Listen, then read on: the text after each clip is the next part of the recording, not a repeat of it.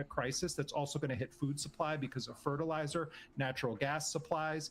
If the Iranians were to sabotage internet undersea cables in the sea, which is an option that has been hinted at in media linked to the Iranian Islamic Revolutionary Guard Corps, then you're going to see the pain get even harder. And then there's the midterm elections. This is becoming an utter disaster to the point where even Trump allies are starting to hint in media that they want this thing wrapped up soon. So the Iranians feel confident where they are. They think that Trump has painted himself into a corner and that all the United States has left is to just say, we're going to bomb their civilization. We're going to continue to bomb. We're going to bomb their civilian infrastructure. Well, they may do that. But what's going to happen in response is that Iran is going to absolutely light up the Persian Gulf and escalate its attacks, and it's going to resume very heavy ballistic missile strikes on Israel. So Trump right now keeps listening to the Israeli point of view and pretending that it's intelligence, and that's, I think, what's being briefed to the president. But deep down, they're in a panic because they know that the Iranians are not going to capitulate. I think that's become very clear. So much I want to follow up with you on, but I want to maybe just pick up with what you were saying towards the end. That you called the Israeli intelligence cooked. You basically said that it's essentially their opinion that is being presented to Trump, or I would argue they're deliberately misleading. I mean, I read the CNN article maybe a month ago or so ago, and at the top it has the U.S. intelligence assessment of how much damage has been inflicted to Iranian sites, and then you go down towards the end of the article, and they also cite what the Israelis say, and it's essentially double.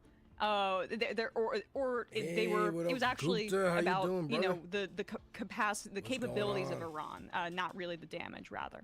And this is a persistent pattern with the Israelis presenting the Americans with intelligence that furthers their objectives of dragging the United States into a war with Iran, because they know without U.S. naval and military presence that they're immensely vulnerable, as they have been even with this buildup in the Middle East. So can you just shed light on that dynamic and how frequently the Israelis mislead the Americans from an intelligence perspective, and how it keeps happening?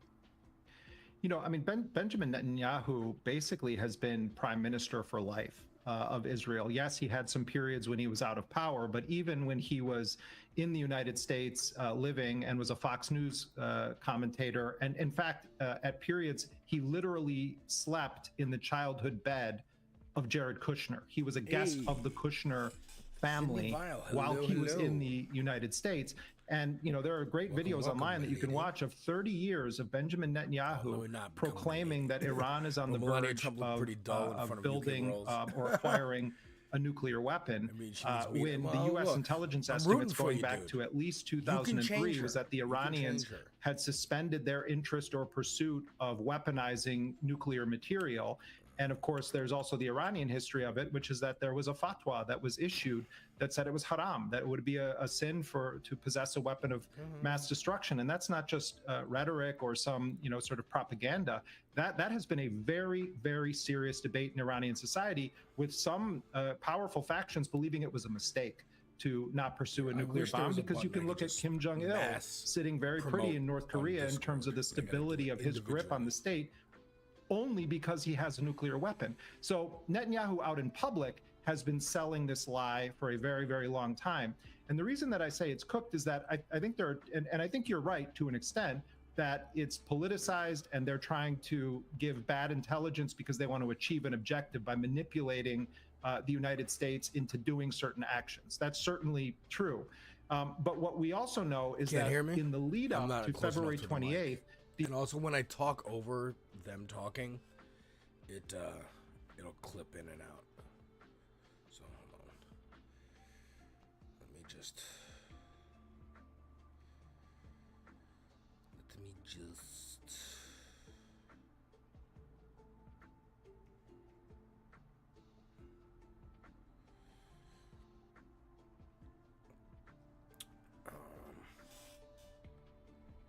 yeah, I don't think I can do that one.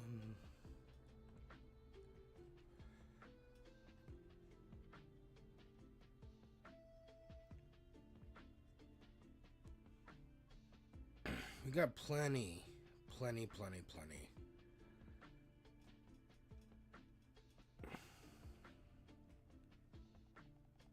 One of these channels, I gotta delete anything political in my promotion message because they don't like it. But whatever, I don't care. What is this? Add. Nature's Way. Okay.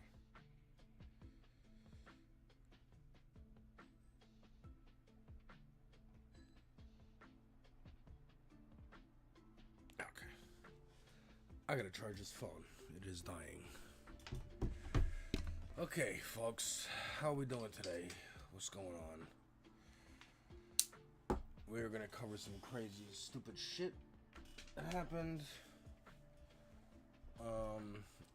We're not watching this. I appreciate Majority Report. I love Majority Report, but I need breaks too. I did want to watch Vanguard.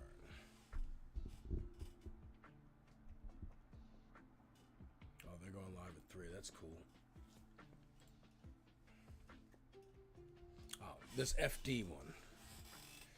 Because we love FD Signifier on this channel. He's fantastic. Adjust my audio like louder. Let me see.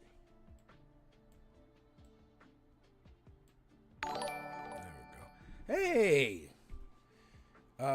Jabria Savage, thank you so much over on YouTube for sending 100 jewels, 2 jewels. I don't know. You sent me some jewels. I'd appreciate that. Thank you so much. Like the stream, share the stream, tell your friends that we're here and we're live pretty weekly. I think we're doing a pretty good job of being consistent on a week-to-week basis. I just, by the way, folks, came out with a new video on my YouTube channel, a Resident Evil reaction to the new trailer that came out just a few hours ago. Can we finally get a good Resident Evil movie? That's the burning question I have. But yes, Jabria, thank you so much. That means a lot. I don't know what jewels are. I gotta figure it out, but thank you so much. I think that means you spent money. I appreciate that. Sent a star for 2. Oh my god! Thank you so much. Oh, you sent 100, like the image. Thank you so much. Random Silly Jupiter, thank you. Yes, we are checking out a Vanguard video about FD Signifier criticizing Kyle Kalinske a little bit, and not really him. Matter of fact, let me turn up. Yeah, the gain really is low on my mic here, but I always worry that I'm gonna overblow it when I'm making a reaction or something. How's that? Is that better? Thank you, Silly Jupiter. Thank you so much. And thank you for joining the stream and hanging out. We're going to be watching all kinds of clips today and playing Ball Pit because I cannot get enough Ball Pit. Ever since I played the demo in October, I just kept playing it, and then the game came out and I said, it's $15. Let me get this game. And then they have DLCs that come out for free. Absolutely for free. The demo is free. If you want to try it, you can try it. I am not being paid to promote Ball Pit. I just love the fuck out of Ball Pit. So please, join me as we watch some stuff and we play some Ball Pit. Look for new evolutions and new game-breaking combos. That's kind of my goal, is to crash the game. I want to crash the game. All right, here we go. Thanks again, man. Thoughts on FD Signifier criticism of you on socialism and racism and on the quartering copyright strike drama with making him be hated on both sides? The Vanguard will be there. What Yeah, let's talk about this, because I know there was the video that came out from FD a while ago, and I'm not the most familiar with FD Signifier, except for the fact that I know he's ginormous on YouTube. The dude's videos, even I know he has the Signifier B-sides, which sometimes get, I mean, those dudes' videos get a ton of views and engagement. Oh yeah, FD Signifier is awesome. I'm a huge fan of his content. I haven't watched his whole catalog of videos, but you know, I really do appreciate how much effort he puts into his content. It's really high quality, substantive. I will say, I don't like how they often focus on just, oh, they get a lot of views, they got a lot of numbers. They're very focused on like YouTube numbers, which I understand, but it's really not everything. Especially when they're talking about someone like Bill Burr. It's like it's not about YouTube numbers for Bill Burr. It's about ticket sales. Stuff like a couple months ago, he put out a 4-hour-long video breaking down the career and filmography of Tyler Perry, which is fascinating. It's a really good video. It touches on, you know, the pros and the cons of Tyler Perry, his approach to movie making, all that kind of stuff. And I do have a kind of fascination with Tyler Perry. The Medea movies are pretty interesting to me. My friend Alex introduced me to some of the Medea movies. We binge watched like a handful of them a year ago. I actually think they're decent. Like some of them are pretty good. Medea's Big Happy Family, for example, like that's a quality melodrama. That movie gets intense. That movie is entertaining as fuck. I genuinely would recommend it to people. But either way, that's, you know, a side tangent. My point is just that FD Signifier, he does really good work. I highly recommend the Tyler Perry piece, but he does have this other channel where he kind of releases videos that aren't as, you know, well edited and long and epic and stuff like that. And this was on the FD streams, and it's called Racism Has Always Undermined Leftist Movements. And interestingly enough, he chose to react to a little bit of this Kyle Kalinske video in order to make his point about racism undermining lefty movements. So I'm very excited to take a look at this, to hear out his criticisms, and then to take a look at Kyle's response, which he gave on a recent Kyle Foreign live stream the other night. Until they text me. Until they talk to some niggas. So I'm doing this preemptively. So let me skip to the end. He said something at the end that made me come down here and turn on the camera. We're about to see what it's like when the left actually has control. And all I'll say is the last time the left flank actually had control was during FDR's... First of all, it is not lost on me. It is not lost on me the Bo Burnham inside of it all. That I am, one, playing a video game, but also I am reacting to Gavin and Zach, reacting to FD Signifier, reacting to Kyle Kalinske. It is reactception. It is sick and twisted, this world we find ourselves in. But you know what? It is interesting. We're having conversations. Reign. And what happened then? Well, at his peak, he had 80% of the House and 80% of the Senate. And he won 4 fucking presidential elections. Because Americans got a little taste of something called social democracy, and they creamed themselves, and they said, oh my God, let's only have this forever and ever and ever. Right? So the same thing would happen today. All right. Right. Let's chat. I know. Let me just...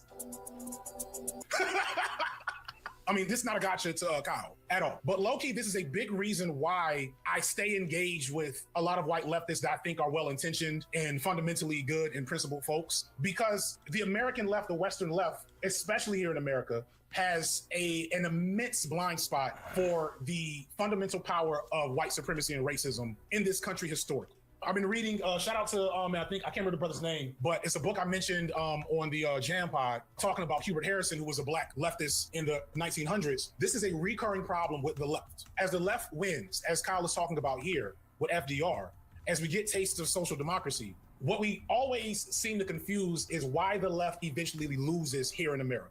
Even if you just consider the left, Bill Clinton in 1992 on into Al Gore, Barack Obama on into Hillary, and Biden into Kamala. There's a reason why the left wing, whatever you define that as an opposition to Republicans, loses. And it's because there's never a strong response to the embedded and like deeply rooted racism of this country. There's never a strategic response to that. White leftists and moderates fundamentally don't understand the full nature of racism in this country. They just don't. Sometimes it's malicious, but it's not even malicious. It's just the design of how white supremacy works. White supremacy is so invisible. It's like air. It's like dark matter. You don't even realize, if you don't know dark matter and like astrophysics.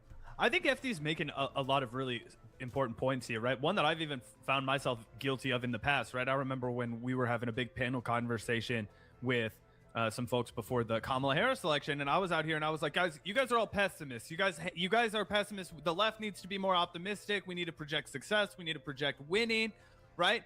And I remember talking to Olayemi, and I was Olayemi Olern, right, a good friend of the show, and she was talking about how no, the country's too racist. They'll never elect a black woman, like, you know, all these things. Like, I'm really scared about it. And I was like, no, trust me. Like, Kamala Harris versus Donald Trump, this guy that did treason, did all of these things, right? Like, in my head, I could not, like, I couldn't even fathom it, right? Like, I'll be honest with you guys. That was one of those calls that I missed. I thought for fucking sure Kamala Harris was going to be the president of the United States. And obviously, hindsight's 2020. You can see all these things that were going wrong. But in that moment, there was no part of me that thought, oh, the people are going to reelect Donald Trump. Like, I thought that was fucking crazy. And yeah, I think a big part of my blind spot there was underestimating how many people were going to be unenthused by Kamala Harris. I thought all in all, she's pretty similar to Joe Biden, incumbency bias, all these kinds of things. But I do think an element, not the only element, but an element, and one that FD Signifier is bringing up here, is the fact that she was a black woman, and that impacted her ability to succeed in this race in a non-zero way, right? Like, for sure, it had some impact on the race. Like, could she have won if she'd had different policy? I think yes. But I think it would also be wrong to say that the fact that she was a black woman had nothing to do with it. Yeah, I agree. And not only did we underestimate how many people rejected Kamala Harris because of her race, but also I think we underestimated how many people were attracted to Donald Trump's message of explicit fucking racism. Yeah. Like, he was being more racist than he ever had been before. And we thought that people would not be into it.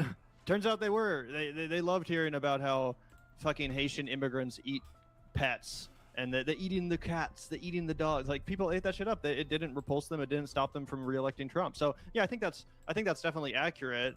It's also you know, I thought about it when Kyle said the thing about, you know, FDR. It's possible that FD signifiers also, you know, maybe he doesn't approve of people glorifying FDR, given the fact that it's not like FDR was perfect when it comes to racial issues. Obviously, the Japanese internment happened under FDR, something that, again, even we are guilty of glossing over when we celebrate the legacy of FDR. So that's also maybe part of what motivated him to do this video. Oh yeah, totally. Also, I think it's worth pointing out that during that entire time, like, black people couldn't eat lunch at fucking the same restaurant as white people in like 30 fucking states, right? So I think all of that, it's really fair for FD Signifier to bring up. And I think what is different from both these guys. Hello, Jerry. Big Jerry. Welcome. Because I think what Kyle's trying to do is he's trying. Welcome, Big Jerry. We are playing some ball pit. We're watching some Vanguard right now. We're gonna be checking out all kinds of different clips, whatnot. I'm gonna be doing the Culture United, some Jay-Z talk, some Drake talk. Drake's got an album coming out. The Iceman cometh. Will I make a reaction to it? Will I get DMCA'd? We will find out. But thank you for joining the stream. How are you doing? To remind his audience of people like, hey, we can deliver this kind of thing to the American people. We can succeed with a broad, robust, progressive message that's going to result in implemented policies that are going to benefit the American working people. And we can get it done, right? I think in the past, the left has been guilty of talking about Scandinavia a bunch and talking about the way things are in Europe. I think Kyle's trying to really hard to root this in an American struggle by drawing on our own history. But at the same time, FD Signifier is totally correct to come out here and say, like, yeah, bro, it might have been really cool if you were a white guy that was working in a factory in New York City, but it wasn't doing much for you if you were a guy that was working as a sharecropper down south, right? Why is that? How do we join those forces together to make sure that black folks don't get left behind, that minority folks don't get left behind in this next iteration, right? How do we confront this white supremacist legacy, which still impacts our politics, and make sure that it really is a rising tide that lifts all boats, not just white ones? Yeah. So let's hear a little bit more of his argument. But for the most part, you know, I thought Kyle, what he said about FDR was pretty innocuous. You know, it's not like Kyle hasn't said that a million times. So I'm interested to hear a little bit more of his case. So whatever, space science, dark matter makes up most of the universe, but you can't see it. But when they do the mathematical modeling of the universe, they can't get the universe to act right unless they have dark matter there. If you take dark matter out of the universal mathematic frameworks of these astrophysicists, the entire universe stops working properly. So even though they can't see it, they can't point to it with their telegraphs, they know it's there and they act accordingly in their science. And the left doesn't do that. The left doesn't say, once we do these things, how are we going to keep these things as Black people are involved? And so specifically to this thing about FDR and the New Deal and all the things that happened under FDR, I talked about this, I can't remember which video, but the thing that people don't engage with is that all of FDR's programs died. First off, no, let me go back. The social democracy that Kyle is talking about and all the FDR programs that were implemented were only allowed under the to-seat agreement that it wasn't going to be given to no niggas. GI Bill, housing bill, all that shit, whites only. They wouldn't even give it to Irish and Jewish people at the time. They had to pledge. Irish people had to pledge and Italians had to pledge crackify white in order to get their piece of the social democracy pie in the early 1900s. That growth of the American economy and the American middle class and all of that was only allowed under the understanding that Black people were not going to be included in that. And then after Black folks started being like, shit, and tearing shit up in the South and across the country, after it became clear that two Americas couldn't really exist, they started saying, okay, let's give a little bit of this, let's give a little bit of that. And once that started to happen, the popularity of these social programs plummeted. I talked about it in the hell's this dude's name? Who got shot in the net? What's the motherfucker got shot in the net? Charlie Kirk. Anyway, that's the majority of the criticism, I think, of Kyle's stance. And it doesn't even really seem like direct criticism of Kyle. It's not like he's saying, I can't believe Kyle didn't just, mention all of this nuance that I just mentioned. I think FD Signifier is just, he was inspired by this video to make these points and to flesh out the history a little bit better. And I think it's a good video. I think it does raise a lot of interesting points that people do tend to gloss over, admittedly, ourselves included, occasionally when we talk about the legacy of FDR. But I agree with what you're saying too about how Kyle, he's looking for a more American example to root his point in. And I think I understand where Kyle is coming from, but I appreciate the insight and the extra nuance that FD Signifier adds to the conversation. Totally. Yeah, I think that Kyle is making a point about American history and how it is possible to succeed here, right? And drawing on the best example that we do have, which is FDR and what he was able to accomplish. But I also think FD Signifier using Kyle as a stand-in for people who love to celebrate and, at times whitewash the legacy of the New Deal, right? I think he's raising a lot of concerns that I remember being raised when I first read Ta-Nehisi Coates' The Case for Reparation, right? About how all of these programs to allow white families to build wealth, particularly after the Great Depression, but even before that, were denied to Black families. And this is one of the ways in which wealth was stolen from Black folks, right? They would pay all this money to own their home, and then it would be like stolen away basically by the bank at the last second. There's long history of that, and it's documented. It was because they were Black. It was because of their race, like racial covenants, all these kinds of things. So you have to remember that these benefits weren't applied equally to all Americans. Now, of course, if you ask Kyle, if we brought back all of these programs, shouldn't it obviously be universally applied to everyone? Kyle would say yes. I think FD's just bringing up the point that maybe a lot of Americans who would get excited about it if it were for white people will fall off the bandwagon when they realize Black and brown people and trans people and other minority groups that they take umbrage with. Yeah, I mean, I think that's a fair point. And it is important to remember that piece, that racism ain't going away anytime soon. It'll get better. It has gotten better. It always will continue to get better, but it is still in there. We'll benefit from that as well. Yeah, 100%. But either way, I thought this was a pretty chill video for the most part. Some good points made, but I thought it was going to be way more brutal. When I saw this headline, I was like, oh God, are we going to get back? Are we going to go and look at Kyle's tweets from 15 years ago? Is this going to be a total expose of all of the cringiest shit that Kyle's ever regrettably posted? Not the case. I think this was mostly just a way for him to respond to these ideas and kind of use Kyle Kalinske as a proxy to do that. And again, I thought it was a pretty interesting take. I recommend you guys watch the full video if you're interested. But get some good evolutions. This question did come up on Kyle and Corin, as I mentioned. And shout out to Cartoon49, who's frequently in our chat as well, for asking the question here. Do you want to take a look at what Kyle has to say in response to FD's video? Oh, yeah, and it also looks like Corin got lined up. New haircut. I'm digging it. Oh, yeah, for sure. But yeah, shout out to Kyle and you got Corin. a Love their lot of streams. Always enemies. really enjoy tuning in. And yeah, I was interested to see if this would get brought up because some people have been chatting about it online. So let's take a look. Like the mayor of Houston.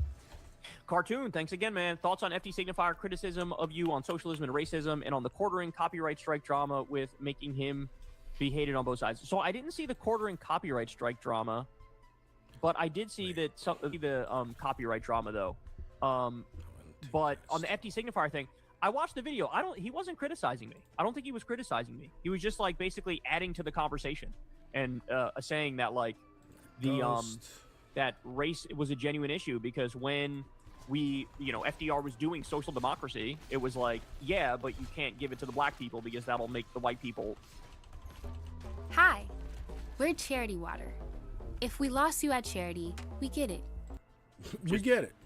Throw it all out. We get it. You hate charity. But what about water? AFG Rocks, what up? How you doing over on the YouTube chat? What's going on? YouTube's on fire today, bro.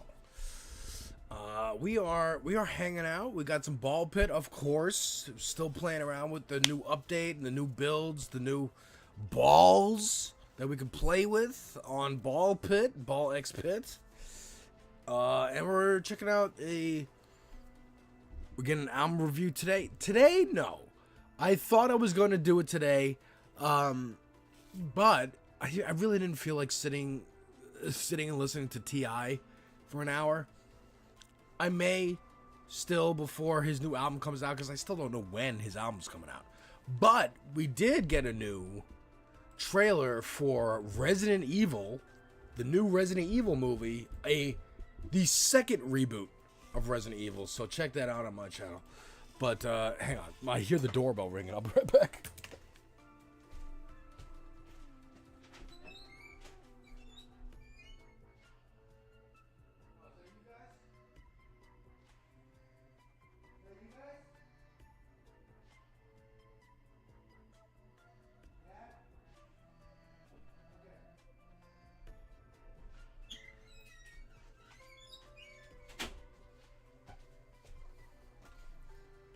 So my parents are back home, and they got the door.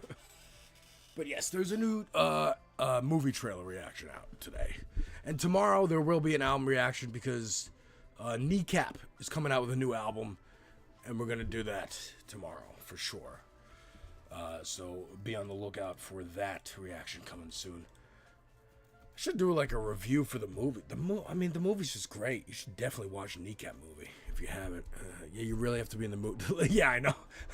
Well, he's been doing, he did all these diss tracks to 50 Cent, and I was really like in the mood. And then I kind of lost the mood. Are you a rocket? Yes, I am. I do. Rock is like my first love. Like that's Weird Al is my favorite musician of all time, but rock and roll is really where I listen to mostly. Growing up, like my dad was in a rock band when he was in high school, so AC/DC, Led Zeppelin, The Who, Ozzy, all that stuff. And then when I was a kid, it was Limp Bizkit and Offspring and stuff like that.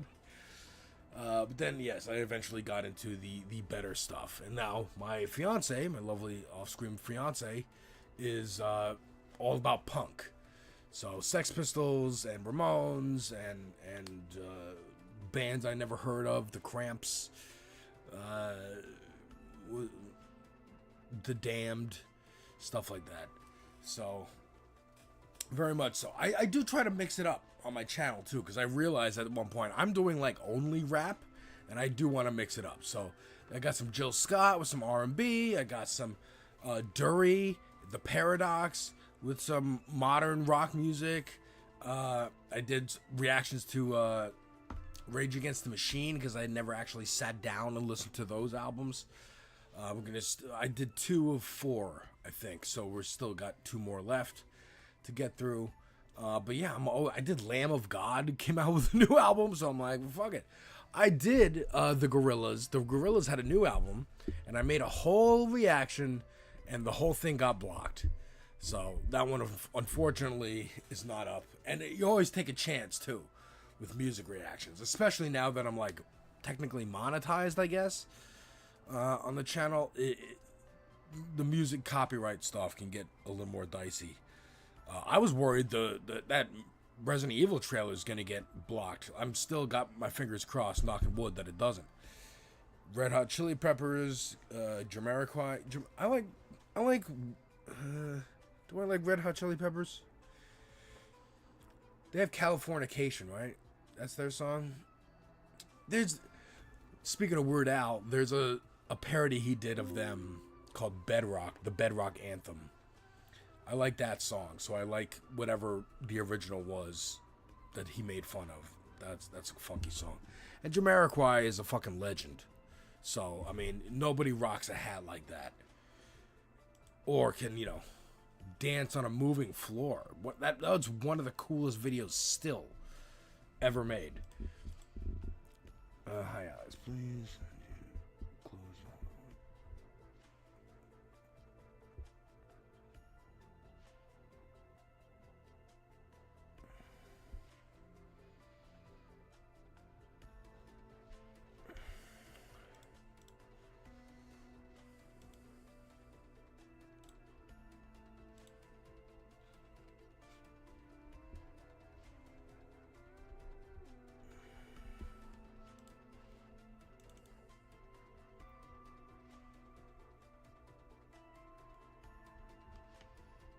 Huh.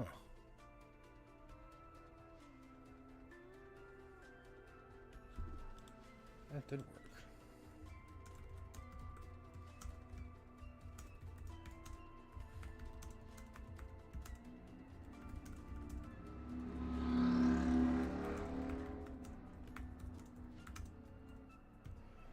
Alright, cool. I was having an issue at work, but they fixed it for me, so that's good. And yes, I am working over here off screen. Which Rage album did I prefer? Most people say the debut album, but I think the second. You know what? That's interesting, because I will say, on each album, there were songs I had heard before listening to the album. On the first one, there were two. Killing a Name Of, and then, what is the one? I downloaded both of them, because I like them so much. There was the one that's in the credits of The Matrix, and I only knew it from that. Sorry. Rage. That was Killing in the Name Of and Wake Up. Yeah. So those two, I was like, oh, I've heard those before. Okay, cool. And then Evil Empire, I'd only heard Bulls on Parade before because of Guitar Hero 3. I don't know. I like both of them. They're kind of interchangeable because I listened to them together so recently.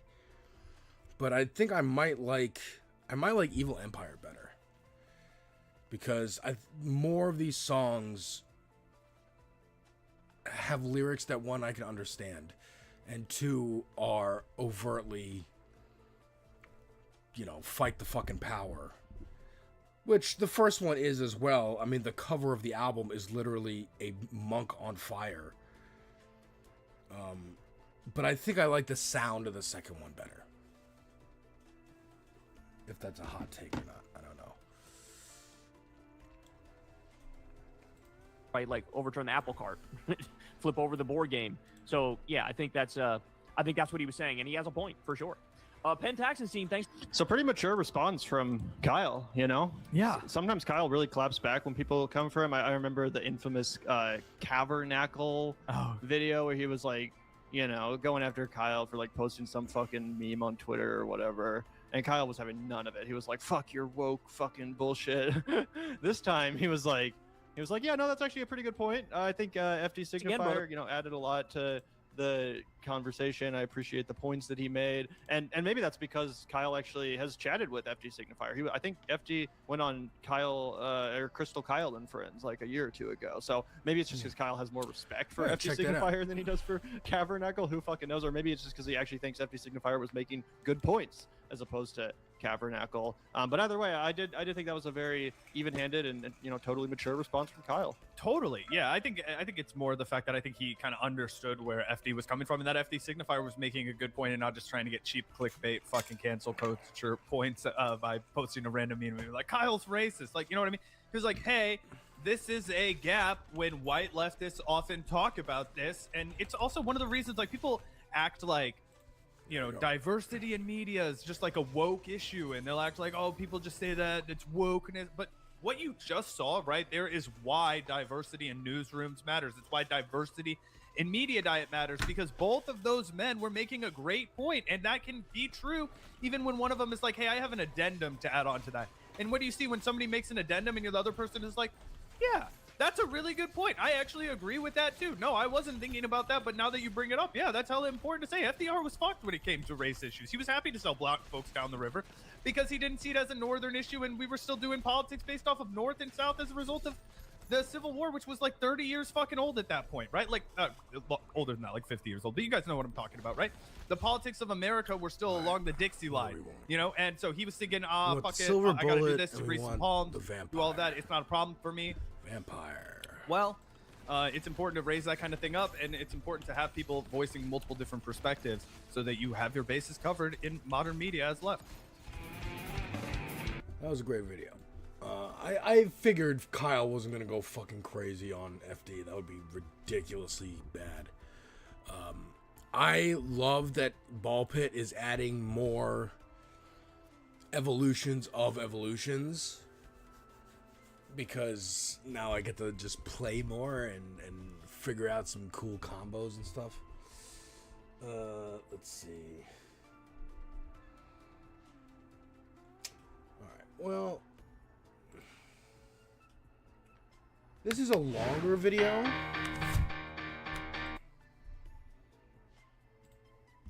This is a longer video by this dude. I've only come across him a handful of times.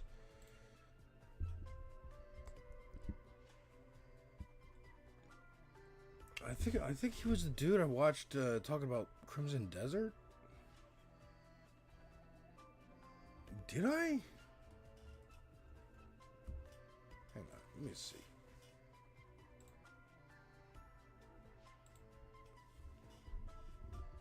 YouTube, Twitch.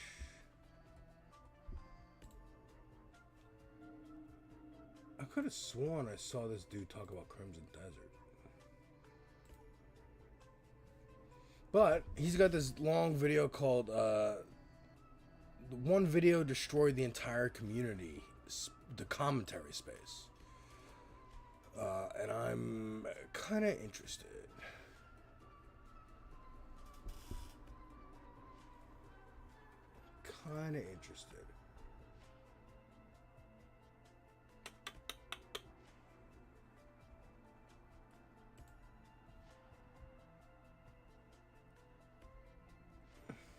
But I'm more interested to see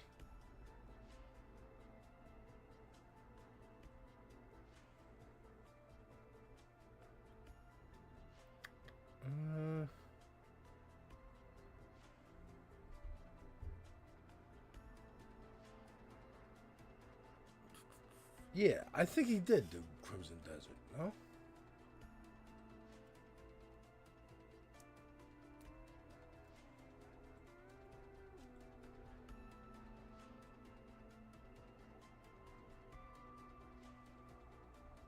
I don't know, man. Either it was him or there was some other dude with a big afro talking about Crimson Desert that I watched. Let me see. I do want to... Okay, the Vanguard, yes. But I also want to see Hasan's reaction to being... fucking... a bill? Alright, commentary is low-key bad. There's another one. Doothie. I don't know. I don't know any of these people. Yeah, Hasan. Let's see. There's a fucking bill. Congress is trying to pass a bill criticizing him being like, he's bad. Officially, legally, he's bad. This is a Democrat doing this. The same Democrat that is supposed to be advancing the war powers resolution that is already 2 months late on Iran. And instead of that, this is the bill that they advanced this morning. Think about that. What a joke of a country we're in, man. Jesus Christ. A bipartisan resolution from House Rep Lawler, Mike Lawler from New York, and Josh Gott. Fuck Mike Lawler. All my homies hate Mike Lawler. Fuck Mike Lawler. By the way, baby, if you're still watching, we gotta get your your in-laws to vote against Mike Lawler. I think that's his district. Heimer from New Jersey are condemning me and Candace Owens for anti-Semitic rhetoric and conspiracy theories, and also calls on social media companies to take appropriate steps to enforce their policies against hate speech and prevent the spread of anti-Semitic content. Notably, not mention Tucker Carlson or any other. They took 2 people of color. We're going to criticize Candace Owens, and we're going to criticize Hasan Piker. Interesting. Not Tucker Carlson, who's promoted the Great Replacement Theory, mainstreamed it, who also is critical of Israel. Fuck out of here. Just understand, it has just been revealed that the U.S. has already spent at least $25 billion on a war for Israel that began by killing 100-plus schoolgirls, and Congress is now voting on condemning Hasan Piker. That is unbelievable, okay? This is sincerely Democrats openly saying, hey, guess what? We are insincere. We are not serious. We are not invested in making the necessary changes in this country. We are going to advance unbelievable idiotic distractions. Candace Owens is a malignant force, a cancerous force in American politics. This is true. Candace Owens is unbelievably anti-Semitic. Even this resolution condemning Candace Owens is utterly irrelevant right now. What the are you doing? I'm not even saying this because I agree with Candace Owens in any way, shape, or form. I do not. You guys know this already. I mean, I joke about being a clandestine operator because she's thrown a nuclear bomb in the discourse cycle around the Charlie Kirk assassination when the Republicans were clearly trying to whip up enough mania against the left, and she came in and said, no, it was Israel, and then a lot of people happened to believe her. So, regardless of my disagreements even on that front with Candace Owens, I jokingly say I'm a clandestine operator, right? Even though she's insane. But the fact that they are even writing a resolution where they put me alongside Candace Owens to say that we're both anti-Semitic and someone has to do something about it, social media companies have to do something about it, is so disingenuous, so insincere. Hakeem Jeffries to introduce amendment to remove Candace Owens from the Hasan Piker resolution. Jesus Christ. You're joking. But that would make it a reliable yes vote. That would be bipartisan. Everyone would vote for that, just so you understand. I've talked to many people behind the scenes, okay, congresspersons, about when I saw this. I talked to my friends in the Hill. Universally, their assessment was obviously that this is ridiculous, right? And it's shit, I did the wrong thing. I evolved the wrong stuff. Whatever. Being done for donors. It's being done to fundraise. It's being done because I have some high-profile enemies, okay, that are aggressively pursuing this deplatforming initiative, and they're willing to pay for it, right? However, the other side of the story that's even more devastating about the way that the Democrats operate is the reality that the only way that this doesn't pass is not because the Democrats would protect me. Of course they wouldn't. And these are Democratic congresspersons who recognize that too. But luckily, Candace Owens is a part of the bill, and Republicans might shy away from attacking Candace Owens. Think about that.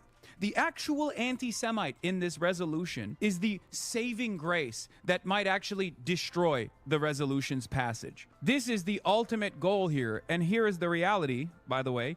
People may look at this and think, man, this is an odd thing to prioritize while our country falls apart, but here's what's important to understand. Piker doesn't have a boss, and absent that, the smear campaign must escalate until he's not invited back by the New York Times or the Pod Saves guys. That's precisely what it is. Feels like they're noticing how effective his stumping for Abdul al-Sayed is, and now they're desperate for anything to disparage any Israel critic politicians. Yes, that is precisely what's going on. And if the Democrats don't realize the genuine threat that this constitutes for themselves down the line, if they fall into this bipartisanship trap, and they go, yeah, you know what, we have some really violent people on our side as well, we got to deal with them, we got to do away with them, then they're basically selling themselves out. They're selling their base out once again. They're endlessly manipulatable.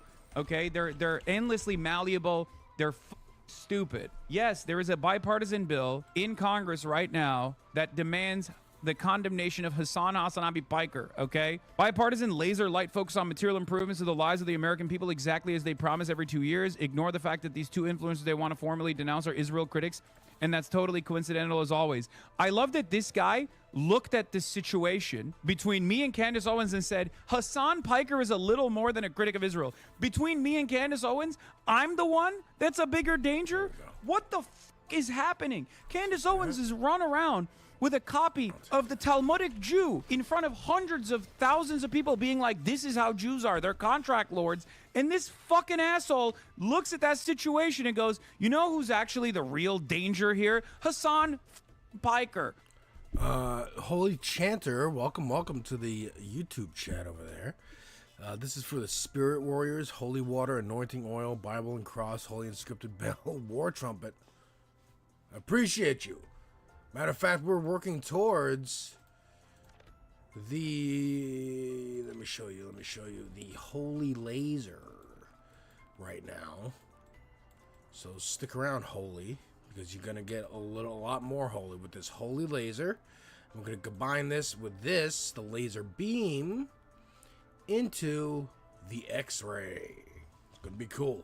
Congress has no business formally denouncing American citizens for their views. They should shut the fuck up and get to work. It's true. This is where we're at in the United States of America. You could spend an entire career combating anti-Semitism on the internet, and as long as you're an avowed anti-Zionist, it doesn't matter, okay? They will literally say, you're a bigger threat.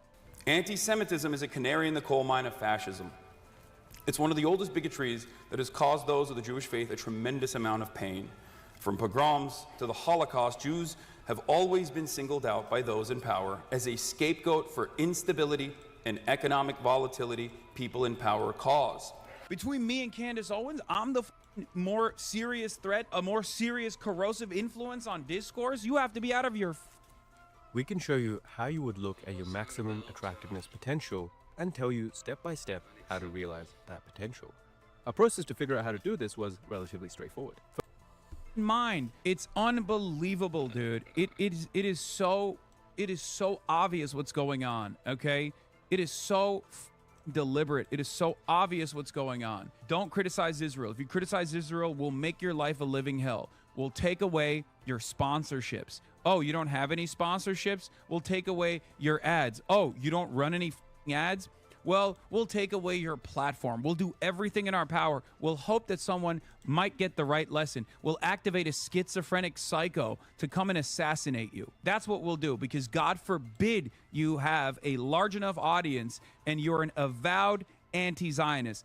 You combat anti-Semitism and you're also an anti-Zionist. You're a threat. That's what this is. And what these people don't understand is that I'm not alone. I'm not alone. That the overwhelming majority of American society feel this way. So you might deplatform me, you might get me killed, but at the end of the day, this problem is not going to go away for you. It's not going away. People still feel this way. People know the truth. So you have to address it at some point. That, you know what's fucked up though? Like, he brought this up when Charlie Kirk got kirked. You know, they might get him. Somebody might get him. And you know, people like Matt Walsh, Ben Shapiro, Libs of TikTok, these lunatics, they want that. They're trying for that. Hell, this resolution is part of that campaign as well. The way they wanted Americans to react to Charlie Kirk and like get radicalized and join that cause and join that movement, it would actually happen if it happened to him. He was way more popular. A lot more young people like him than like Charlie Kirk. It would be one of the clearest examples of, yeah, you can spend your entire career talking about anti-Semitism and they won't care if you're not on board with Zionism in Israel. And it will just, it won't be good. And let's hope it doesn't happen.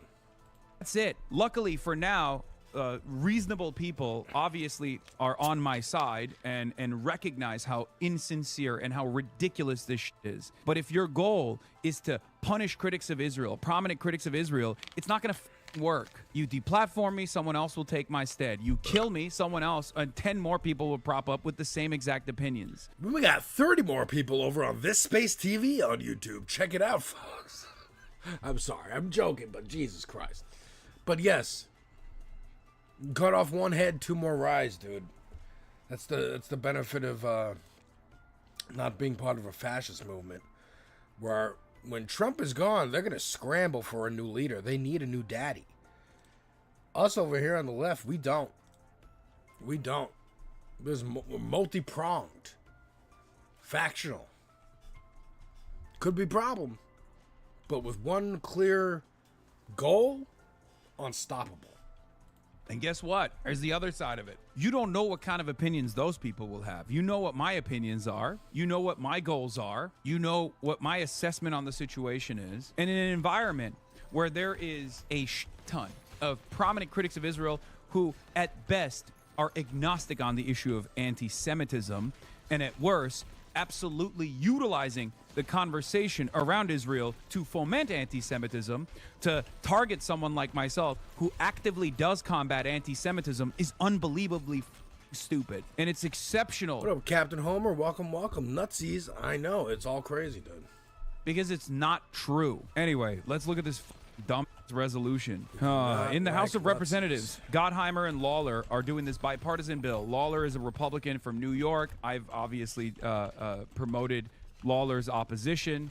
Effie, I've had her on the broadcast. Effie, Mike Lawler let's go. is in a contested seat and is most likely going to lose that seat. He's terrified of that, so he's trying to, farm as many donations as he possibly can. The resolution is condemning anti-Semitic, hate-filled rhetoric and content disseminated by prominent online personalities, and urging social media platforms and public leaders to denounce and address such conduct. This is the resolution. Condemning anti-Semitic, hate-filled rhetoric and content disseminated by prominent online personalities, urging social media platforms and public leaders to denounce. You know what? Let's look at it in this format is better. You're right. Public leaders to denounce and address such conduct. Whereas the rise of digital media platforms has enabled individuals with large audiences to disseminate disinformation, commentary, and political viewpoints to millions of viewers worldwide. Whereas such influence carries a heightened responsibility to avoid rhetoric that promotes hatred, violence, and discrimination against any group, including Jewish individuals and communities. Whereas anti-Semitism has surged in the United States and globally in recent years, fueled in part by online disinformation, conspiracy theories, and extremist rhetoric. Once again, remember, from their perspective, any kind of anti-Israel sentiment is anti-Semitism, right? So what they're saying is, the reason why people don't f with Israel anymore is because of content creators. They're stupid. They don't understand that it's not because of just content creators, okay? It's because people saw what Israel was doing. And then they dug deep and learned what Israel had been doing leading up to October 7. They saw what Israel was doing after October 7, and they could not believe the violence. And then they learned about what Israel had done before October 7. That is the reason why. And they know what Israel is doing right now. That is the reason why people don't fuck with Israel. Whereas anti-Semitic incidents have significantly increased, including a 344% increase over the past 5 years and an 893% increase over the past 10 years. Again, ADL's numbers, obviously. This unfortunately also factors in, any kind of incident revolving, even Jewish Voice for Peace doing a peaceful anti-Zionist protest in the vicinity of someone who's pro-Israel. That's how stupid. Exactly. More than 77 years. Crazy. I had no idea the history until October 7th. October 7th, first of all, I hate that Israel's trying to have their own 9/11 to justify a genocide and their own war on terror. I consider October 7th the beginning of the genocide. That's what that signifies to me. And then just knowing, the genocide began 70 plus years ago and has been going on. It just got accelerated. Mostly because Netanyahu was under investigation for corruption. And also is a boomer and is close to death. So he wants to get his legacy in now. Just like Putin, just like Trump. These numbers are. They're unbelievably misleading. In any case, anti-Semitism has increased. It's just these numbers are unfortunately ADL numbers. So it is the oppressor that determines the nature of the struggle. Exactly. Thank you so much, Captain Homer. Welcome.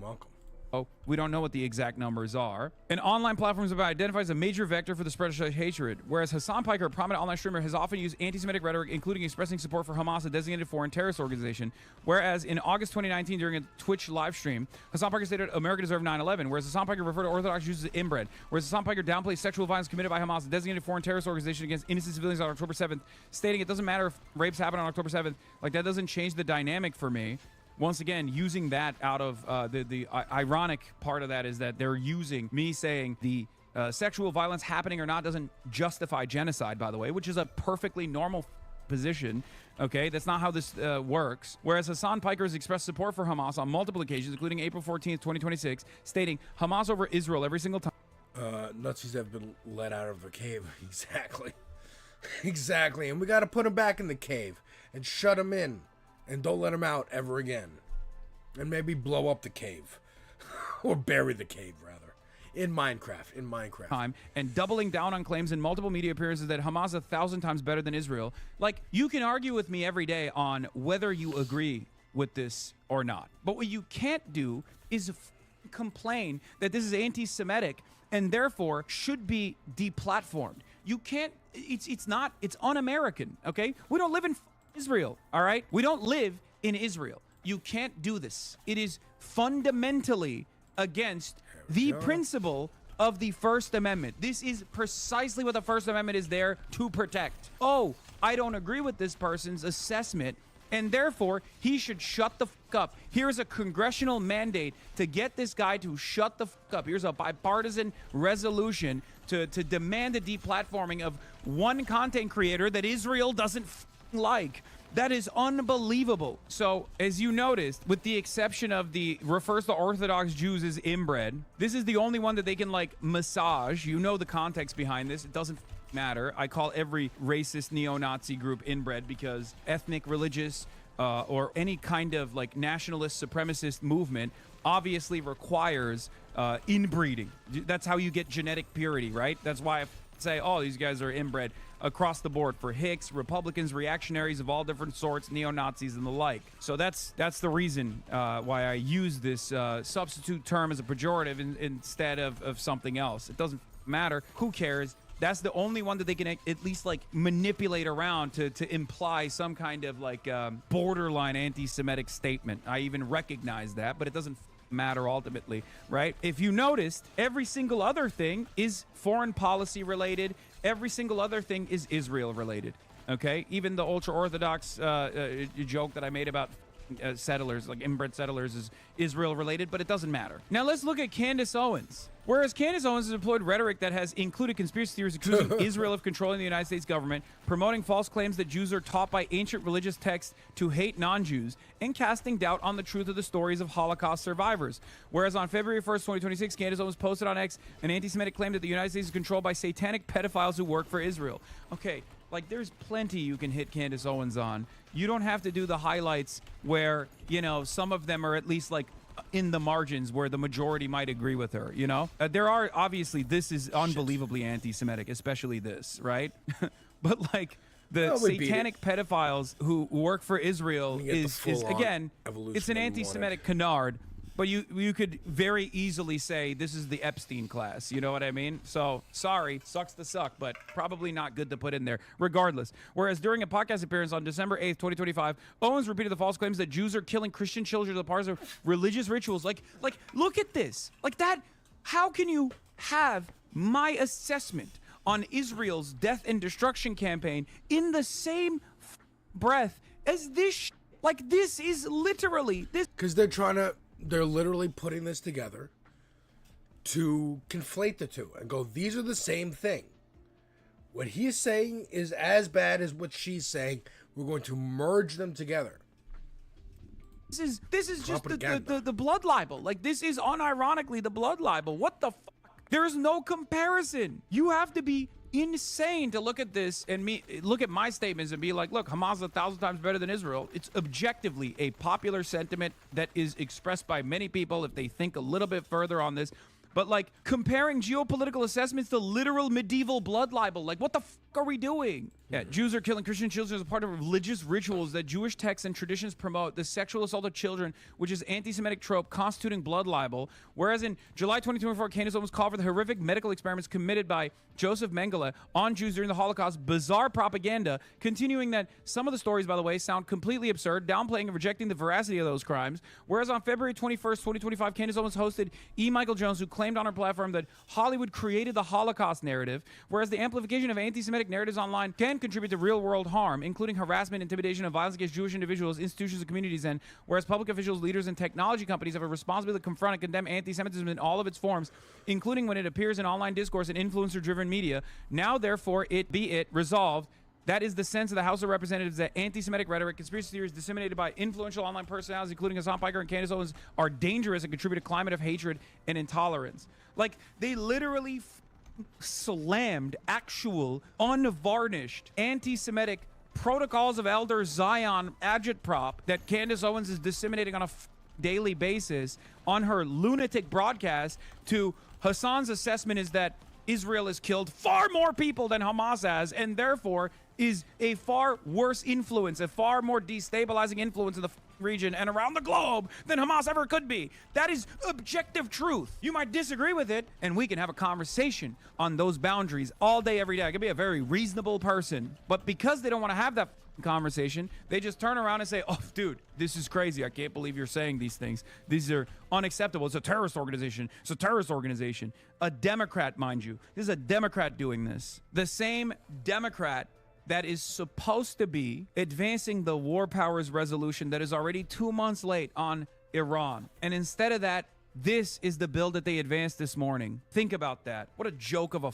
country we're in, man. Jesus Christ. Individuals with online platforms have a responsibility to refrain from promoting or amplifying anti-Semitic narratives. Social media and streaming platforms should take appropriate steps to enforce their this is also basically trying to convince Twitch and YouTube and whatever, Twitter, all these places to ban him.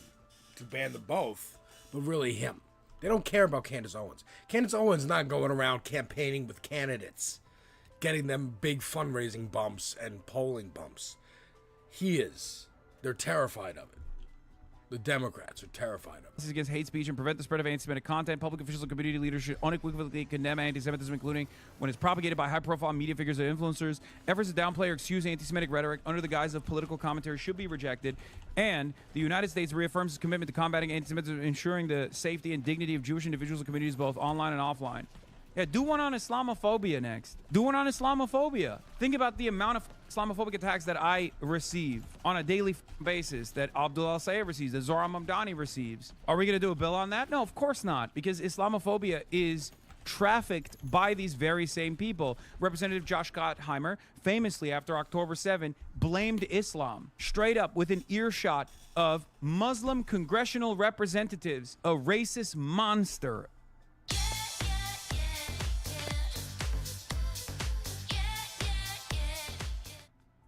I found myself at a time.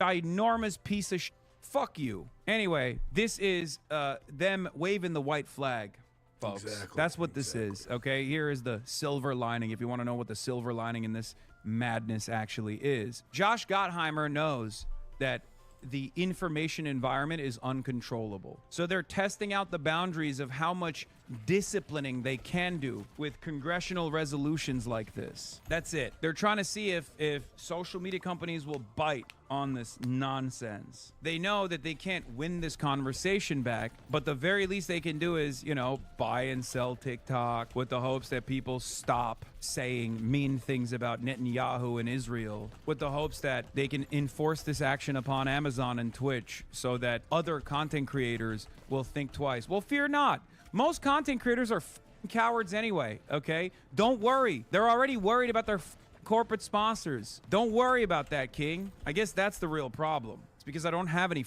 corporate sponsors. The real problem is I'm not beholden to any corporate interests. I'm not controlled. I will be. Give me some corporate sponsors. I'll fucking condemn Hasan Piker all day, every day. You have a platform of this magnitude, of this size, and it's not controllable by the regular groups that have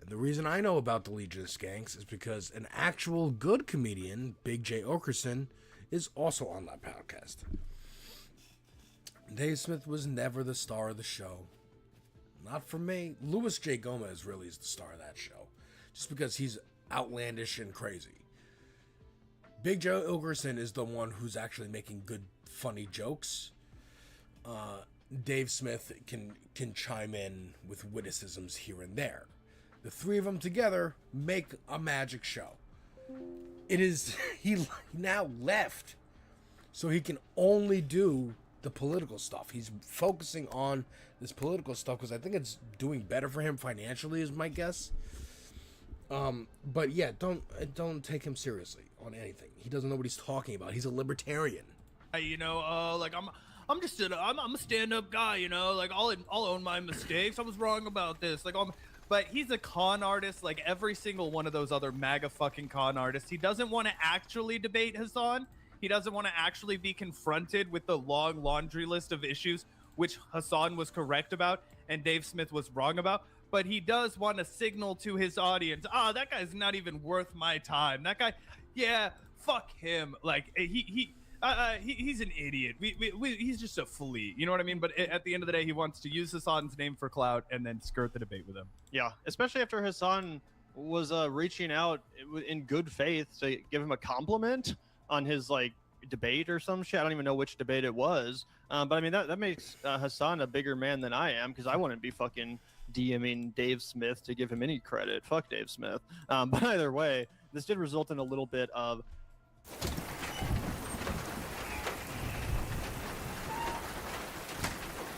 a Twitter spat because Dave Smith caught wind of this tweet, and he says, "It's true that I challenged Hasan to debate years ago. I did it publicly on my podcast. This is verifiable. It's also true that Hasan much more recently sent me a message giving me props and I didn't respond. There's zero contradiction here. Now stop stealing." And I think that's in reference to the recent quote Hasan had about like stealing or something. There was like some controversy based on the interview he gave. But either way, Hasan goes on to respond to that, and he says, "You know, you can respond to me via DM, right? IDK, what this one-sided shadow boxing thing you're doing is. We can talk about whatever you want to talk about, man." So Hasan, still leaving the door open. And do you think that it's going to result in an actual debate or at least a discussion between these two? I wouldn't say it's impossible, right? But if you were to be honest, I kind of lean towards Dave Smith runs. I know he doesn't seem like a runner. He goes out on Pierce Morgan. He likes to do all of these things. But Dave Smith would cream his pants if Hasan said, "Come on the show," because he knows how big the audience is for Hasan. And Dave Smith knows how to play the fence sitter. I'll lean a little more right if I need to. I'll lean a little more left if I need to. Take care, Captain Homer. I appreciate you. If you're saying goodbye, I appreciate you for stopping in. If you're just saying hello, fellow Earthlings, hello to you too. But regardless, have a great day. I think that Dave doesn't want to have to battle with Hasan because he's not going to be able to call Hasan. Yeah, I think, no, Dave would cream his pants and be able to... I don't know if he'd get, Hasan fans to his, check out his podcast, but he would definitely get people who like to troll Hasan, who stay in Hasan's chat, would come over and be like, "Oh, well, this is a perfect place for me to go hang out." That's what I think. The guy that voted for Joe Biden, he's not going to be able to use any of these cop-outs where he's like, "Oh, you want to lecture me about this? You did this," because Hasan didn't do those things, right? So his normal, "Oh, I can debate you because you're a Trumper, and I'm willing to call you wrong because Donald Trump's doing a bunch of stupid shit, or you're a Democrat, and I'll point out how you are willing to carry water for Joe Biden," right? That's why he has to lie. That's why he had to lie about Kyle. He had to lie and pretend that Kyle was a big cheerleader for Joe Biden winning the presidency and was like, "You voted for a guy that did literal genocide and you admit it." And Kyle's like, "I didn't vote for Joe Biden. You just lied about that right there." He doesn't like to debate people who he can't put into a partisan box. And that's why I think he might be too afraid to actually debate Hasan. And I think that might be why he never responded to the DM. Yeah, it's definitely possible. I agree with that. I think part of the reason why he didn't respond to the DM is because he didn't want to open that door to a debate happening. You know, he probably thought like Hasan was trying to kill him with kindness. You know what? He did go on Sam Cedar's show. He went on Majority Report years and years ago. I watched that debate. And so much of it was Dave trying to say, but doesn't it just feel like this has happened? Doesn't it feel like we have gone this way? And Sam would just respond with facts, and was like, I don't care how it feels. These are the factual statistics. And Dave came away with that thing like, oh, that was a good conversation. Sam came away thinking, that was another dumbass libertarian that I just, owned or whatever. But that's what I mean. Like, I don't think Dave Smith is smart enough to recognize that he's getting shit on, but he might be scared. He might be smart enough to recognize when he's going to get shit on. So we shall see. Like, oh, let me compliment you, but actually it's gonna be bait to get you on my show where you'll then be fucking exposed and destroyed. I don't fucking know. It seems weird because, as you said, Dave Smith does seem like he likes to debate. He goes on debate shows. He goes on Piers Morgan. So I think that it could result in a productive conversation potentially. I don't think there's any reason why it shouldn't happen, but I think you're definitely right about that. And Dave Smith is also simultaneously in the middle of this controversy with Dan Blazarian, who, as I mentioned, is a total actual anti-Semite, like a genuine fucking Nazi who's running against Randy Fine. And they've been going back and forth. We don't even have to go down this whole rabbit hole because there's literally a million tweets back and forth between these guys, but they're both accusing each other of lying. They're both accusing each other of dodging debates. As you can see here, you're ducking a good faith conversation. Dave Smith says, I'm not ducking you, and that framing is kind of ridiculous. I'm down to have a conversation. Dan says, not sure why you're lying about this. Multiple people have offered to. This is also like hilarious because it all comes down to, will you come on my podcast? Like, whether or not I trust you comes down to if you will come on my podcast or not. I think nobody cares. Nobody cares. Connect us. Dave Smith says, you asked for a good faith conversation and I agreed. So you respond by calling me a liar? What have I lied about? Yes, a few people have offered to connect us, and I wasn't particularly interested. If you want to call that ducking, I think it's ridiculous. I'm not lying about shit. And again, this goes on for fucking ever. There was like all these different right-wingers, all these Nazis weighing in. I think Jake Shields got in on the fun at one point. But yeah, it's just like this never-ending fucking back and forth. To be honest, this one I actually do kind of side with Dave Smith. I don't think there's much point to debating Dan Blazarian. But that being said, it also kind of makes a hypocrite out of Dave Smith because he did host Nick Fuentes on his show, and not for a debate, but for a fucking softball interview where he basically just like forgave Nick Fuentes for smearing him with incredibly anti-Semitic smears. And then he just like sanitized him for his audience and gave him a nice softball, and they made up and are apparently friends now. But you want to take this different approach with Dan Blazarian and act like he's somehow not worth And talking also, to? let me just also point this out. Nick Fuentes was like 16, 17 when he started like building his platform, being a Nazi online. Dave Smith is, I would guess, in his 40s, closer to 50. Stand-up comedian for like 20 plus years. It is embarrassing for you that you are reaching out to literal children in comparison to your age, to debate, to platform, to beg, hey, I want some of your audience, please. It's embarrassing to me that I'm watching them, and I like them. It's just that they're like 10 years younger than me, and they have a much bigger platform. I want to get on their show, and it's embarrassing to me that I want to get on their show. Because I want numbers, yes. I want to be able to do this for a job instead of having my job over here. Like, he's just as worth talking to as fucking Nick Fuentes, which is not at all. But then why did you talk with Nick Fuentes? Yeah. But the difference here is I'm not portraying myself as some kind of like wise political analyst. I'm a Twitch streamer. I'm a YouTuber. I'm a filmmaker. I want to be a filmmaker again. I have made films in the past. I want to get there. I'm using this road to get there. That's my goal. I find politics interesting, so I talk about it. I also find movies and video games interesting, and I talk about those. I'm not a political analyst. I'm an entertainment man. That's what I do. This is hilarious. And you can also tell it's like Dave Smith is willing to flirt with the Nazis, but you realize how many fucking genuine, sycophantic, Holocaust denying. Darren Dowdle, thank you so much for subscribing. Appreciate you. How you doing? Welcome to the stream. Nazis there are when you see how many favorites Dan Bilzerian gets on these random ass fucking tweets. He's ratioing the shit out of Dave Smith, who has a strong following in his own right, in the replies. And because Elon Musk hates to see people ratio him in the replies, he stacked the deck in the algorithm to make it impossible for that to happen.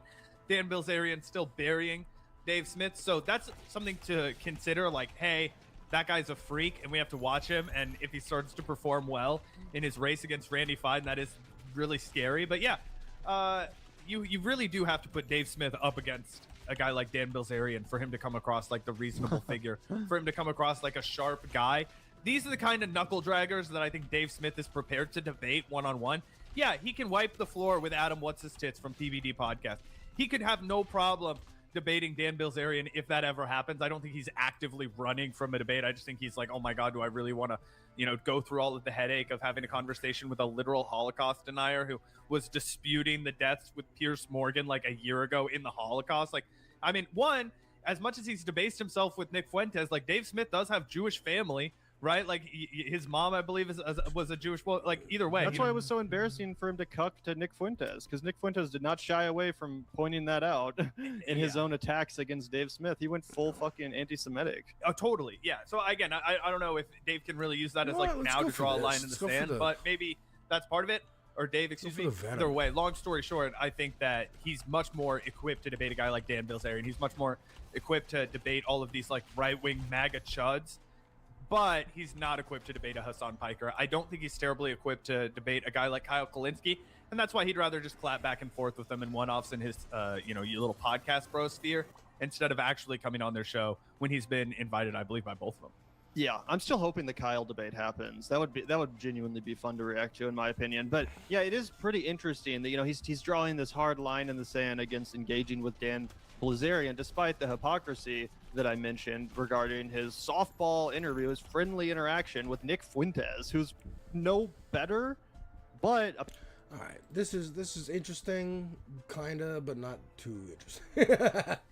Let's see, Castadel Vanguard. Let's see if they have any more. We're gonna be watching the Vanguard live in about an hour, anyways.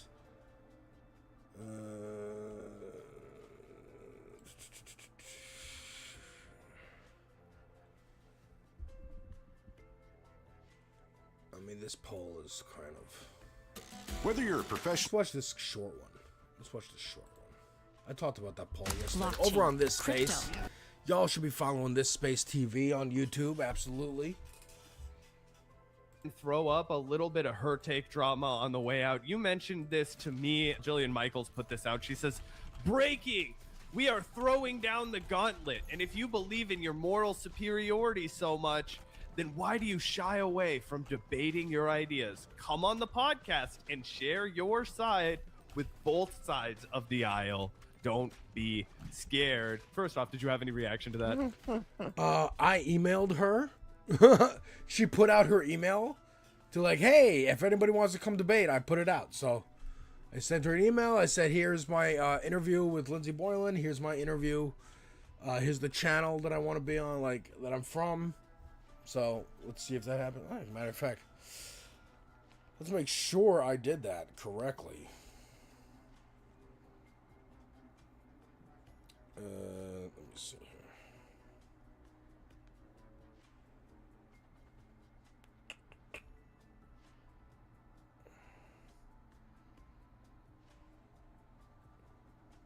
Yes, I did. I'm a leftist who would love to debate you on your show. I'm a host on the leftist collective This Space TV. I will include a link to the channel and to an interview I did with Lindsey Boylan, who brought down Andrew Cuomo with her allegations against him. Would love to hear back. So we shall see if I ever hear back from Jillian Michaels. I doubt it. Something tells me I doubt it. I mean, Jillian Michaels is so pathetic. So I don't understand how she has any audience, because I've never heard her say anything intelligent or even just interesting. She really is just boring. Clearly knows nothing about politics. It is a desperate attempt to have some late period career relevance, because no one gives a fuck about the Weight Watchers show or whatever the fuck, the Biggest Loser or whatever, you know. So it's completely pathetic that she even has a career at all. But yeah, obviously this is insanely ironic given the fact that she stormed out of the debate with Anna Kasparian on her take, and not just with Anna Kasparian, with all the members of that panel. They were discussing Israel and Charlie Kirk, and she couldn't handle the heat, so she just stormed off the show and never came back in an infamous and viral moment, easily the most viral moment from all of her take. That's what Jillian Michaels is known for as much as anything, at least in the realm of political commentary. So it's pretty funny for her to be like, step on up to the plate unless you're too cowardly to debate me. When it's like, you're the one who fucking stormed off the debate, bro. Like, what the hell is going on? 100%. And I also thought it was super lame to just try and like leak the DMs of everybody that you've tried to get on your show, but who doesn't want to. Like, people aren't obligated to come on your show and create content for you, almost always for free, right? No, So- but that's an easy trick that they've been using for fucking like ever, dude. Hey, I'm being a weird creep. Come debate me. And it's like, no, I don't want to be near you, you weird creep. And they go, you're afraid. You're afraid. Like, no, I'm afraid of you. Yeah, you might assault me. I don't know. Michael Tracy turned this into an entire career. She's like I saw Wajihad Ali was on there and he like left her on red or something, and it's like, yeah, dude, he's not under any obligation to come on your show. Just because he said he disagreed with you on Twitter, that doesn't mean he owes you an hour and a half to argue with you when he knows he's not going to change your mind because you're financially compromised. You're not going to be a good faith recipient of his debate, and you yourself have ran from debates. How do we bash Israel? This is not for me. I am not interested in this. Okay, love I you know. Guys. I know. Sorry. Let's be good. I Let's have be good about zero precious interest Israel. Let the in country fucking committing a every genocide. show. Yeah. Okay. I have zero. I think you guys fundamentally disagree with you about like every show. I think she's still trying to talk even after taking the mic off. It's like, no one can hear you because you just took the mic off yourself. Why are you still talking in this like panicked way? It's so fucking funny. And making all these other ladies look really good by comparison. You know what I'm saying? Like, I'm not a fan of Anna, obviously. I'm not a fan of Lindy Lee or Amy Dangerfield, but at least they all look good compared to Jillian, who can't even handle the fucking conversation. They weren't all, it's not like they were teaming up on her or being like mean to her. They were just having a conversation that you knew she was unequipped to have, that she was totally unprepared to actually win. So to save herself that embarrassment, she chose a different form of embarrassment, which is just storming off stage. And it looks like Anna Kasparian is ready for a rematch, one-on-one, where they don't have to deal with annoying-ass Lindy Lee and Amy Dangerfield. She says, I would like to volunteer. After tons of people were tagging Anna in the replies. That's Anna actually has us pretty blocked funny. on Twitter, so they're not showing up immediately, but tons of people were in the replies, like, at Anna Kasparian, at Anna Kasparian. And here's another person that got a lot of upvotes, you know, responding directly to Jillian Michaels, linking to Anna. Anna weighs in. She's like, I am ready. I would like to volunteer. And you know what, Gavin? We've talked a lot of shit on Anna Kasparian over the years, and I think she's deserved every bit of it.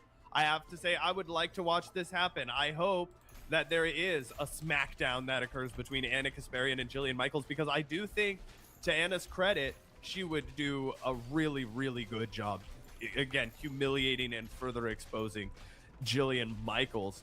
Do you think there's any chance that it goes down? Fuck no. Hell no. No, definitely not. I mean, I agree. She's And terrified. yeah, I mean, when it comes to Jake and Anna, one of their, one of the best strengths is their, ability to discuss and debate foreign policy, Israel, Palestine, all that stuff. So yeah, obviously Anna would totally eviscerate Jillian, and that's why Jillian would never agree to this. I don't even know what she wants to debate people on. Like, what are you trying to debate? You clearly, like, wilted like a fucking snowflake or melted like a snowflake as soon as Israel got brought up. So what are you trying to debate then? Like, is she still supporting Trump? Is that what she wants to talk about? I don't even know what the fuck Jillian Michaels talks about these days. Ever since she left her take, I stopped paying attention. Yeah, on one of the emails she sent somebody, they left on red that it was like, we want to debate one of the most contentious issues in American life, reproductive rights. And it was like, are you seriously going to be out here arguing against abortion, you crazy lady? And no wonder people are like, I don't want to spend an hour and a half arguing about abortion with Jillian Michaels for no fucking reason.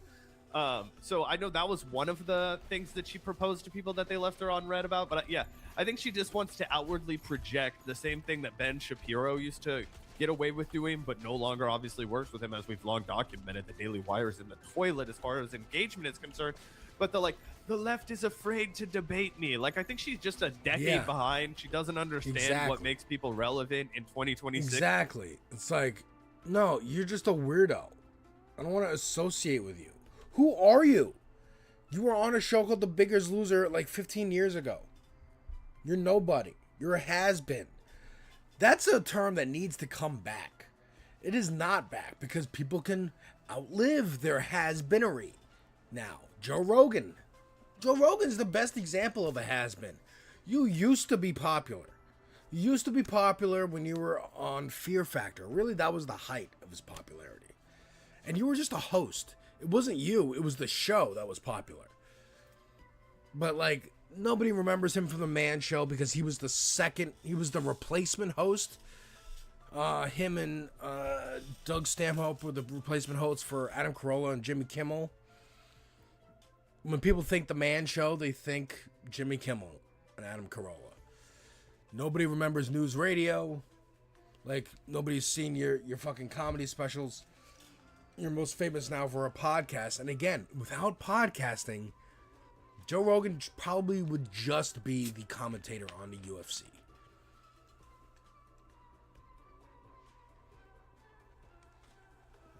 Which, again, do people watch the UFC for Joe Rogan's commentary, or do they watch the UFC for the fights and the athletes? Matter of fact, has-beenery in the sports world, that's exactly what that's for. You're done with your career as an athlete, you get a job being a commentator. Or you get a job selling insurance or whatever the fuck. Or an owner of a team or a coach. Or like, that's where you go.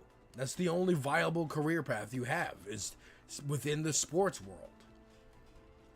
And so she's like running this old 2015, like, you're afraid to debate me, dude, kind of a behavior, and obviously it's backfiring. But it's also extra hilarious when she gets ratioed to the ever-loving fuck by Anna Kasparian and leaves her obviously unreplied to.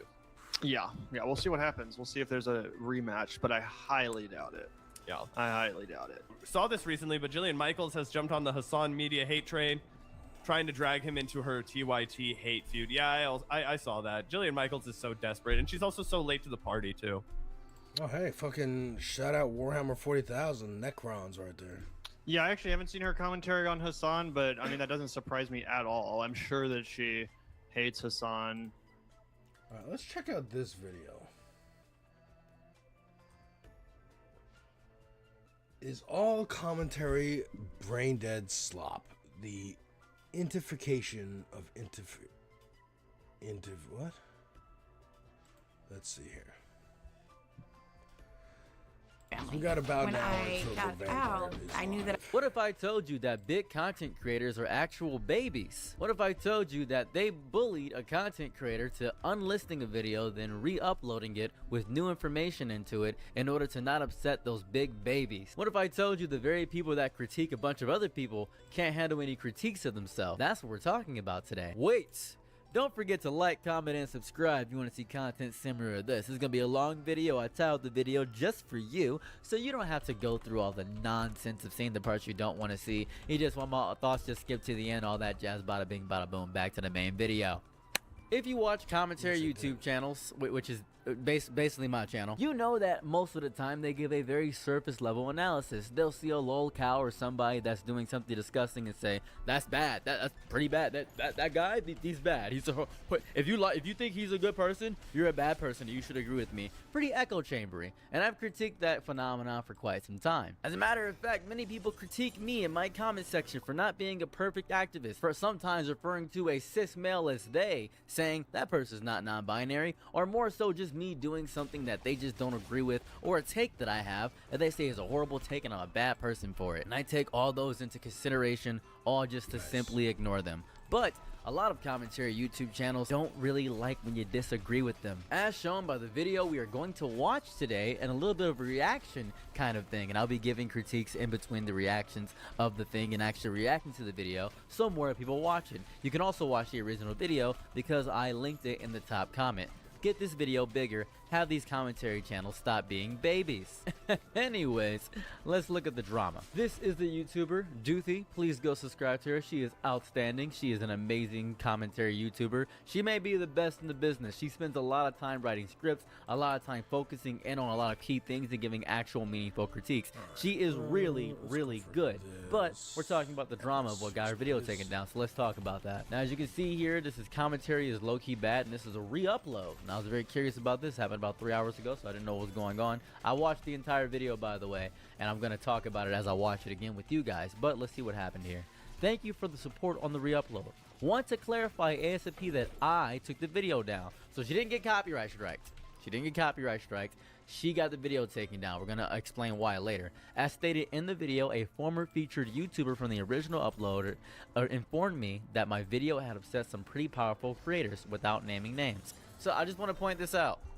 If anybody had the previous thumbnail of the video, there was some big content creators that were in there, and now they're not. Now, if you go through the comments of this video, you can figure out who them was. You'll be able to see if you just scroll down a little bit. Now, I'm not going to name their name yet, but just know they're in the comments.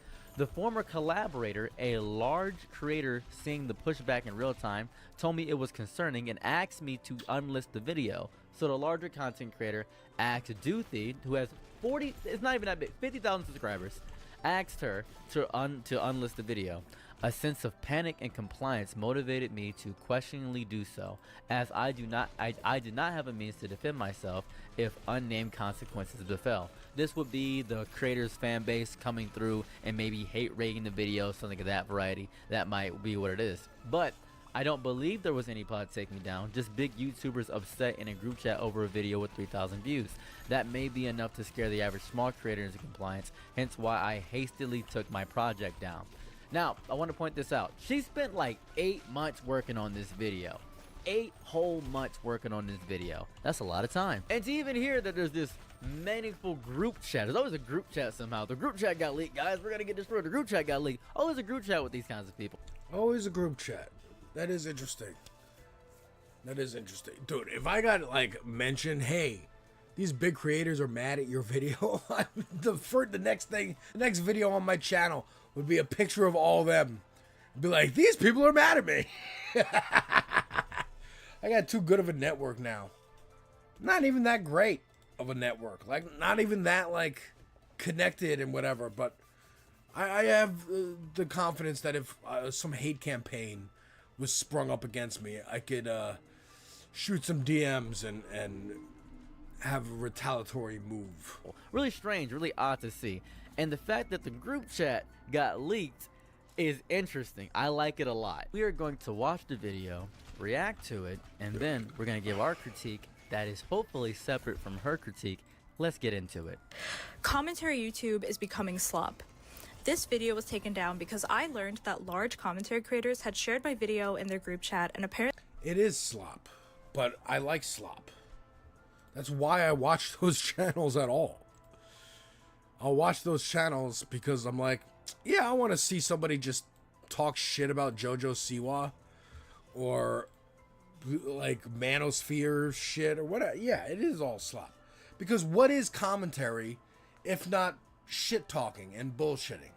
That's what Twitter is. That's what Facebook is. That's what the internet is at this point. You know? So we're all fucking slop tubers now. Certainly got very upset about being criticized. As a small creator, this was obviously very intimidating. These people have a lot more money, connections, and followers than I do. I was asked to change my thumbnail. I was even asked by a featured commentary creator to unlist the video at only 3,000 views. I'm re-uploading this video that I spent 8 months on to implore you, the viewer, to watch this and form your own opinion. Was I too harsh, or are commentary YouTubers scared that people are waking up to slop content? That's the bulk of the drama so far. She gave a critique of the drama, explained it very well. Now then, let's get into her video because it's very good. If you don't want to see me react to it and give many info things in between, you go ahead and just watch the original video. I'll link it in the top comment. Go ahead and watch her video. You can come back and I titled the video so you can see my critique of commentary YouTube as well, which is a little bit separate from hers, but you're more than welcome to do as you wish. So we're going to react to the video as a family. My commentary recommendations recently have been feeling like such nothing content. Overconsumption is bad. Imagine it's lunchtime, and much like a medieval king seeking entertainment, you open up YouTube recommendations to find something to watch with your meal. But all your recommendations are about the same topic. The performative main character syndromification of macho men's male gaze. Bro, again, this is not even. I don't think my baby's still here in the chat, but we do that. We watch some of these people. We'll click one of their videos, and then the next when we're done with the video, the next recommended are all on the same topic. It's Manosphere. It's like the latest thing with Manosphere happening. It's JoJo Siwa coming out again. It's all... It really is just...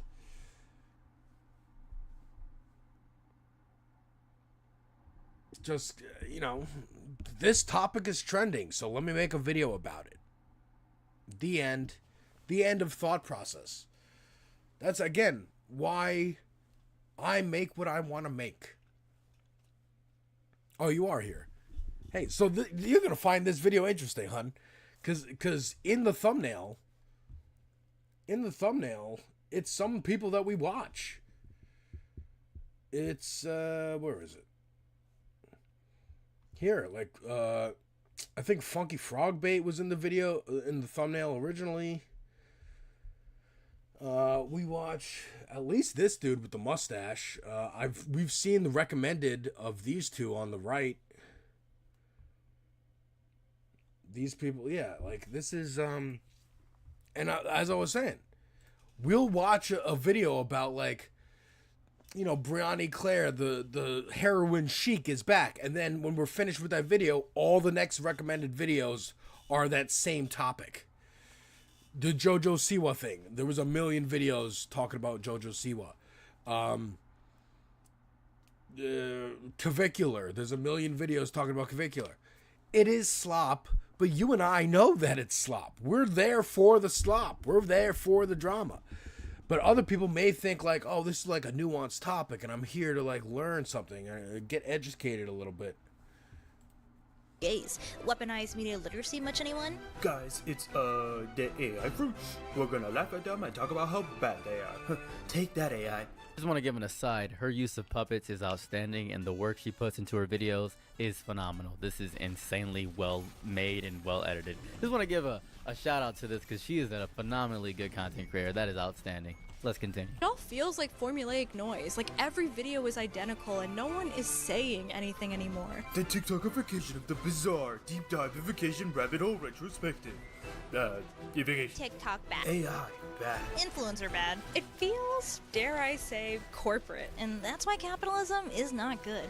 Anyway, today's sponsor is a scented water bottle subscription service. So join me as I break down the slow, painful decline of commentary. What is a scented water bottle? So the water bottle itself has a taste, and then you fill it with water? That's fucking gross. YouTube and deep dive this era. Just I drink call, water, There's you nothing losers. left to say. Please shut up. Oh God, shut up. It hurts.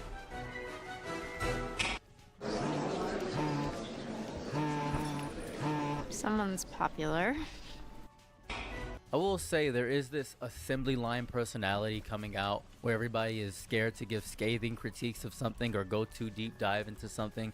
Every video feels manufactured in the same gray room with the same 3 jokes, the same tone of detached sarcasm, the same rush to hit upload before the topic even finished. Is a bottle that shoots fragrance up your nose while you drink. Ew. Again, this is like Asmongold levels. You ever see the let me see the video of Asmongold? Asmongold drinking water.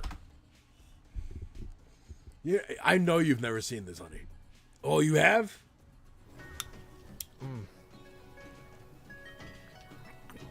Takes a sip of water. He's like, gross. Let me get a soda to chase that down. Ah, that's better. Wow. Who the fuck drinks this shit? Yeah, now this is, of course, performative. He's a fucking loser. But I did notice in that clip, it's Fiji water, so I might have the same reaction, because Fiji water fucking sucks. Fiji water is disgusting. I don't know what it is about Fiji water that sucks so much, but it really does. Poland Spring all the way.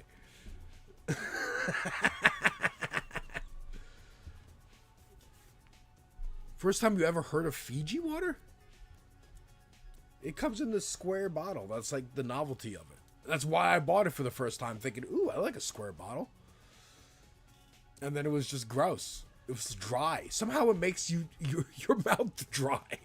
It's water. Actually breathing in its true fulfillment. It's a little bit strange. You click one and then you realize you've already seen this exact video 12 different times. You're just deciding which one's the most attractive or who you you like the most is really what you're doing. I think I first discovered this phenomenon when it was between Curtis Connor, Drew Gooden, and Danny Gonzalez. And this is gonna sound crazy to say, I don't think Curtis Connor is that funny. I think Curtis Connor is attractive. I think that's where I'm at right there. I think he's a good looking guy. I think that's about it.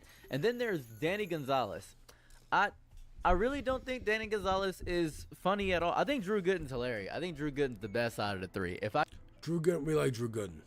We like Drew Gooden. Curtis Connor, I think, is the one with the mustache and the mullet, the like male Funky Frog bait. I don't know who Danny Gonzalez is. I could be so bold to say, but Drew Gooden actually gives pure critique and scathing criticisms of things and actually does things that matter. My nail is coming off that. And he's funny. It's crazy. But it's really just a different hoodie, different face, same hollow rhythm, pretending to have a fresh opinion. And the speed has rotted the core of it. The goal stopped being insight and just became the arrival to the destination in itself. That's what it is. You get there first, you get there loud, you got to be big and loud, and get there with just enough surface level confidence that nobody questions it until the next video replaces it 12 hours later, and then everything feels like, I don't know, fast food takes is the best way I can describe. I know he's in buzzwords here. Very fast food takes. The wrapper matters more than what's inside. The packaging looks really cool, and you already paid for the burger. You already invested the sunk cost fallacy. You spent so much time with it, and that's what it is. As long as it's hot and trending, people will eat it and move on without tasting anything. You chew automatic because it smells good, so it goes to your mouth and you eat it. The swallowing is automatic, and the forgetting of any nuanced takes are very automatic. And Duthi is going to go deeply into the topics that we discussed and I was saying right now. Hello, my name is Duthi. I do commentary, I tough drugs, and much like the Avatar, I disappear when I'm needed most. Watching commentary nowadays without doing some secondary action in the background, like laundry or eating, feels like when you remove the laugh track from a sitcom, really sitting down and listening to what the creator is saying, you realize they aren't really saying anything. And as both the creator and viewer, I feel this heavier than anyone. When trying to come up with video ideas, I realize everything has kind of already been said.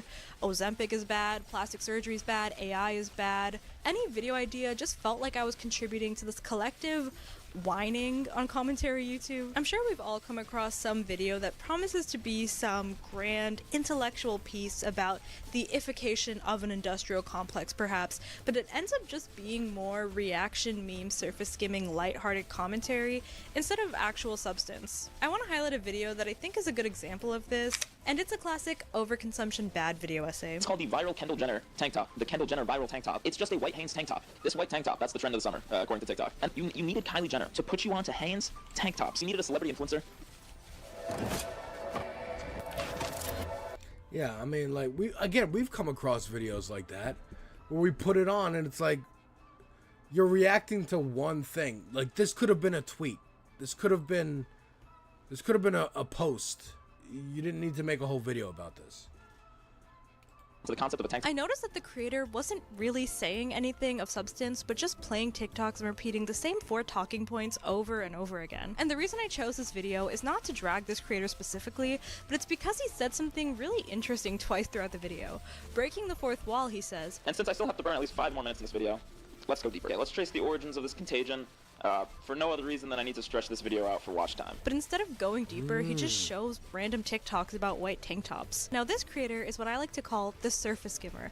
Rather than actually going deeper or down a rabbit hole, they skim along the surface of the issue, almost like a glorified TikTok reaction channel with buzzwords and a condenser microphone. Now, I'm basically doing that right now as I'm reacting to this video. I don't often react to a lot of TikToks realistically. I should. It would stretch out my watch time indefinitely, and it would get me paid more. And that's the reason why a lot of commentary YouTubers do it. When you make a TikTok or grab a TikTok from TikTok, it is very hard for that TikTok content creator to copyright strike it. So it's free content to react to. You get to watch it with a friend, and you feel like the commentary YouTuber is your friend because you're both reacting to the same exact thing, and it's really fun.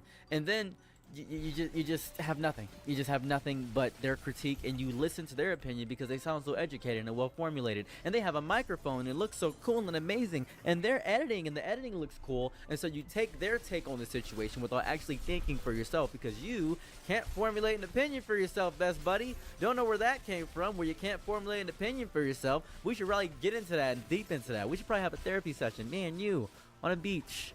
Yeah, how's that? With a candlelit dinner. Sound fun? Hey. I'm gonna burn the beach down. I'm gonna burn your house down too. As a matter of fact, I'm gonna ram my car into your car so we can exchange each other's insurance information, and I can somehow get your social security with that information. And as I get your social security card, I'm gonna give it to an Indian man. That's right, an Indian scammer. And he's gonna end up messing up your entire life. Just because you can't form your own opinion. Just because you're enraptured by a commentary YouTuber. You're stuck. But it is a problem where they're basically saying nothing. Anyways, let's get back to her. And this doesn't just happen with lighthearted content like tank top overconsumption, but I've seen it happen with even deeper, more political content, like people discussing the Sydney Sweeney eugenics genes campaign with that commentary-esque lighthearted Vine boom tone. Seeing this... Yeah, they kind of just hit the same 3 or 4 points. Levi's had an ad campaign like this in the 80s with Brooke Shields, or we're in the 70s with Brooke Shields. It was creepy. Now Trump's in office. White supremacy's rampant. This is not a good look. The end. And then it was like, when she did an interview about it and was like kind of shied away from the question, there was another round of videos. But like, again, that's why I don't want to chase stuff. Like, sometimes I do. A trailer drops. Okay, I'm home. I'm able to make a video. I'll do a trailer reaction. If I'm not home, then maybe I'll do it when I get home, or I won't. I missed that one. All right, I'll wait for the next one, because there's always a next one. Inability to cover topics, whether it be Kendall Jenner's tank top or political dog whistles, with the depth and nuance they warrant, is not only a hallmark of surface skimming commentary content, but indicative of the lost art of rhetoric. Rhetoric is a skill taught to us in English classes, defined as the art of effective or persuasive speaking through the use of compositional techniques, figures of speech, and the rules of rhetoric. Not to be confused with the rules of Roderick. In other words, rhetoric is our ability to take these silly TikToks of Kendall Jenner, our complex thoughts and emotions on the subject, societal trends, and synthesize all of that into a comprehensive, persuasive piece that says something of substance. Like writing a quality essay in school, it's a real writing skill, and a rhetorical piece takes time to write. When Kendall Jenner makes a $2 tank top sell out by simply wearing it, we can feel something weird about that situation. We understand that people are over-consuming. We understand people are being easily influenced. These surface-level observations are obvious to most of us, but beyond that superficial feeling of something being weird, we've lost the ability to go deeper and interrogate why, what something like this entails, what what this relates to. Not to be Jaden Smith on Maine, but oh my god, can we like talk about the political economic state of the world right now? I believe there's a large trend of anti-intellectualism. I believe it's not that deep phenomenon is what I call it. It's where you see a topic, for instance, you see something that's bad, obviously, but why is AI bad? A lot of people, and this is, I've got to take my glass off for this, a lot of people say AI is bad because it's harming the environment. They say AI is bad because it takes the soul away from artists. Okay, but why is AI bad? Yeah, okay, but it takes away artistry. Okay, I don't care about that. I don't care about artists. Why is it bad for me? It's hurting the environment. What if I don't care about the environment? Give them a new reason. Figure something out. If they don't care about the environment or they don't care about artists because they don't pay artists or don't utilize artists, they're not going to care about AI being bad. You can't say AI bad and you're bad for liking AI. Explain the importance and significance. You know what the significance is? AI is bad because it takes away the human essence. What is the human essence? That's connection. Talk about the connection. Think about that for a second. Think about how it's important to understand the connection process of the piece of art or the story you're writing or story you're building. Understand why Moby Dick was so amazing and Captain Ahab went crazy searching for Moby Richard. Figure that out. Understand why Mary Shelley's Frankenstein is modern-day Prometheus, and it is why a scathing critique of fatherhood and loss of things and being ashamed of your own creations. Talk of that for a moment, and then you will understand why artistry is so amazing, because AI can't reproduce that soul that is the core essence of what makes a human human. If you are not able to get to that conclusion with your own critical thinking analysis skills, then maybe you are listening to too many other people give and regurgitate the same cookie cutter opinions, sanded out jokes over and over again until it becomes so corporate that you're just regurgitating people who you don't even fully agree with, they don't even know why you agree with. You just think they sound convincing because you're being manipulated by charisma and propaganda. That is what a lot of big commentary YouTubers do with fun editing in between, like this or this. And you're listening because the screen is moving, because that's the equivalent of subway surfers for a lot of people. It's insane. You also mentioned something about second monitor content, and I'm 100% positive that I am deeply second monitor content. You're probably doing something, maybe editing, maybe doing your laundry, have me on the back. I literally am. I am streaming, playing a game. Background. Maybe you enjoy the sultry sound of my voice and my nasaliness of it, but a lot of times you might listen to another commentary channel and the jokes have been sanded into nothing, the same stretched out sarcasm, the same "this is crazy guys" cadence, the same exaggerated pauses waiting for you to laugh or something of that variety. Humor that is afraid to commit. Humor that exists just to fill space between screenshots and clips instead of saying anything sharp or memorable. A content scraping of the surface where nobody wants to go deeper than what's immediately visible. Deepness, depth, takes time, and time kills momentum. You can't do that if you don't have it. Recycled observations sound smart if you never heard them before, but feel hollow if you spent more than a week online. An illusion of commentary where words are being said but nothing is actually being explored. The format itself could be incredible. Commentary as a concept has so much room for personality, for perspective, for actual dissection of ideas and behavior, yet so many creators flatten it into a safe, repeatable template. They remove all the risk and accidentally remove all the life with it. Without what remains, it technically functions but never actually hits any nerve in your body. So let's get back to Doothy. When a commentary YouTuber says, "let's go deeper," he plays another surface level TikTok about tank tops. That isn't going deeper, it's going wider, skimming along the surface and bringing in something less related to the video's main topic. And there's no correct take he could have had about the tank top situation. There are so many angles within this topic. The gentrification of a white tank top, the origins of celebrity worship, whose body determines what's trendy. And he starts making a good point towards the end of the video on whether or not this is a recession indicator, but then cuts himself off to go, "I don't know, but it must be a stupid indicator." What are we doing? Even a video about overconsumption bad could have been well executed. But my point is that these feel more like reaction videos masquerading as commentary, not for a lack of effort, but for a genuine inability and rhetorical skill that we as an internet culture have neglected.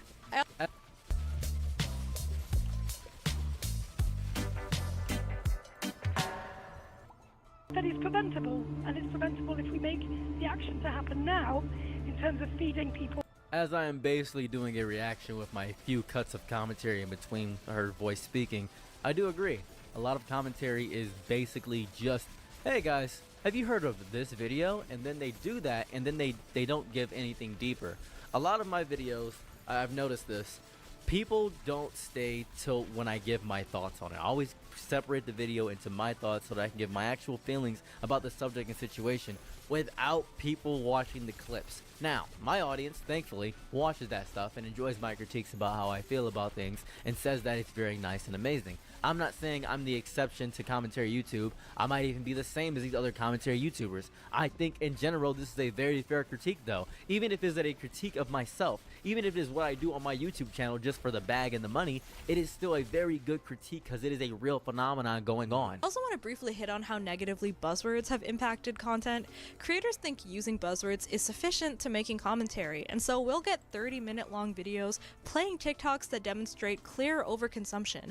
Someone buying a million water bottles or hoarding skincare, only for the commentator to repeat overconsumption, capitalism, consumerism, performative, over and over again while reacting to TikToks, all to pad the video's length. These buzzwords almost absolve us of understanding what we're critiquing, because if a buzzword is slapped on, the commentary feels heavy even if it lacks substance. It makes the viewers feel like they're watching something inherently intellectual or even moral, where in reality the commentary is essentially the equivalent of watching a reaction video. And surface skimming is a byproduct of creating easy to produce and easy to consume content. Stuff that kind of states the obvious, which I think is what has given birth to the low-hanging fruit subject matter a lot of commentary videos use nowadays. Which brings me to my next chapter.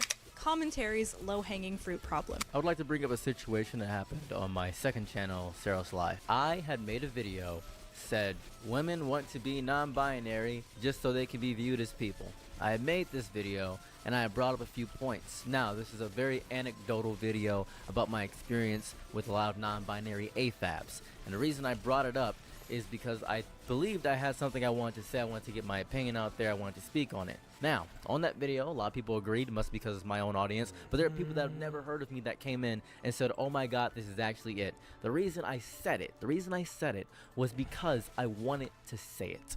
It was important and it was not surface level. I provided points for it because when someone becomes non-binary, they don't want to be viewed as a man or a woman. They want to be outside the gender spectrum. They want to be all the gender spectrum. It's non-binary, not on the binary. They wish to be something different. They want to be viewed as just who they are as a person. And I said that's because women are so devalued in society that they want to be viewed as something wholly separate from the entirety of what it is. Now, this could be a whole video on itself, but I want to point out that I thought about what I said and I said it. And people said, oh, this actually makes a little bit of sense. Not for me though, but maybe for other non-binary people. And there were not a lot of arguments against it, just understanding the point, because I fully articulated my entire point.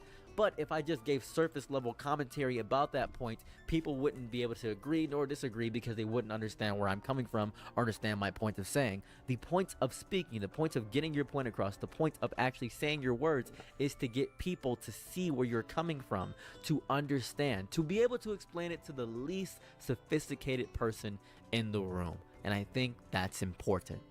Anyways, back to Doothy. I actually wrote this chapter before the Love Island fruit AI thing, and I think it's perfect because it's literally about fruit. If you don't know, there's an AI version of Love Island with fruits, I guess. And a lot of commentary channels have just made videos reacting to the AI slop. And I know what you're gonna say. You're gonna say, no, Doothy, they're not reacting to it. They're critiquing the AI.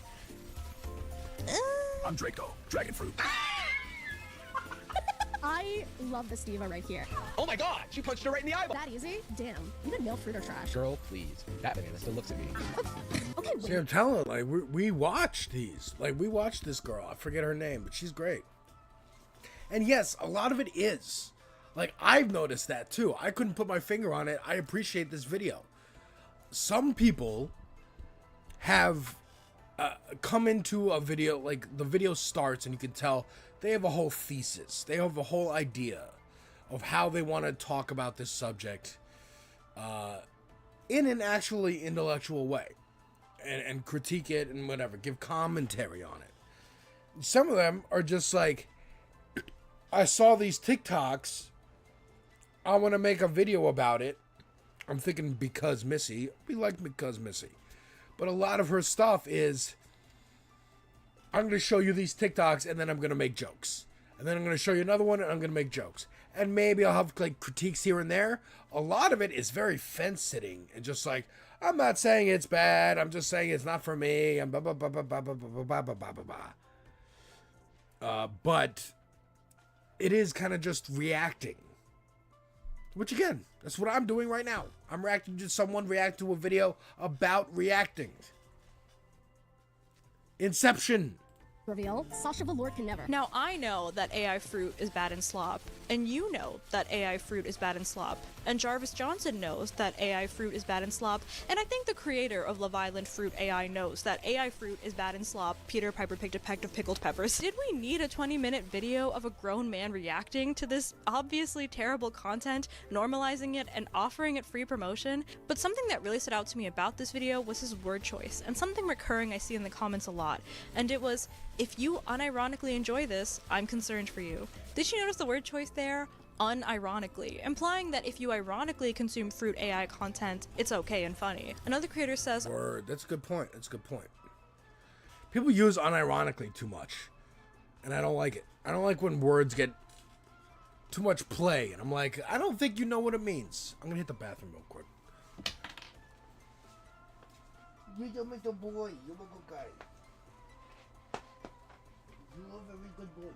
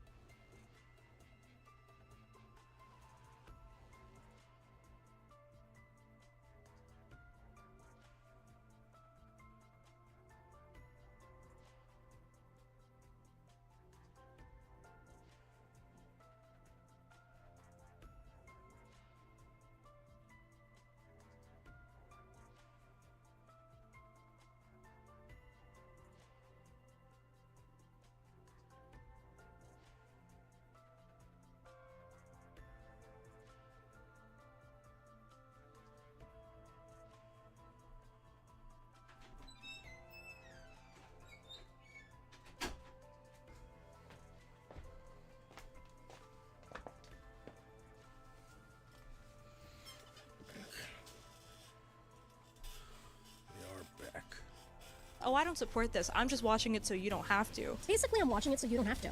You're welcome. If you catch me enjoying this unironically, But none of us have to watch it. It's gonna be okay. A common theme on my channel is when is it no longer satire, but reacting to Fruit AI for 20 minutes, explaining to the audience who Grapehead and Cherryana are, laughing at a banana with two heads, that is slop content. We're all still watching the content. Just because we're watching and laughing at the AI in a snarky hipster way, and pepper in 3 jokes about how it's 500 degrees outside, it doesn't make us any better than the people laughing at the content on TikTok. It's kind of like if a store is being boycotted, so then you go to the store and buy a bunch of items to review them, and then say you hate them, but you still supported the store, and you ate the entire sandwich. I'm gonna hold your hand when I say this, but if you consumed Love Island Fruit AI through a commentary YouTuber, congratulations, you watched Love Island Fruit AI. And of course there are valid commentary videos on it that don't spend time reacting to AI and being shocked that AI looks like shit and laughing about it. Maybe commentary on mimetic warfare and using humor to normalize industry-destroying technology. But pretty much every commentary video on this is the epitome of low-hanging fruit. Did this need to be a video?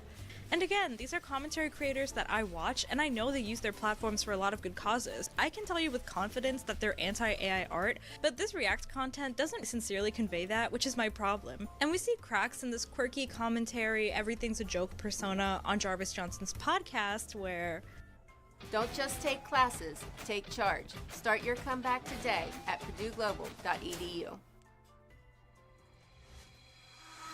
How do you live? while he's still reacting to AI fruit, he has this self-aware moment admitting that he might be a cog in the machine of this algorithm-maxed content. What the algorithms have wanted for so long. Exactly. Like, that is what I'm doing when I'm publishing a video. I am a cog in the machine of continued consumption. And this problem is not just with Fruit AI Island. This phenomena happens a lot in commentary, criticizing something that is obviously bad and silly. Of course, a TikTok vertical drama is cringe and bad. Of course, AI slop videos are bad. You don't need to react to them. Of course, the book talk book named Daddy's Toy is bad. So many. But I'll point out that Drew Gooden doing that, like, hey, I'm gonna buy these products from Temu. You know, he is supporting Temu by buying those products. Or I'm going to buy everything I'm recommended on Instagram Marketplace or Facebook Marketplace or whatever. But at least you get someone reviewing products and maybe going, hey, this thing that you might have seen, that you might have thought, hey, that'd be a nifty kitchen gadget or something. Here's how it works in the real life. Here's how complicated it is to even make a purchase. That I feel like there's some utility there. Like they have who's the dude? Tech reviews. There's tons of channels that are like, here's the new iPhone. Let's see if it's worth all the hype and blah blah blah. Yes, it is feeding into the Apple industrial complex and whatnot. But unless that's if they're like paid, invited by Apple to get the new product. If they just go and buy the new iPhone to review it, then they might give it a bad review and go, you don't need to get this. It's the same thing as the old one. Or video, like that's why I watch Video Game Donkey on a lot of stuff. Is, you know, he's not really trying to do critiques. He is to an extent, but a lot of his videos are mostly just, I'm making a funny video. Point blank, the end. Video game channels who like get advanced copies of the game, or movie review channels who get flown out to go to a screening at a film festival and they get the best treatment. They're going to give that movie like a great review because of how it made them feel when they saw it after having a nice hotel room and buttery popcorn and whatever the hell. As opposed to someone who's like, I paid my $25 to go see this movie. I thought it sucked. The end. Even if the person who got flown out thinks the movie sucks, they're going to beat around the bush and be very soft about it because they want to get flown out again. It's access journalism, but they're not journalists. Movie studios, big corporations are working around using real journalists so that they can just use influencers. Many of these videos create commentary on something so obvious that it ends up being a long video saying, isn't this obviously terrible thing terrible? For me, it's gotten to the point where if I see a Rotten Tomatoes low rating in the thumbnail, I'm not clicking on the video because I know half of the video will be the commentary creator just summarizing a poorly done movie and pointing out very obvious low budget mistakes. And I think this low-hanging fruit content succeeds for a couple of reasons. One, it requires very little thought to criticize something that is so obviously bad. You can very easily find a list of things wrong with a god-awful movie. And number yeah, three... man, like, how many... We watched one video on Kim Kardashian's, like, lawyer show.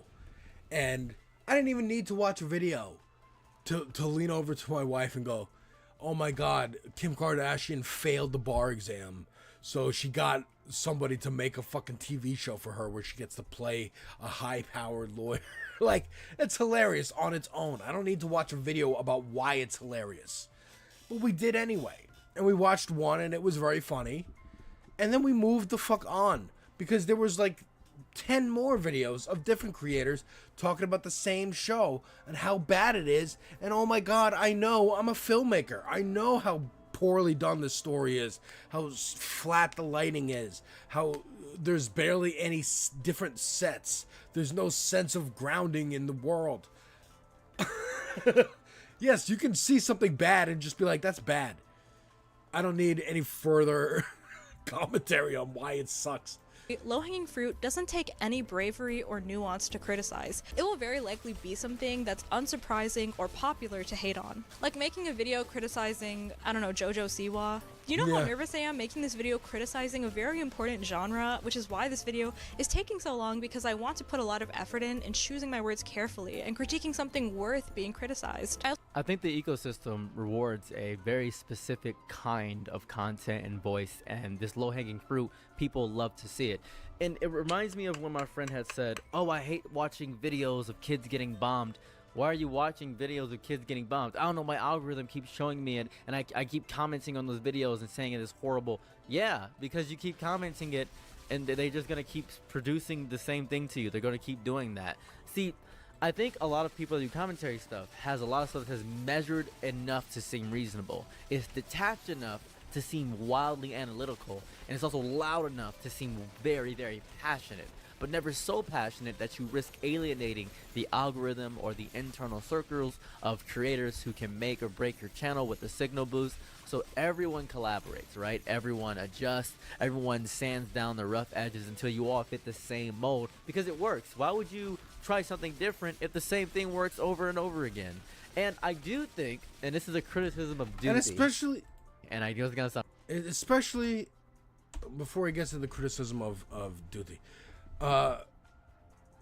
Yeah, man, if you're a fucking YouTuber or a Twitch streamer and you've gotten to the point where that's your job, you've gotten to quit whatever other job you had at the time, this is paying your bills, it's stability for you, you know that you make a video a week and you have a certain level of income, like, of course make safe stuff, dude. Don't put your fucking livelihood at risk. Of course. That's why we were watching Hasan earlier, and he's like, dude, I have no corporate sponsors. I don't need to collaborate with people really anymore. I do because I want to give them a boost, or I think they're valuable and helpful. They're my friends, whatever it is. He's like, you could take me off Amazon, you could take me off Twitch, you could take me off YouTube. There will be my own website that people can go to, and people will support me. I have enough of an audience, not the entire audience, who are just like casual people like me, who's like, I'll watch your clips on YouTube. I may hop into your stream now and then. I'm not diehard. I'm not gonna go to Patreon, or if you get banned off everything and have your own website and that's the only way to watch it, I'm not signing up for your I'm not doing it. I'm not. I'm passive. Like, if it comes across me and I like it, I'll watch it. I might get super into a channel, and then just out of nowhere I miss an episode, or I just take a break and then I'm not into it anymore. Happens all the time, dude. Happens all the time. Let's see his criticism. you all fit the same mold because it works. Why would you try something different if the same thing works over and over again? And I do think, and this is a criticism of Duthie, and I know it's gonna sound crazy considering I mean criticism for criticism, ban for ban. I think she's a little too virtue signaling here, because at the end of the day, these people want to make money. Am I wrong? Am I stupid to say that these people just want to make money? Am I an idiot to say that these people are purely and strictly motivated by monetary value and consumption of everything? That's what they want. That's what it is. That's what it is. And it's the mold that they do over and over again that says you can take a position, but only if you leave yourself an exit ramp on that position, never fully committing, full half measures on those commitments. The mold that says the worst thing you can be is sincere without irony, because sincerity without irony leaves you exposed, and exposure, no matter how much you want to be closer or deeper to people, doesn't feed the algorithm. That's what it is. One thing I've seen in this slow erosion of commentary YouTube is the older videos of these commentary YouTubers feel different. They're rougher, stranger. Even my videos feel a bit more corporate as opposed to what I made before. I made crazy videos before. Nobody was watching them, but I still made them because people were more willing to fail. Then the views come, the sponsors come, the pressure to maintain momentum.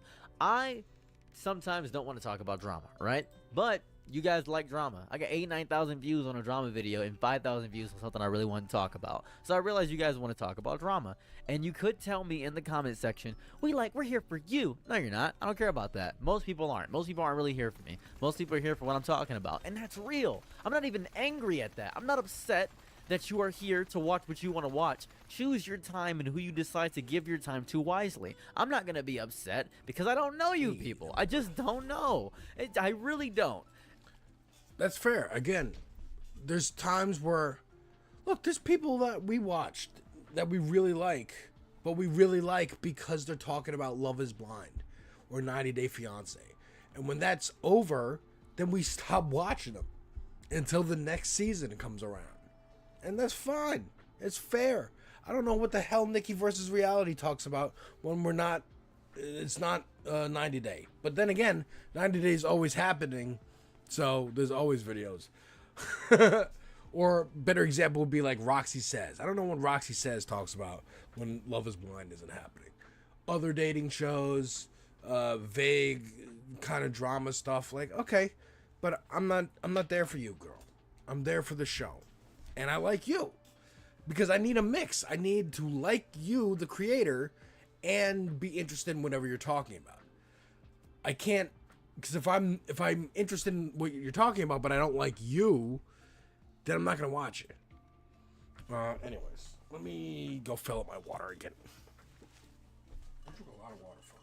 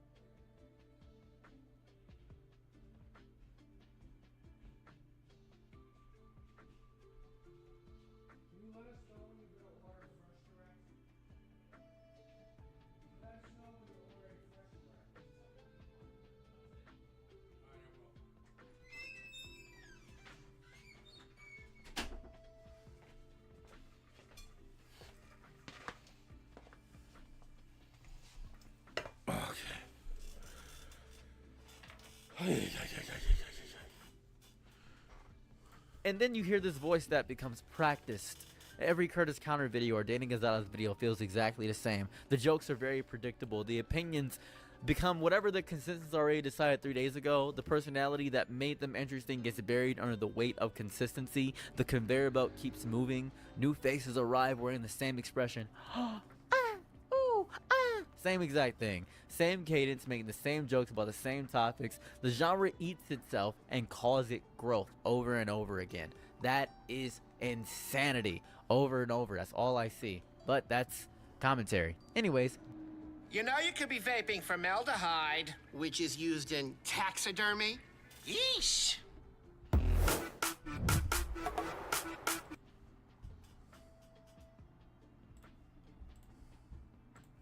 doofy. I also want to quickly touch on bad faith commentary, which is something I think goes hand in hand with this low-hanging fruit problem, and it's something that commentary has been doing ever since its inception. A bad faith argument is defined as someone purposefully missing the point in order to make someone or something look bad, or reacting to children's content and being like, this children's content is kind of childish, guys. Like and subscribe.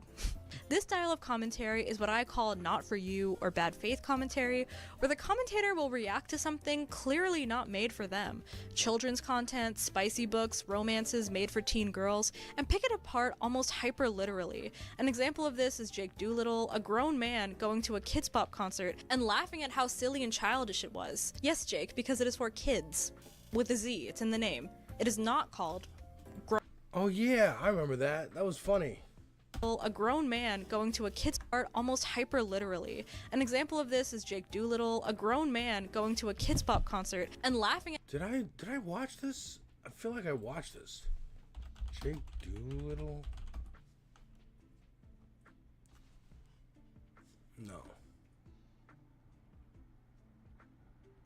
No, I think it was Drew Gooden, actually, who went to Kids Pop also. And how silly and childish it was. Yes, Jake, because it is for kids. With a Z, it's in the name. It is not called Grown Men's Bop. That sounds like a TikTok house that, frankly, I would not want to be involved with. But it almost reminds me of Ben Shapiro reading the lyrics to WAP and taking everything hyper literally. A bucket and a mop sounds like a medical concern to me. And not to be your English teacher again, but this is a skill they taught to us in English classes. I think they taught it in 5th grade. Audience analysis. We would read an article about making a peanut butter jelly sandwich and then answer the question, who is this for? Who is the intended audience? There's a difference between making criticism and being a snarky contrarian purposefully missing the point. And I think this intentionally clueless personality that commentary creators adopt is indicative of this mass wave of ironic culture. Which brings me to my next problem with commentary content: irony poisoning. But on a quick aside, I've seen a lot of people say, oh, I'm never gonna watch Mr. Beast. I'm never gonna see that content. I don't understand how people watch Mr. Beast. Probably because he makes content for kids is really why people probably can't watch Mr. Beast. You're an adult. I met, yeah, but who watches this? Children watch it.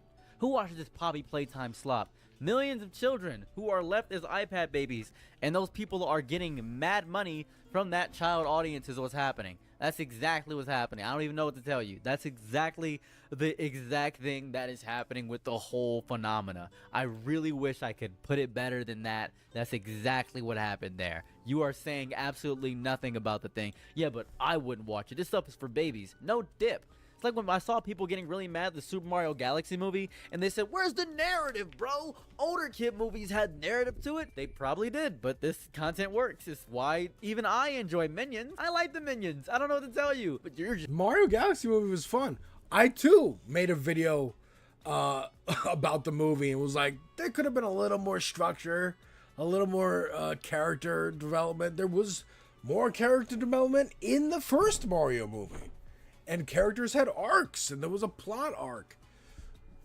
Not much here, but you know what? It was fun seeing it stalled in the theater. Stupid. I am stupid. Good for you. I'm stupid. I don't know what that's gonna prove. I'm still gonna watch the Minions movie. I still enjoyed Super Mario Galaxy, the movie.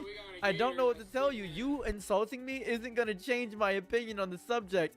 I just enjoyed it. And you insulting, and the commentary people insulting the YouTubers that are doing this, the kids aren't gonna watch the commentary YouTubers. We're all just bullying children. I think you guys realize that we're all just basically bullying children for watching content that we were, if we were younger, would probably watch. I know a lot of you probably watched a lot of Minecraft content when you were growing up. I didn't, because I was watching Terraria content, which is the same thing. I'm not even saying I'm better than you. God, how old are you?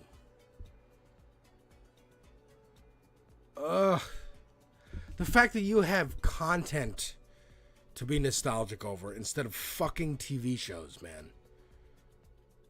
Dude, remember my girl started watching Kenan and Kel again.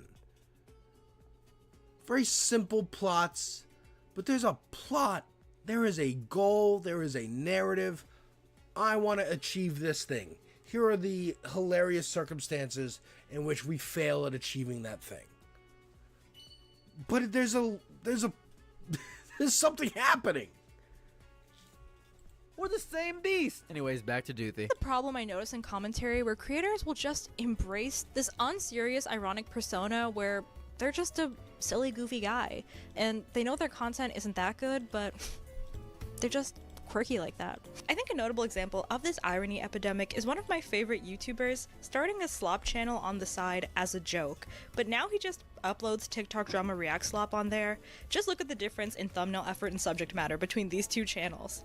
And it's like, when does the joke cease to be a joke? Like I was talking about earlier, when is it no longer satire? Like, this ironic joke is now a whole ass income stream and a regular part of someone's content diet. As a creative, I'm sure he would prefer people to watch the main channel instead. It's super high effort. One of my problems with irony slop is, to absolve themselves of criticism or being placed under scrutiny, some creators claim to be self-aware that they're producing slop content. The Kendall Jenner tank top guy, for example, has an outro that says, "Lower your standards and subscribe."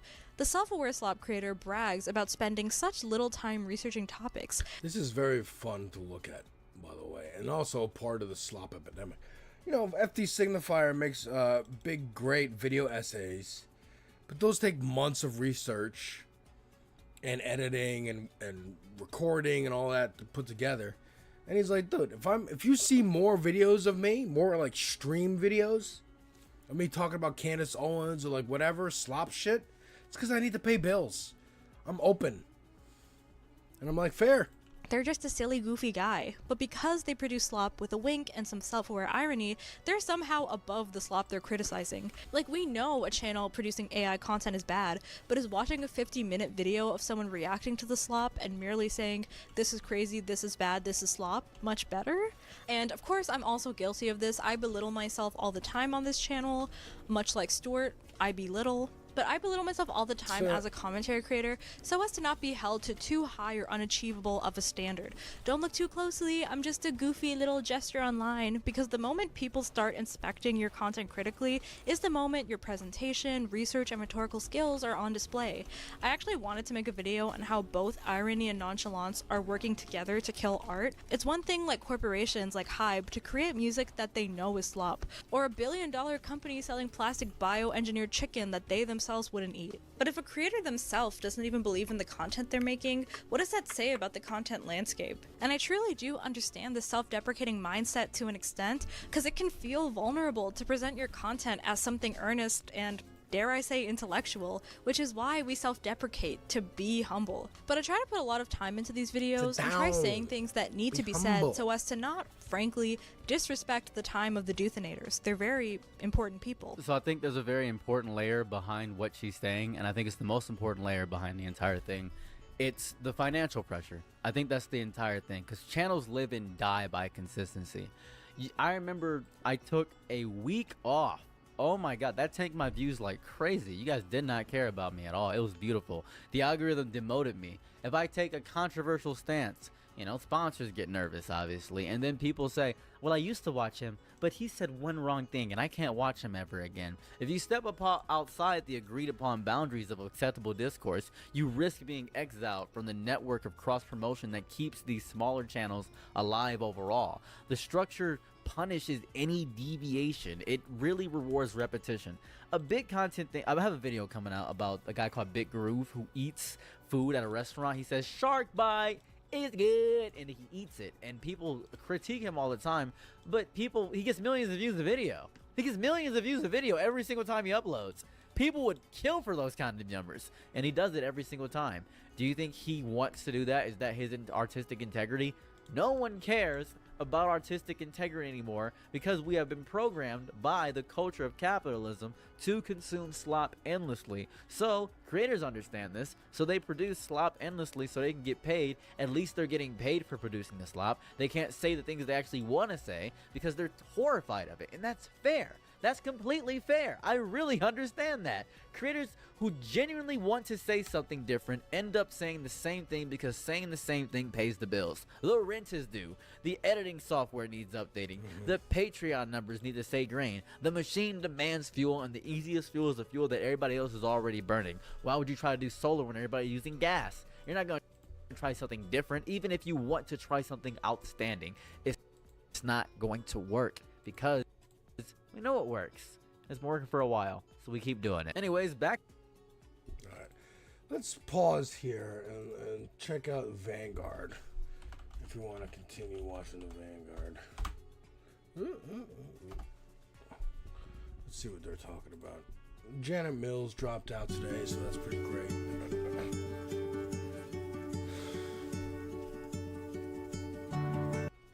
Triple digits. That's a lot. I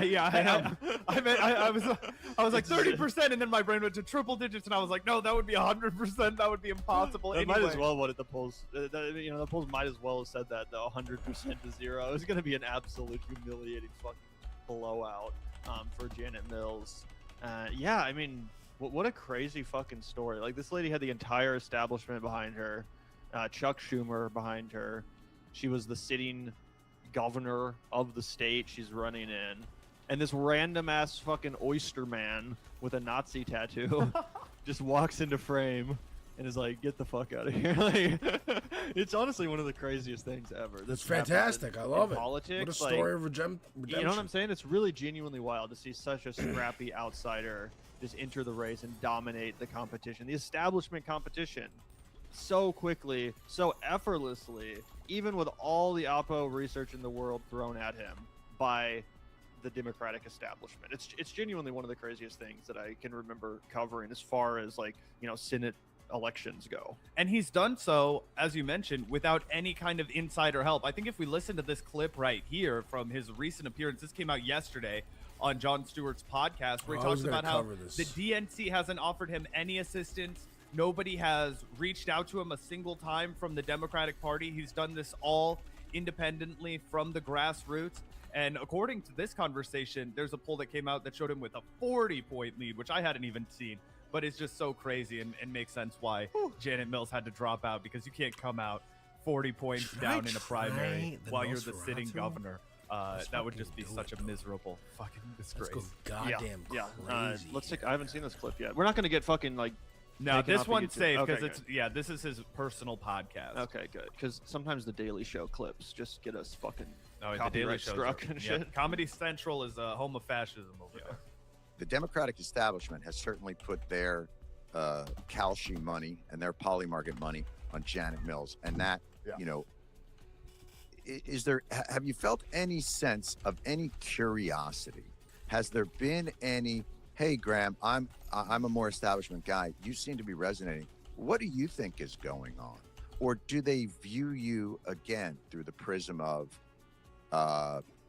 insurgent? This insurgent must be stopped. As of late, past few months, there's been a lot more reach out from like individual people, kind of in the like senators, honestly. I think there are a lot of senators. And he's gotten a lot of senators' endorsements. Bernie Sanders obviously endorsed him. Elizabeth Warren endorsed him. I think a handful of others got in there and endorsed him as well. So that's likely what he's mentioning there. There's now a bunch of senators like Bernie, Elizabeth Warren, Chris Van Hollen, that whole crew. Who Martin Heinrich in New Mexico. What about John Fetterman? I wonder if John Fetterman has, reached out yet. That'll be awkward when they run into each other in the halls of the Senate. I think that Graham Plattner could totally beat him in a fight. I mean, for sure. Yeah, definitely. Definitely. John Fetterman's a big guy, but he doesn't seem very disciplined. He seemed like he could go down pretty easy. Yeah, and Graham Plattner, he not only is he shredded, but he does have all of that tactical training that would come with being in the military. Yeah, exactly. Who they reached out early on and have been big supporters really the whole time. They felt a fellow progressive who they thought, okay, I understand where this fella's coming from. Totally. So that's been going on since the beginning. Past couple months, though, there has been more reach out from, I would say, more kind of like establishment folks. However, and this is the important part, not from like the DSCC, not from the DNC, like nobody in the places of power remains interested. But they're lost, dude. It's so bad. They're lost. And the thing that bothers me the most isn't like I'm not asking for you to like be my friend. But you should be curious because I'm pulling 40 points ahead. Right. Like at least just reach out and be like, hey, what are you actually? Because they've never spoken. they're scrambling behind the scenes to find a new and improved candidate to run in the race. Yeah, There's still really. time. There's still time. There's probably Let's not. get actually. an I looked even at older deadline. It's person. Long expired, but I could just imagine them finding some loser, businessman in Maine to be like, oh, fuck. Here's our second option. Here's our other plan candidate or whatever. Do you think it would be on the table? It would be almost impossible for them to succeed, and they would absolutely not succeed. But do you think they're delusional enough to try something along a statewide version of what Buffalo did when India Walton won the Democratic primary for mayor, and they did the write-in campaign against her to ultimately succeed, which ultimately did succeed in the general election, as a way of snubbing her because they thought she was too progressive? Do you think the Democrats are so tone deaf and so, I don't know, just fucking against any kind of change that they would try something like that against Graham Plattner? Or do you think With they're just gonna Janet roll over? Mills? Not with Janet Mills, with a more likely to succeed candidate, kind of like you were suggesting or joking, like, there's still time to swap somebody out. Do you think that is something they would consider, given the fact that, one, they clearly didn't want him to win at all? They didn't, there's no effort to communicate with him. Janet Mills, one day after this comes out, has to drop out of the race. Like, do you think they would scramble for, basically like the Timu Graham Plattner, who's going to be corporate approved, but I'm also from Maine and I'm also rough and tumble? It just more. Again, I don't even know if there's time left for any of these anyone to register. For a general election, there probably is. You think so? To For run as an independent or something? I think there would have to be, right? Because I mean, look maybe. really quick. It just seems like, I feel like that worked with India Walton because it was actually the person that she was running against that was offered up as a write-in candidate. And also, that was in a much smaller city of Buffalo. I feel like that would be a lot harder to replicate on a statewide level. Getting like a whole state's worth of fucking people to write in somebody that's not even Janet Mills. I don't think it's gonna happen. And also, I don't know if you saw this, Zach, but the official Democrat Twitter account did post this: Maine, let's send an oyster farmer to the U.S. Senate and kick out Susan Collins. So I don't know who runs this account. I'm guessing it's the Democrats. But like begrudgingly, they do this begrudgingly. Like when it's no longer, there's no chance anymore. Like even like Andrew Cuomo, right at the end, then Zoran got some endorsements. But like Cuomo was running as an independent. Zoran was the Democrat in that race. To beat him. One thing that did make me a little bit nervous was in Janet Mills' concession, she didn't say anything about Graham Plattner at all. Prem Taker from Zateo, in her 398-word announcement that she's dropping out, Janet Mills does not say one word about Graham Plattner or uniting to beat Susan Collins. And then, of course, in his 283-word statement, Plattner's first two sentences express gratitude for Mills. The next three discuss working together to beat Collins. So clearly, Graham Plattner is making the case to people who had supported Janet Mills to say, hey, I want you to be on our team to defeat Susan Collins. All three of them. Yeah, exactly, all three of them. But it did not seem like Janet Mills was extending any kind of olive branches, which is what led that little voice in the back of my brain to be like, uh-oh, what if they try to do something extremely shady to fuck him? But I think if the Democrat Twitter account wants to use him to be like, see, we actually do have our thumb on the pulse. See, we're not totally out of touch with the base. Then I could see them just leaving him alone and letting him clean up in the primary and take up that blue seat. Yeah, and honestly, to be totally honest, I don't even know if I want to see Graham Plattner unite with fucking Janet Mills and bring her out at a rally. That's not gonna hype up the crowd very much. Everyone get ready for our next fucking guest. It's Janet Mills, and then one person's golf clapping in the background of the auditorium. I honestly don't think he should associate with her. If she chooses to endorse him, I don't think he should reject it. But do I think that they should unite and start fucking campaigning together? No. She's, as you said, she's the most unpopular governor in the country. Why would you want to be associated with that person who just put up such a pathetic fucking fight that they had to drop out? Again, accept her endorsement if she gives it to you, but I wouldn't really recommend that he associates too much with her or unites, because I don't want people just to think that he's on his way to becoming the next Janet Mills or something. No, he's a completely different breed of Democrat, and he should continue to stress that contrast. Oh, I totally agree with that. I was mostly just concerned because of the language that she used, being like, hey, Like, I'm not even going to do the whole, like, oh, of course I'll support the Democratic nominee, you know, whatever, kind of like very empty language. There was no, like, no matter what, the Democrats need to be focused on, you know, getting this seat flipped blue and ousting Susan Collins, who's been a disaster in Maine, yada, yada, yada. There wasn't any of that. It was just like, yep, I'm no longer continuing my campaign, which I was like, uh-oh, are you guys planning something along the lines of that? I guess I'm still just traumatized from that India Walton thing because I was so sure she was going to be the mayor of Buffalo. And I'm like, oh, man, what if you guys could do that up? You Northeasterners, I don't fucking trust you now. No, I'm kidding, obviously. It would be way too hard to facilitate in Maine. And I think that, especially given what we just saw with the official Twitter account kind of getting behind him, they want his popularity. They want to take a guy like him to go across to the blue wave. I think, what's-her-face, Janet Mills, is just bitter. Yeah, and eventually I bet she does reach out and endorse him because she wants to be like she needs him at this point more than he needs her. Like if she wants or cares about relevance or, you know, having any sort of popularity with the base, like it would honestly be doing her a favor to let her come out and speak at a Graham Plattner rally. You know what I'm saying? Mm-hmm. And a favor she doesn't deserve. I agree. Right, that's what I'm saying. Like she doesn't fucking deserve it, but I do think that at this point, yeah, she's gonna fucking eventually bend the knee and offer her endorsement because she wants to be part of the winning team. You know, she doesn't want to just be relegated to the sidelines and immediately forgotten. I wouldn't think so. But yeah, she's the governor. Her career is basically over, so what does it really matter? It's not. And like she's 80. Let her retire. Let her be a grandma. Anything else. Yeah. So her career is over, as it should be. She's almost 80 years old. She's ancient. Go enjoy your fucking margaritas on the beach. You know what I'm saying?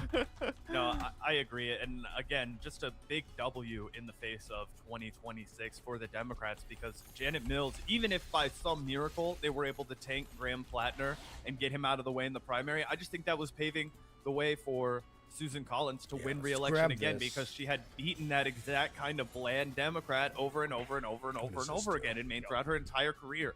That's why she wasn't threatened by Janet Mills. That's why she wasn't threatened by anyone except Graham Plattner, who has come out to curb stomp.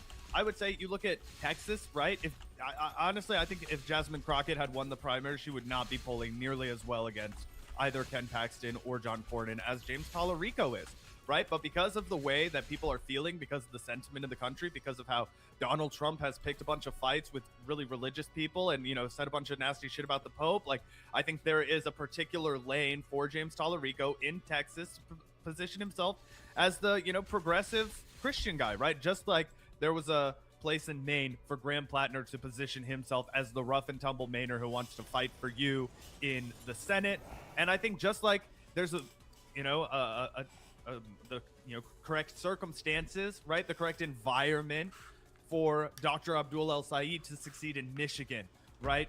There's a robust Palestinian community. There's a lot of Muslim folks in Michigan that have been historically underrepresented. And I think he's going to be able to capitalize on that. His connection to the universal healthcare cause, all of these things. And yeah, his fearlessness in the face of media smears to say, no, I believe in what Hasan Piker believes in. And I think him and I can help each other. I'm going to campaign with him because I think we're on the same fight here.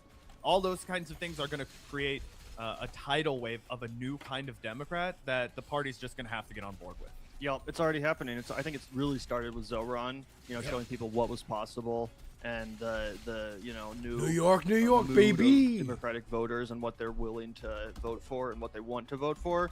Speaking of Talarico, Zach, I also thought this would be worth talking about quickly because it kind of reminded me of the Talarico story. Kansas megachurch pastor Adam Hamilton joins crowded Senate race as a Democrat. This is pretty interesting. You know, when you read this headline, you hear megachurch pastor. You obviously think, you know, evangelical Christianity, Republican Party, whatever. But as it says here, the pastor of a Kansas City megachurch has joined the crowded Democratic race to challenge Republican incumbent Roger Marshall for his seat in the U.S. Senate. Over the last, I think this is the new tech. I think this is the new strategy: is run as a Democrat so that you can be the mansion, but also a deep sense of call. Adam Hamilton told the Capitol Journal, "The things I've been preaching for 36 years: to go out and be light and salt in the world, to do justice, to love kindness, your neighbors and yourself. I feel like those are values that are really important to most humans, but I don't see them in our policies."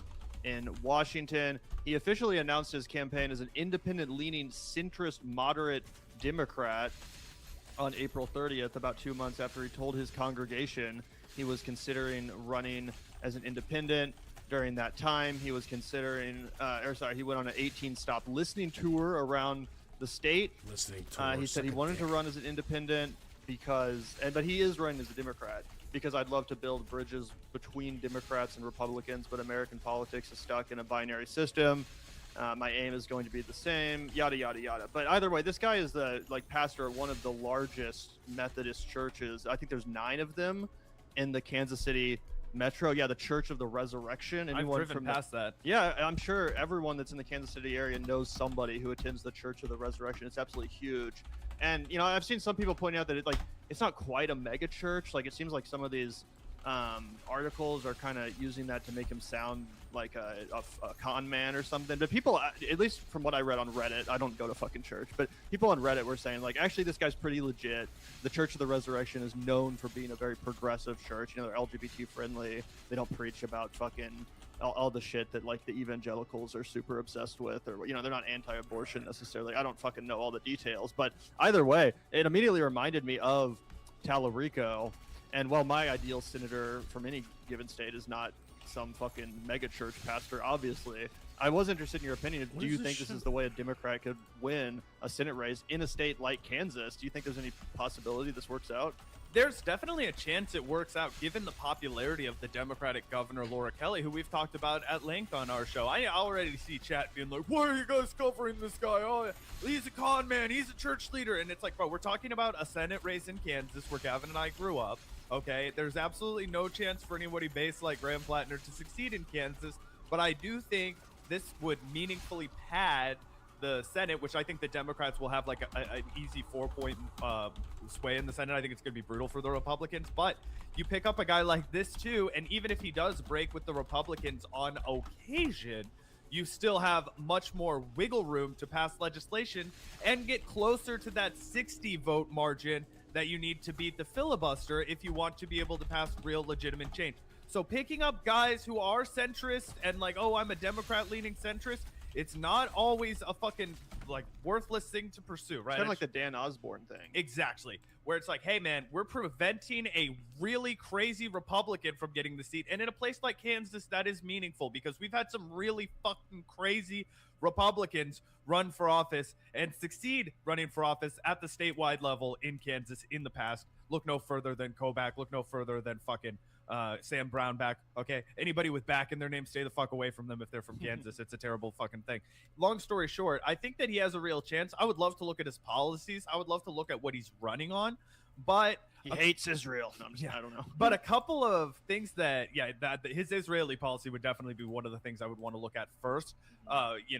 But the other thing that I would say is that naturally we have seen good amounts of people who are pastors, transition into politics because it requires so much public speaking, which clearly I still lack some skills at, if you guys heard me jumbled out when I got out. But the reality is, the people who have to stand before a pulpit, right, and deliver a sermon that moves people, that connects with people week after week, they have to understand people's emotions. They have to be comfortable touching people, consoling people, shaking hands. Not what I meant, but you know what I mean, like being in close proximity, giving people hugs, like shaking people's hands. That's all a natural part of being a pastor or a preacher or a priest. And I think that's why we've seen people like Reverend Warnock succeed when they've gotten into politics. That's why we've seen people who in their past were pastors. I mean, Jasmine Crockett's old pastor was just very successful in his primary race in the state of Texas. We're really hoping that he wins the congressional race. Those people who have experience speaking behind a pulpit publicly tend to do well when they get into politics if they're sincere and if they actually resonate with the people in their district or state. So we'll see how it goes. But I think it's definitely something to watch. Yeah, 100%. And again, if anyone's from the Kansas City area and knows more about this guy, I'd love to hear your opinions. But again, according to Reddit, his church is very left-leaning, follows the actual teachings like love your neighbor, be kind, don't judge, whatever. And yeah, it just reminded me of Tallarico, right, and his approach in Texas, which is to if really he's a Tallarico, then I got no faith problem. And but use it I'm as a also eyeing him contrast against the phony evangelical religion pushed by the Republican Party. Who knows if it'll work? And it remains to be seen who else jumps into this primary race on the Democrat side. Charisse. Yeah, some people think Charisse. Even Laura Kelly herself, I think, has been rumored as a potential candidate, right? Laura Kelly would be lethal. I think Laura Kelly would be the toughest to beat out of the bunch, even though my politics align a lot more with Charisse's. Interesting. Yeah, I mean, they're both like centrist corporate Democrats for the most part. But I feel like Charisse has taken better votes than Laura Kelly, but I mean, it's a different. She's in the Congress. Yeah, she's not the Apples governor to of the state. oranges, But yeah, I mean, they're both like not as progressive as we are, I would say. No, definitely not. Again, just for the state of Kansas. Yeah. But either way, it's interesting. I'm excited to see how this race develops in Kansas. Because yeah, maybe this is the Democrats' new move. Just like find some fucking pastor or whatever and run them. At least in a state like Kansas, seems to be a decent idea. Especially against a fucking complete idiot like Roger Marshall, who really does need to be ousted as quickly as possible. Totally. Ooh, yes. One other horse race Little topic, close, Evan, that so you close mentioned to me there. this morning is that there's a new front runner, at least according to Polymarket, in the Los Angeles mayoral race. Now, people were talking a lot about the weird Spencer Pratt guy. Is that his name, right? The dumbass that has the hat. I that gotta can't pull up stand. his new ad. I don't know if you've seen it, but we gotta play that after reacting to this. Yeah, Spencer Pratt, reality TV loser. We had our buddy Griffin on to teach us about him a few weeks ago, and I'm super excited because this says something I can get behind. This says Democratic Socialist Nithya Raman, dubbed, quote, the next Mom Donnie, end quote, is now projected to win the LA mayoral election, which is a lot better news than Spencer Pratt or Karen Bass or any other kind of milquetoast liberal that they could have shooted to get the job done if Spencer Pratt did it. This gives someone like me, not from California, not from Los Angeles, something to get excited about. I imagine if you're from Los Angeles, you are stoked. Yeah, I mean, hopefully. I certainly hope this is accurate. But speaking of Spencer Pratt, let's take a look at his clownish new fucking ad. I can't believe anyone takes this guy seriously. He's such a fucking joke. Watch this crap. This is where Mayor Vass lives. You notice something? Or here, where Nithya Raman's $3 million mansion sits. Oh, I They don't saw have this to live in the earlier. mess they've created where you live. This is where I live. They let my home burn down. I know what the consequences of failed leadership are. That's why I'm running for mayor. For my sons and the rest of us Angelinos that want to stop these corrupt politicians from destroying our city. We are going to get the golden age of Los Angeles back. Look at that Trump-coded bullshit there with like the Yeah. gold Oh, and- hell yeah. It looks like AI. This whole ad looks like AI to me, even though I don't think it is. But like, I don't know, there's something about the like the soft focus backgrounds, the weird lighting, like it all just looks kind of fucking AI to me. Again, I'm not necessarily saying it is. And also I'm like, does he really live in this fucking shitty No like way. van or whatever? Destroying I our fucking city. I live in a He van. moved for like one Dumb night after his brother. stupid house got burned down or something. But come on, bro. This just seems so fucking tacky.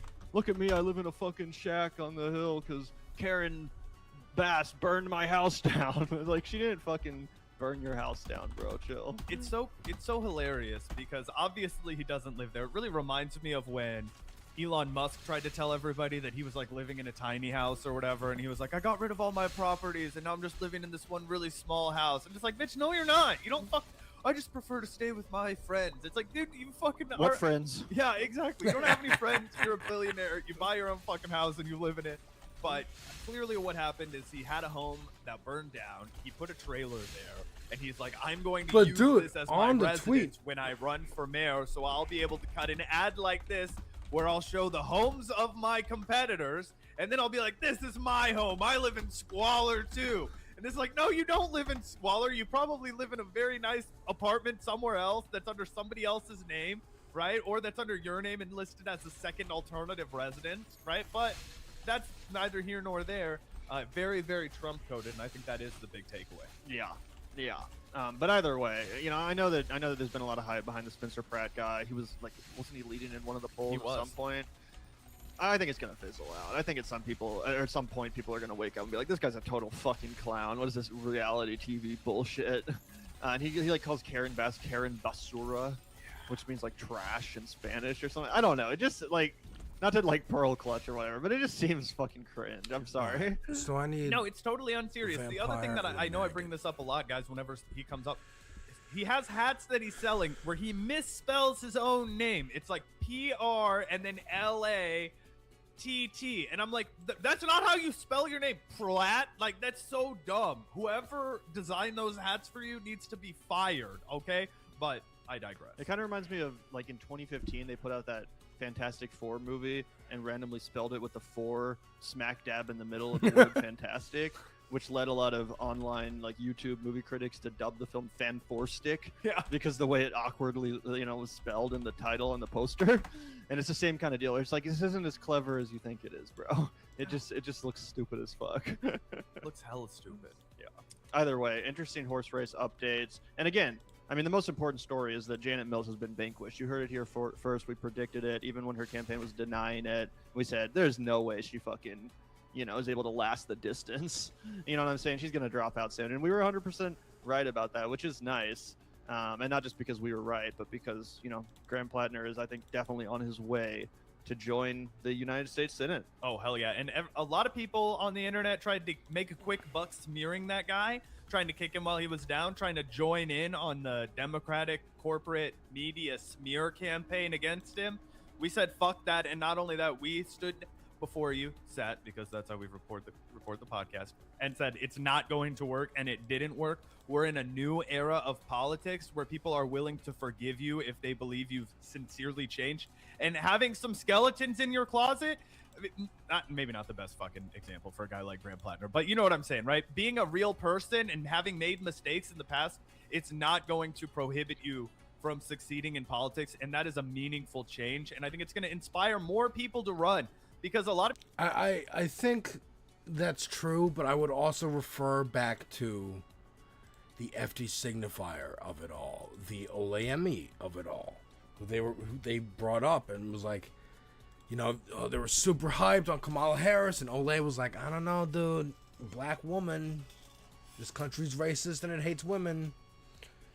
People underestimate that, and if you start disregarding that shit and being like, nah, fuck woke, we can go back to calling people retarded and faggots or whatever the fuck, like, it's not gonna, then you're just fighting, now you're just going back into the hole, and you're gonna have to dig yourself out again. It's like with this gerrymandering thing, you are digging yourself further into a problem, but because it's going to negatively affect Republicans, that's a fight I think is worth having, and going, yeah, we'll play this game too and gerrymander the fuck out of you. So you want this to end? We have a bipartisan thing where we both agree not to do it. You can't do that with like slurs and whatever, or rhetoric, and or disregarding, being like, it doesn't matter if, this is what happened with Fetterman. There was a story of him chasing down a black dude with a shotgun, and it was like, oh, that was in his past, blah blah blah, who cares, we got to beat Dr. Oz, and oops. Speaker, he'd put out this really intense ad about the corporate, fishing industry and how it's impacting farmers like himself. They saw that ad, they reached out, they were like, looks like you could be a pretty good campaigner, a pretty good politician if you wanted to be, bro. And he was like, I guess, okay, I'll step up to the plate, I'll run, I'll answer the call. But he wasn't just sitting around for the last 10 years waiting. He didn't have these ambitions that so many of the people in the Democratic Party machine have. And again, usually those kind of people are shut out immediately. This represents such a change of, just such a revolution in a sense, because it really does open the door to more just normal people. Yeah, and to underscore that, he's a working class guy. He was Ryan Grimm's bartender at a bar in DC for a while when my homie Mariah worked in Maine. You guys will remember, if you've been watching the show for a long time, I famously got evicted from an Airbnb during one of our live streams. And really? That was when I was driving my homie to Maine, where she got a job working at a local farm, and one of the farms sold produce to the same restaurant that Graham sold oysters to, and he would shuck the oysters on Friday nights in the restaurant sometimes and say hi to people, and he was like a community guy. He was a real working class bro. It makes it all the more inspiring to watch him. Come on, man. 100%. Just such a huge victory. Right. And it's great to see Janet Mills have to admit defeat before a single vote is even We got some cast. gears. We're Really going to have to crazy turn the shit. level down because I want to play. Absolutely. Do we want to get into our next topic? That was a lot of good horse race stuff, though. Yeah. Do you want to take a look at AOC? Yeah, let's talk about this, because I'm excited to give AOC some shine. We have, I think correctly, talked about some of her missteps in the past, kind of recently, right? We talked about how her foreign policy chops needed to be improved. We talked about how she needed to be a little bit more comfortable in interviews and on the fly.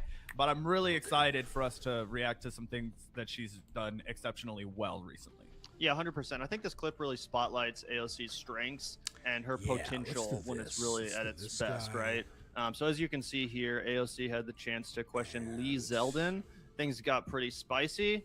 AOC came prepared. She came with the receipts, and it resulted in this absolute humiliation of Lee Zeldin, and more importantly, the Trump administration, but also the Maha movement in general, you know, the RFK fanboys and fangirls that are out there. She really exposed that movement in pretty glorious fashion here. So do you want to just watch the whole 4 minutes? Oh, yeah. Now, Secretary Kennedy was here a couple of weeks ago. And when he was asked about glyphosate and the rollbacks against protections against toxic chemicals, he said that we would, quote, have to ask Lee Zeldin about that. So you're here before us today. Administrator Zeldin, have you ever participated in a meeting with Bayer where you discussed the legal or litigation issues that the company was facing? No, I never did. Okay, I have My meeting with them was very brief, and that topic did not come up. All right, I do. Are you aware of any outreach that they would have in your agency about this? I could say that I directly had a brief meeting. Okay. But it was a brief meet and greet, and that topic did not come up. Thank you. Mr. Chair, I'd like to submit EPA visitor logs from July 7th, 2025 to the committee. Without objection, so ordered. And you're certain they didn't bring up anything regarding your work? I'm telling you, 100%, absolutely. I maybe there was some brainstorming that was done beforehand of potential topics. Are you aware of any? That topic was not brought Are up. you aware of anything brought up to any members of your staff or your team? Your senior team? I'm not aware of that, no. She's given Okay, Aaron Brokovich. I would like to submit to the record some I have not watched that emails from the EPA that I have acquired via a Freedom of Information Act submission. Oh, shit. We have documentation here, emails from your senior advisor for Agriculture and Rural Affairs saying that you were meeting with the Bayer CEO last year. He said in these emails that they will be bringing up some legal/judicial issues. More specifically, in this internal email in your EPA, it says that Bayer was specifically seeking to and discussing Supreme Court action. They will want an update on EPA's regulatory review, and that, interestingly, Bayer will provide a small thanks for updating the glyphosate webpage from the EPA and work on Maha. Do you have any idea what they might have been referring to in this email? Well, first off, as I mentioned a few minutes ago, it's possible that the team was doing brainstorming of potential topics. Okay. As somebody who actually attended Thank the you. I'm sorry, I just have 40 seconds. I'm not trying to be rude. And I just love her energy in this clip. You know, it's what I always want to see more of from AOC, and it's why it's so weird that she seems to stumble and fumble so often when she's in like an off-the-cuff, unscripted interview setting where she's getting asked a tough question, because like she does so well in an instance like this. She has such confidence. She has such poise. You know, she seems incredibly prepared. You'd think that would translate better to those kind of uncomfortable situations in like an interview or something that we've criticized her for in the past. But I think, again, this clip represents the height of her potential. It's not even over yet. But if we can see more of this energy from AOC, if we can get some more clips like this going viral in the next couple of years, I think that really is going to bolster her chances in 2028 and provide people with a little bit more reassurance that she actually is ready for the job, that she actually is taking this seriously, and that she knows what she's doing. Because again, this is like peak AOC. Oh, this is exactly what she needs to be putting out. I totally agree. This right here shows everybody what they're looking for from AOC. It's an example of her actually taking a Republican to task, right? It's an example of her actually going and using her position as a person in Congress and wielding it and saying, hey, fuck you. I've caught you red-handed right here. I was saying she was giving Aaron Brokovich, but yeah, she just looks like an attorney up there, right? She's totally in her element. She is at home sitting there as a congresswoman of the United States and saying, I am going to bring the brass knuckles to you. Fuck you. Fuck your corruption. The Maha movement is not going to succeed in this country. And people love this not only because it gives off confidence, it gives off leadership, but again, combine because this people love with to see Nosferatu? Democrats Oh my hammer Republicans. That's what the base wants. That's what primary voters want to see. They want to see AOC out there fighting for them. And this will be an example of that. But I agree with you. If she's going to really seal the deal, she needs to be as at home on the streets of New York City when she's approached for a random interview. She needs to be at home in the halls of Congress when she's approached for a random interview, as she is right here when she's taking this guy to task.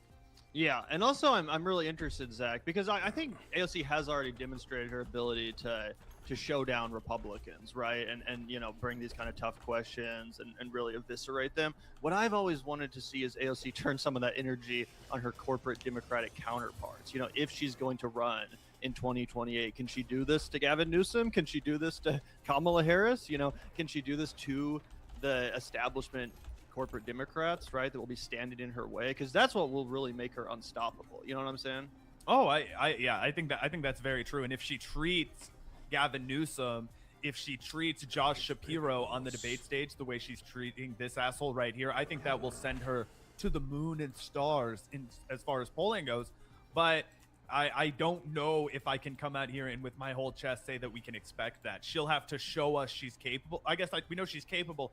She'll have to show us she's willing to do that, because the one thing I will say, she has a history of being very friendly with the Democratic establishment, right? She's made some whatever agreement she's made with Nancy Pelosi and these other folks to keep them off her back, right? But to also prevent her from criticizing them, you know, do things like endorse shortcut, etc., etc. She's kind of showed an unwillingness to do that.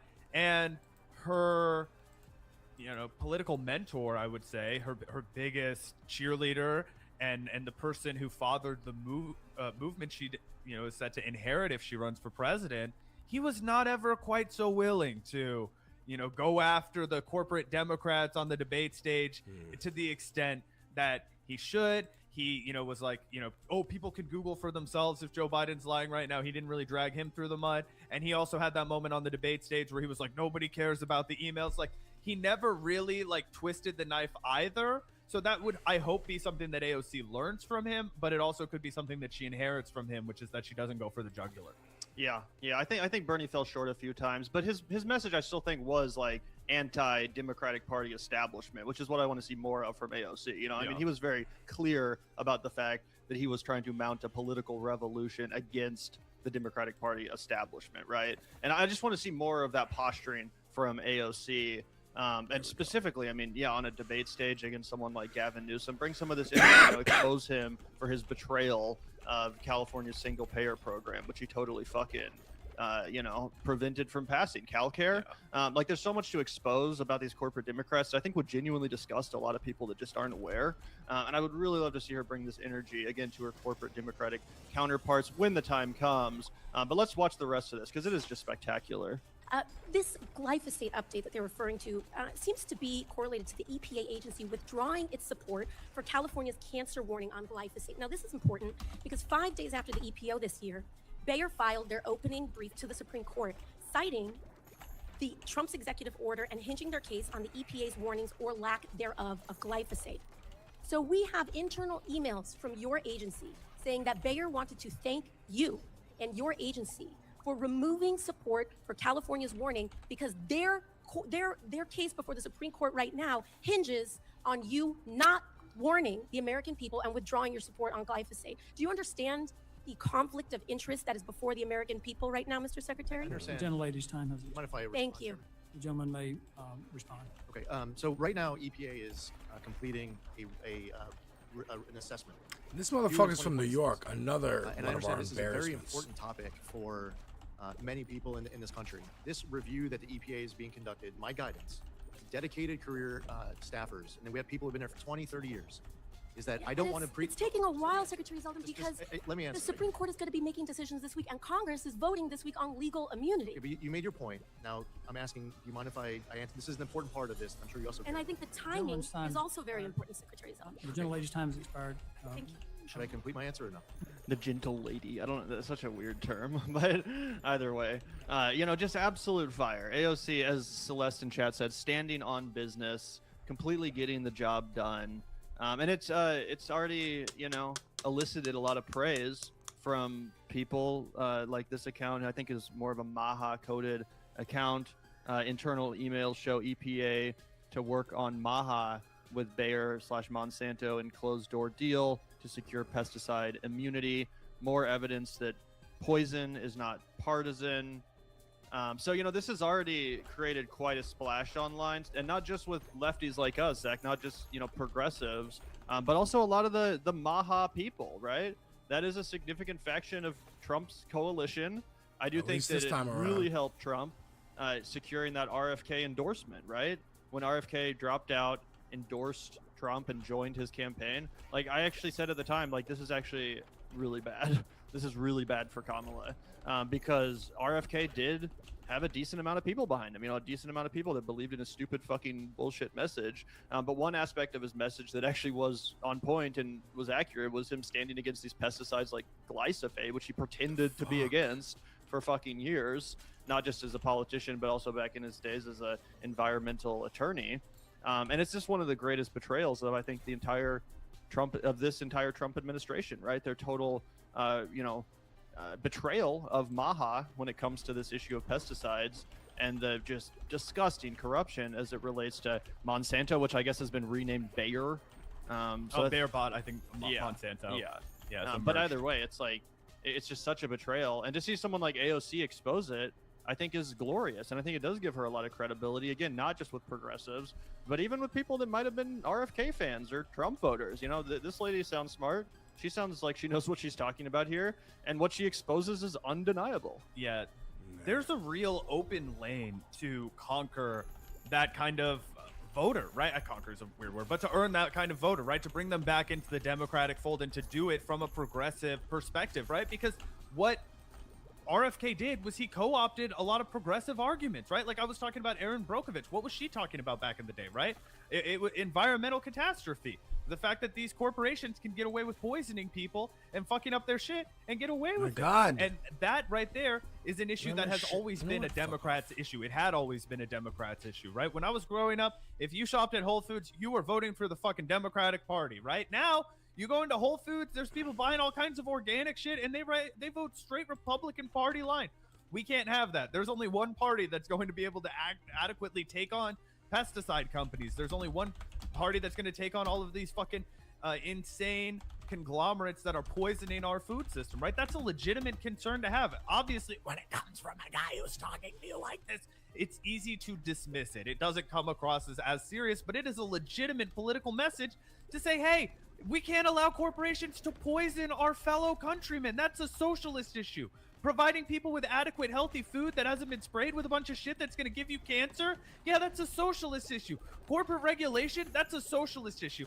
And if AOC can come out here and carve that lane for herself, Gavin, wow, that's a real unifier. And that's going to start to assuage people who would have been like, well, I don't know about AOC. They're like, actually, I kind of like what she has to say about this issue that's really important to me. And it starts to bridge people together. When Bernie Sanders ran, one of the things that allowed him to succeed was he bridged voting groups that were historically separated from each other, and he brought them all around one cause. Whether you were kind of hipster kids like me and Gavin in high school who thought he was really inspiring, whether you were older folks who were really disenfranchised with the Republican Party but not interested in being a Republican, or the Democratic Party but not interested in being a Republican, right? Whether you were a first-time voter who had never really thought that anybody would care about you, but you thought, wow, this guy's been fighting the machine forever, and he's anti-establishment, he's even an independent, maybe he will fight for me. That's a coalition that's built in all kinds of different flanks.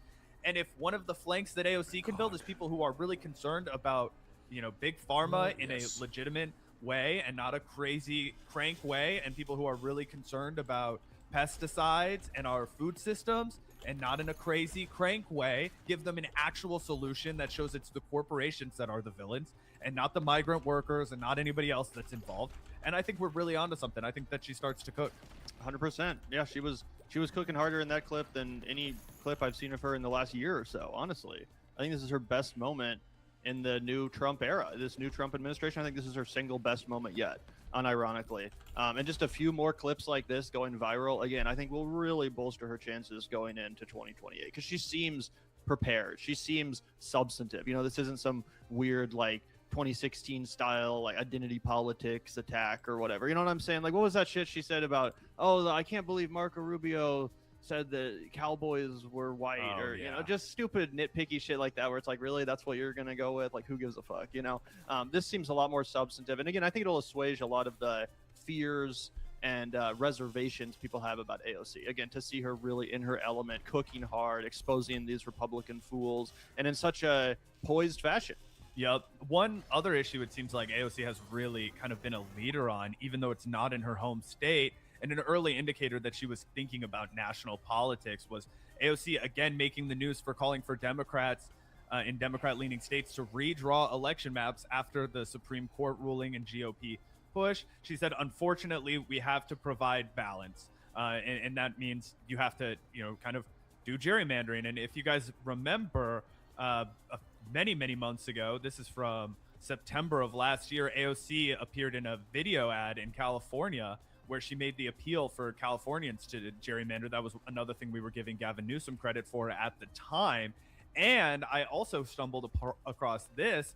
She actually outscored Gavin Newsom in that ad in California, which I think is meaningful. And it does show that when AOC is making the case for these kinds of things, when she's putting herself out there and she's on ground where she's confident and comfortable and succeeding, the American people eat it up. And to see her outperform Gavin Newsom all the way across the coast, this is from November of last year.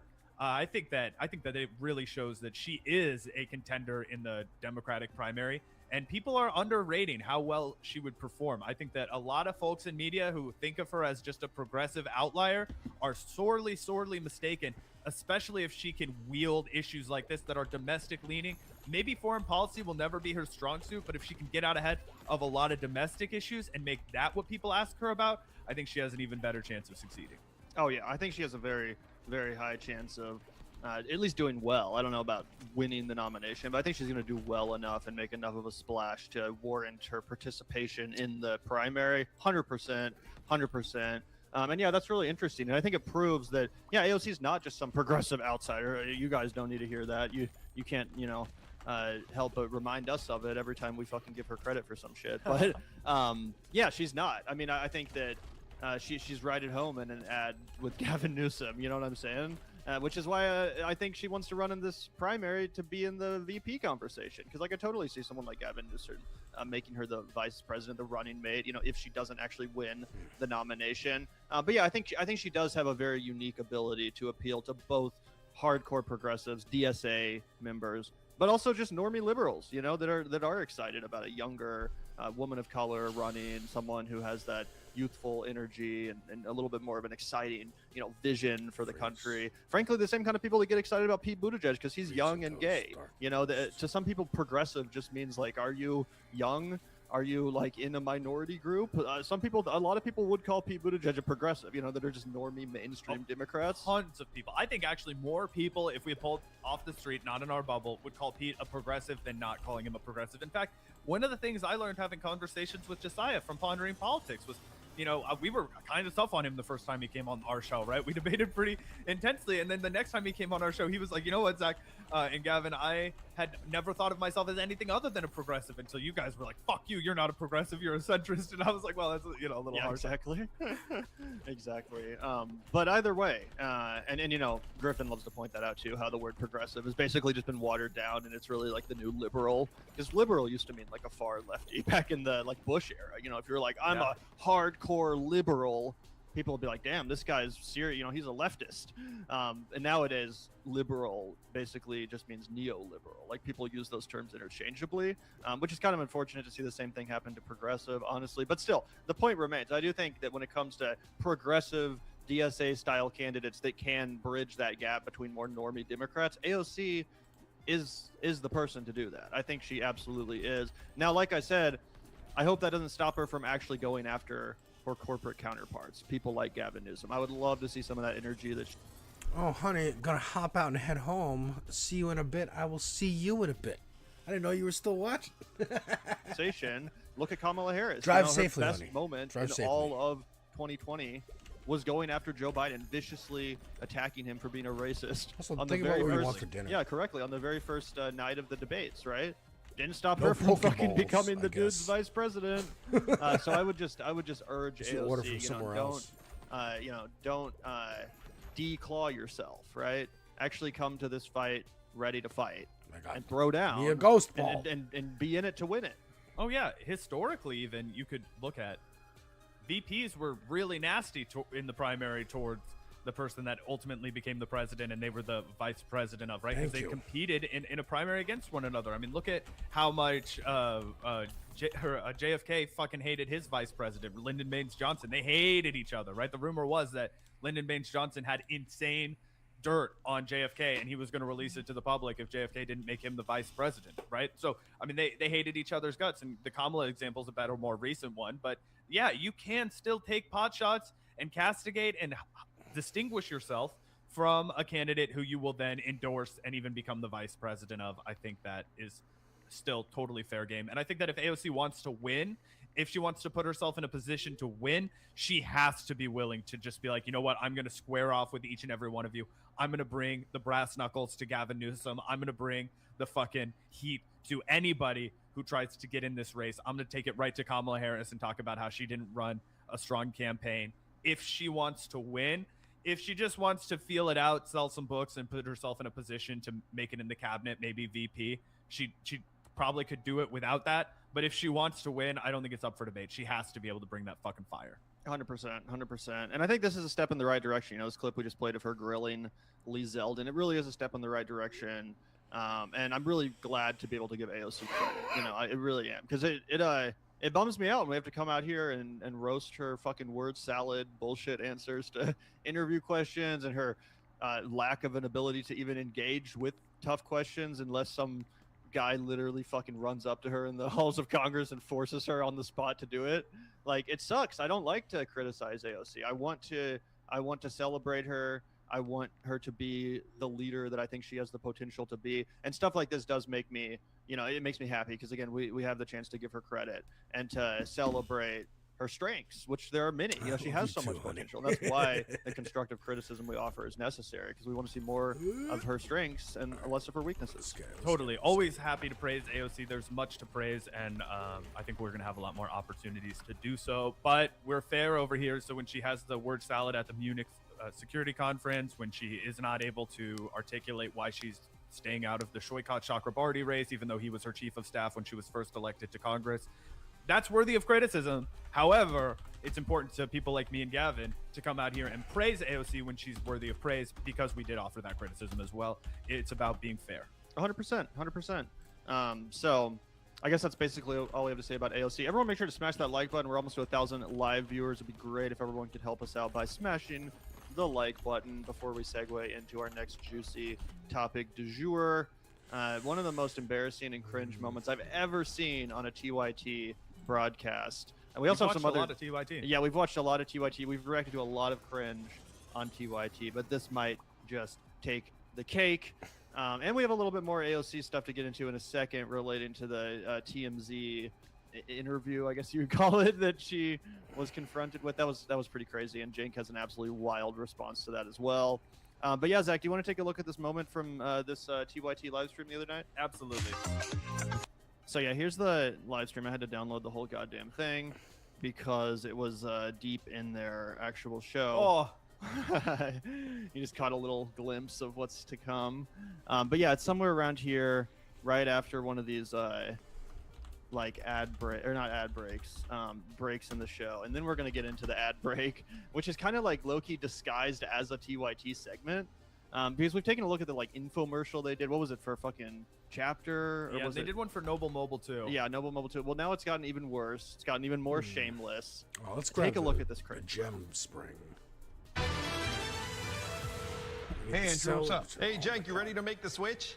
Yeah, I guess. I promise it's easy. Universal, basic, and you get income. Yeah, you keep saying that. But you sure I'm gonna have coverage? Of course you will. You think I would have bad service? I'm Andrew Yang. Of course I have good service. All right, let's try. But I'm so bad at tech. So, wait. Should I do this thing of the hashtag business? Andrew, you're still on, right? Yep. Oh, I see it. Oh, wait, I don't see. Oh, yeah, I do see it. Here we go. This is the cringiest shit I've ever seen in my entire life. I can't even unpack how cringe this is. They're doing like a weird 2012 style Verizon wireless commercial with Andrew Yang, who nobody gives a fuck about, okay? He doesn't even wear his math hats anymore because nobody would get that fucking reference. Now he has a Noble Mobile hat on. You've got Cenk Uygur simultaneously calling himself corporate free news as he's doing an ad which he stars in. A fake commercial. He thinks his audience is fucking dumb. If you are a TYT watcher, Cenk has no respect for you. He thinks you're dumber than dirt. Yeah, so fucking cringe. And we're gonna take a look at some of Andrew Yang's recent cringy takes also, which makes it even more embarrassing for Cenk to associate with this fucking clown, this absolute grifting con man scam artist. We've been calling Andrew Yang out from day fucking one, almost, not day one, but like day 3, you know. Briefly was amused by his UBI shit. I was out here. Fair enough. I was a little bit earlier to the party. Fair enough. Either way, we've been calling Andrew Yang a grifter for a long fucking time. I never thought it would get this bad. I never thought it would get this embarrassing, where he's just a fucking cell phone salesman, you know, hawking his wares on the Young Turks or whoever will have him. It's so fucking embarrassing. But let's watch the rest of this ad. I actually did not realize that you'd be searching in real time, but I love it. How much do people actually normally save? Yeah, the average American is going to save between $500 and $1,000 a year on Noble. Yeah, no. You know what I'm going to do, Andrew? Are you ready to become a Noble member? The 2 buttons are do it and go back. There's no going back. We're doing it. We're doing it. Here we go, Noble Mobile. Oh my gosh, I just called you, and are you now on Noble and not Verizon? Why didn't you tell me it was going to be super easy? I know, man. Now you just stay away from your phone and watch the money roll in. I can do that. Here you go, phone, yeah. What the f— Cenk, you still there? Andrew? Oh, well, at least I got Noble Mobile. It was really just one take. The whole thing is wild. It's in my shoes. It's in my shoes. Hi, I'm Brett Ehrlich with... So yeah, that was like fucking interminable. That was like, what, 3 minutes long or something of the Oof. cringiest shit you've ever fucking seen. Oof. Just so fucking embarrassing for Cenk to not only promote that shit, but to create a whole like comedy sketch, whatever you want to call that bullshit, to promote Andrew Yang's scam cell phone service. It's so desperate. It's so fucking pathetic. And that's without even getting into Andrew Yang's atrocious takes, which do not align with the commentary you hear on the Young Turks, specifically as it relates to the Iran war, which, by the way, you know, I do think a lot of their coverage of the Iran war has been pretty on point, despite the endless fucking Tucker Carlson glazing and stuff like that. If you just tune in to hear them talk about the war, I think they do a pretty good job. It's part of the reason why we haven't been hammering the Young Turks as much lately, because I do think some of their recent content has been more on point.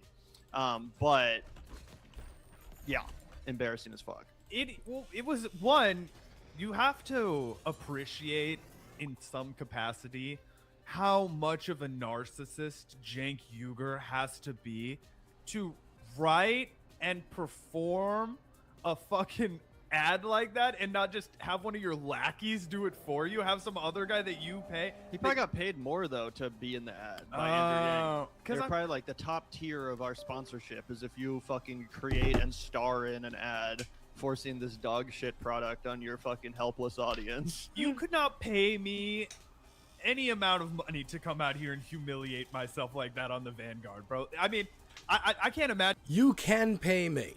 You can pay me plenty of money to humiliate myself. Depends what the product is, and it depends how much money. College students make an ad for a class. It felt like what I'm in a business administration major. It's like, I'm in film school. Let's make an ad for our college project, bro. I'll be in a hat over here sitting and you'll be switching to our phone. That's literally the level of competence that it had. To say rock bottom, we've said rock bottom about the Young Turks too many times, but it's just they're willing to humiliate themselves to no end for money. And that is exactly what a grifter is. Yeah, and that's not even the only corporate sponsorship they're currently hawking. There's a couple others like ZipRecruiter, I think, has been getting hawked on the Young Turks lately. Same with Cook Unity, another fucking horrible company. But either way, again, let's just remind everyone, because Andrew Yang is not just a cell phone salesman, right, these days. He also frequently takes to Twitter to basically regurgitate fucking neocon propaganda and Zionist lies. I'm sure you guys remember him defending fucking Israel infamously a few years ago. That turned into a huge controversy. But he's also just been out here posting fucking propaganda to help people get on board with the war in Iran. He made a whole Substack post about it. I guess he has some shitty Substack that no one fucking reads. But this was laying the groundwork for the war all the way back in January. Talking about how the most important thing going on in the entire world right now is the uprising in Iran. That's unironically the CIA could have just written this fucking story for him. The most important story in the world right now. Okay, bro.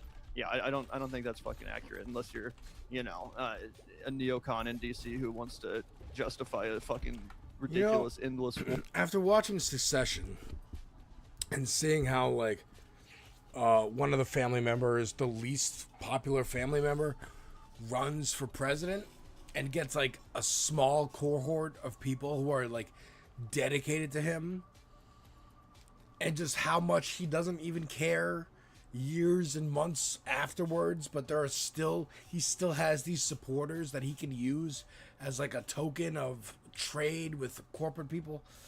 If you have enough name recognition, or again, you run for president and you get that name recognition, then you could just have a tiny little dedicated audience who will give you money and shit. His foreign policy is whatever he's told to have as his foreign policy, wherever the money is, right? And that's what happens when all you care about is the money, right? And here's another one too, very on brand for a Silicon Valley bro. I don't think wealth taxes are a good idea in practice, and they're definitely dumb at the state level. So this is him directly calling out Ro Khanna's proposal for the wealth tax in California and the billionaire tax. He's saying, I don't think that's a good idea, and I definitely think it's dumb for California to do it on their own. Yeah, because you're a rich asshole who doesn't want to pay your fucking taxes. That's what you are.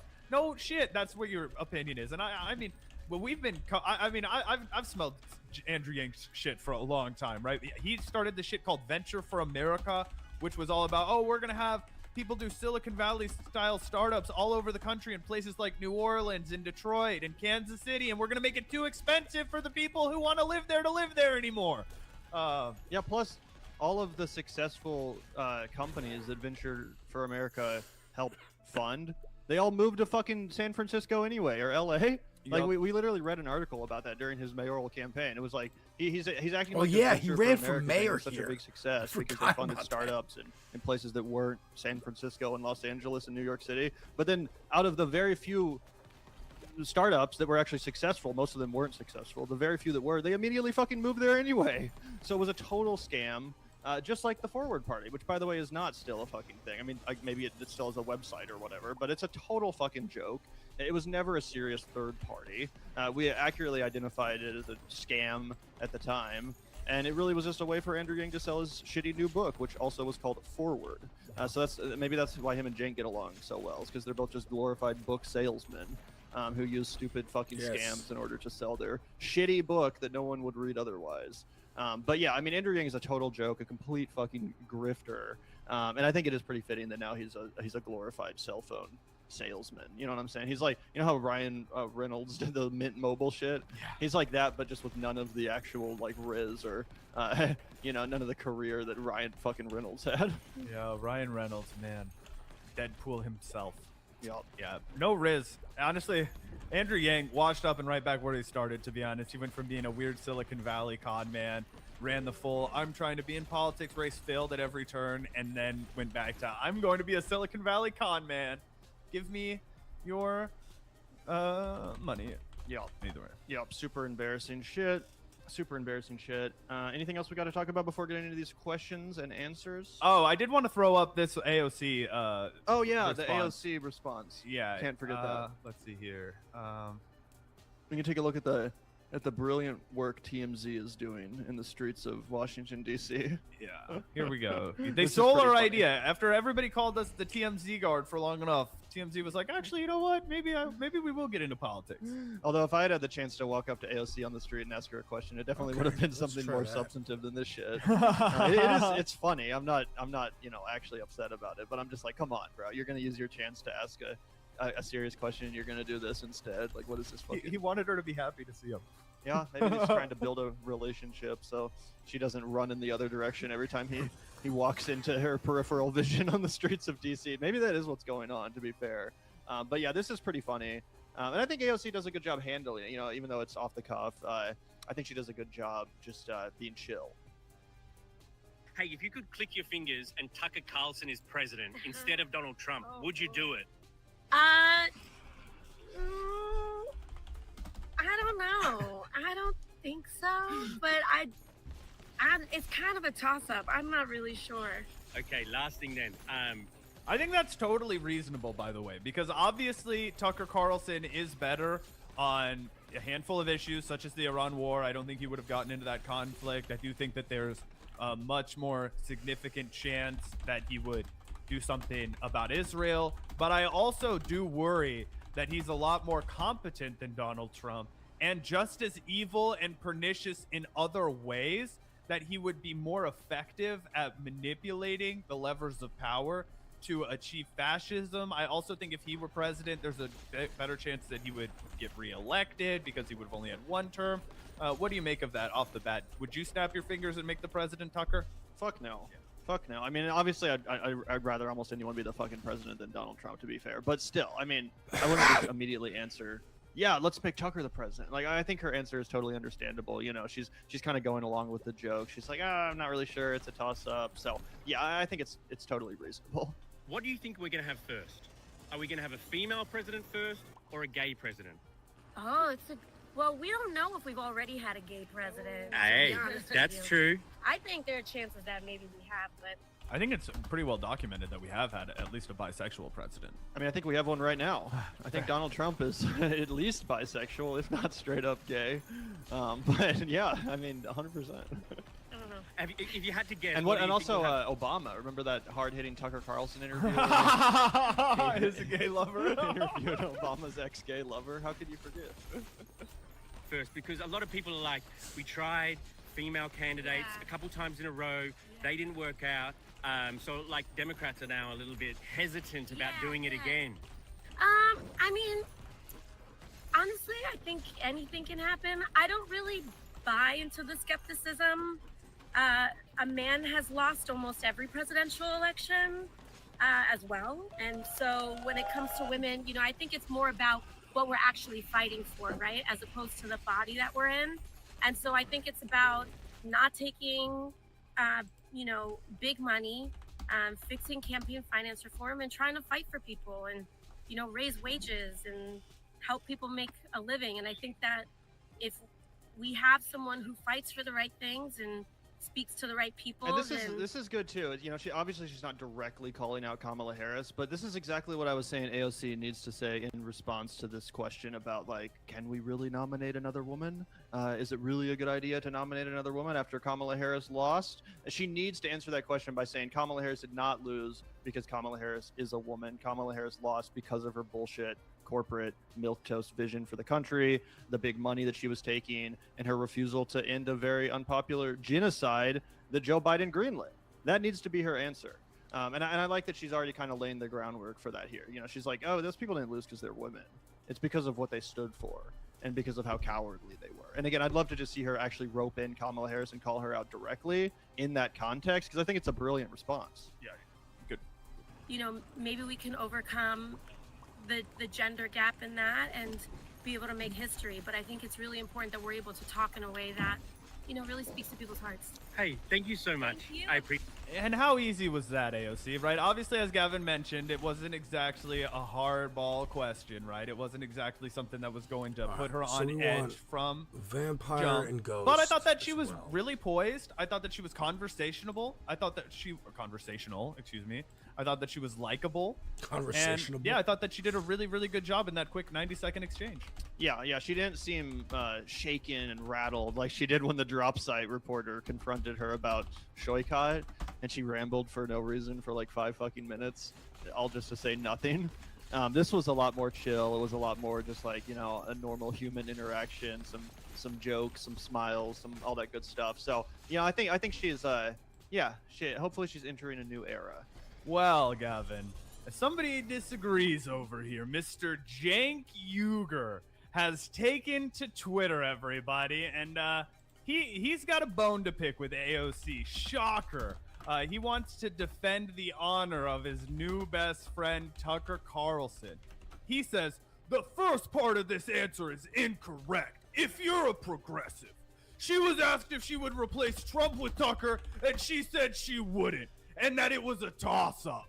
If you think Tucker has all of the wrong positions Trump has on everything else, no problem. But Tucker is against the war and would withdraw from it immediately. He's also opposed to the genocide and to funding Israel. Those are really, really important issues. And he is 100% better than Trump on those issues. The question wasn't whether you'd vote for Tucker or if you'd like him better than Bernie. It was whether he's better than Trump. That's not close. That should have been a very easy yes, but she's worried about her brand.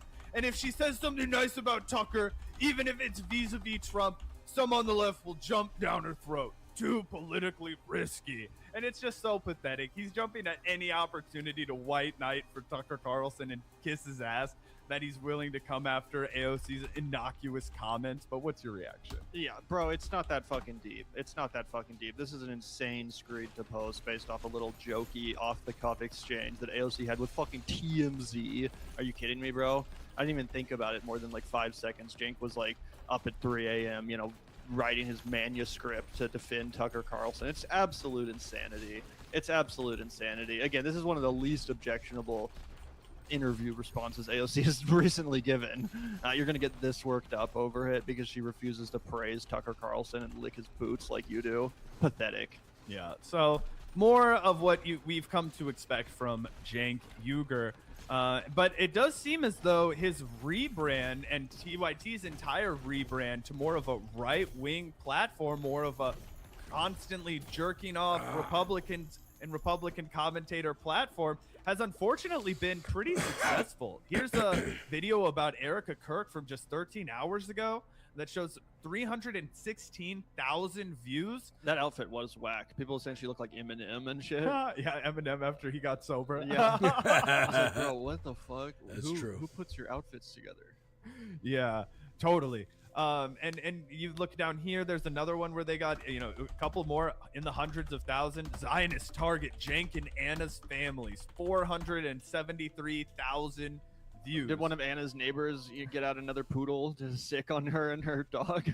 Apparently somebody doxed the names of their family on the internet. I did see that, and it was pretty fucked up. Yeah. Like, what was it, like Canary Mission or whatever? They're like posting like, this is her husband, and he teaches PE at a local high school that's 30% Jewish, like trying to, you know, imply that that's somehow like putting those students in danger because he's married to Anna Kasperi. I was like, what the fuck? That is completely fucking ridiculous. I did feel bad, not necessarily for Anna, but for her fucking poor husband, who I don't even know anything about, but I'm like, he doesn't deserve to be doxxed. For sure. And same about Jank's wife, if people are. Oh yeah, his wife also got doxxed. Yeah, that is crazy. But another look down here, almost 500,000 views. Iranian strikes on U.S. bases revealed by NBC News. And you guys might be like, oh, whatever, like this, they have millions and millions of subscribers. Of course they're going to be doing numbers like this. But over the last couple of days, they have skyrocketed in popularity. Gavin and I used to cover the Young Turks, and we would scroll through like this, and it would be all videos like 43K or less. It would be all, like one breakout video would have like 120,000 views every week or something. I mean, they were down extremely bad, but they have spent the last 18 months really trying to reposition themselves as like a anti-war MAGA simp show, and Tucker simp show. Yeah, well, and also Marjorie Taylor Greene and all of these other fuckers that they love to ex-MAGA. The ex-MAGA, exactly. They love I wanna Dave try Smith, Time all these Bomb guys. with They Bomb. love to praise on the show. and they've gotten in that Let's try algorithm. that. They're like praising Candace Owens, and so if their Erica Kirk content pops off. It's just very, very nefarious, but it's also sad that it's working. Yeah, I have mixed feelings because, like I said, I do think a lot of their anti-war coverage has been pretty on point. You know, despite my issues with their endless Tucker Carlson glazing, I think that some of their segments have been pretty on point. And you know, it's not the end of the world. But yeah, I do think that also just in the midst of this climate with the war going on, I think that all news channels see a little bit of an uptick in viewership, right? Because the news is just a lot crazier than it was like 4 months ago or something. You know what I'm saying? And Yeah, but I Erica didn't see Kirk them get is this many a views during the Googled Russia-Ukraine stuff. I don't know, bro. They were pumping out the Russia-Ukraine content, which in fact makes it even more funny that you know, Cenk is so obsessed with Tucker nowadays, because they were like hardcore Slava Ukraine during that shit. Like they were pumping out fucking segments during that conflict as well. They were, from what I remember, were getting pretty good views. But it does seem like, you know, during wartime in general, news channels just get more views. I mean, look at how many views some of these Breaking Points videos have been getting. Some of them have got like in the millions of views, like 4 million views and shit like that. It's absolutely insane. So I think that that's that you know, when the news is crazy, it does kind of act as like a rising tide that lifts all boats in media. And TYT has certainly benefited from that. Just again, because I mean, the headlines are a lot crazier. Breaking news: American soldier dead. You know what I'm saying? Yeah, for sure. I mean, a cursory look, though, it did not seem like the Ukraine and Russia content that they'd been putting out was doing anywhere near the like 300 to 500,000 views. I mean, you'd have to go back 9 years to see a clip that did that well that was related to Russia and Ukraine. So I do think a lot of it is the fact that they've been able to reposition themselves to more of that Candace Owens, Tucker I mean, they put out a Carlson. lot of content during that era. Did we look through all of the videos they posted about Russia and Ukraine? I mean, I looked up. I mean, usually it recommends the most popular videos, right? So you've got, you know, 4 months ago, 6 months ago. This one was the most popular one that pulled up. That's 265,000. But if you look back, Russia escalates 79,000, 26. So it's just a far cry from the massive amount of views that they're getting. I mean, that now. also wasn't a war that America was directly involved in. Like, we are literally at war with Iran versus Russia-Ukraine. It's like a proxy war. So I think it's a little bit different. I think my point still remains true. That's pretty undeniable that when the U.S. is in the middle of a crazy fucking war, all news channels are going to benefit from it. But I'm not denying that that's also partially because, yeah, they have got themselves firmly in that Tucker Candace algorithm. I think that's really helped.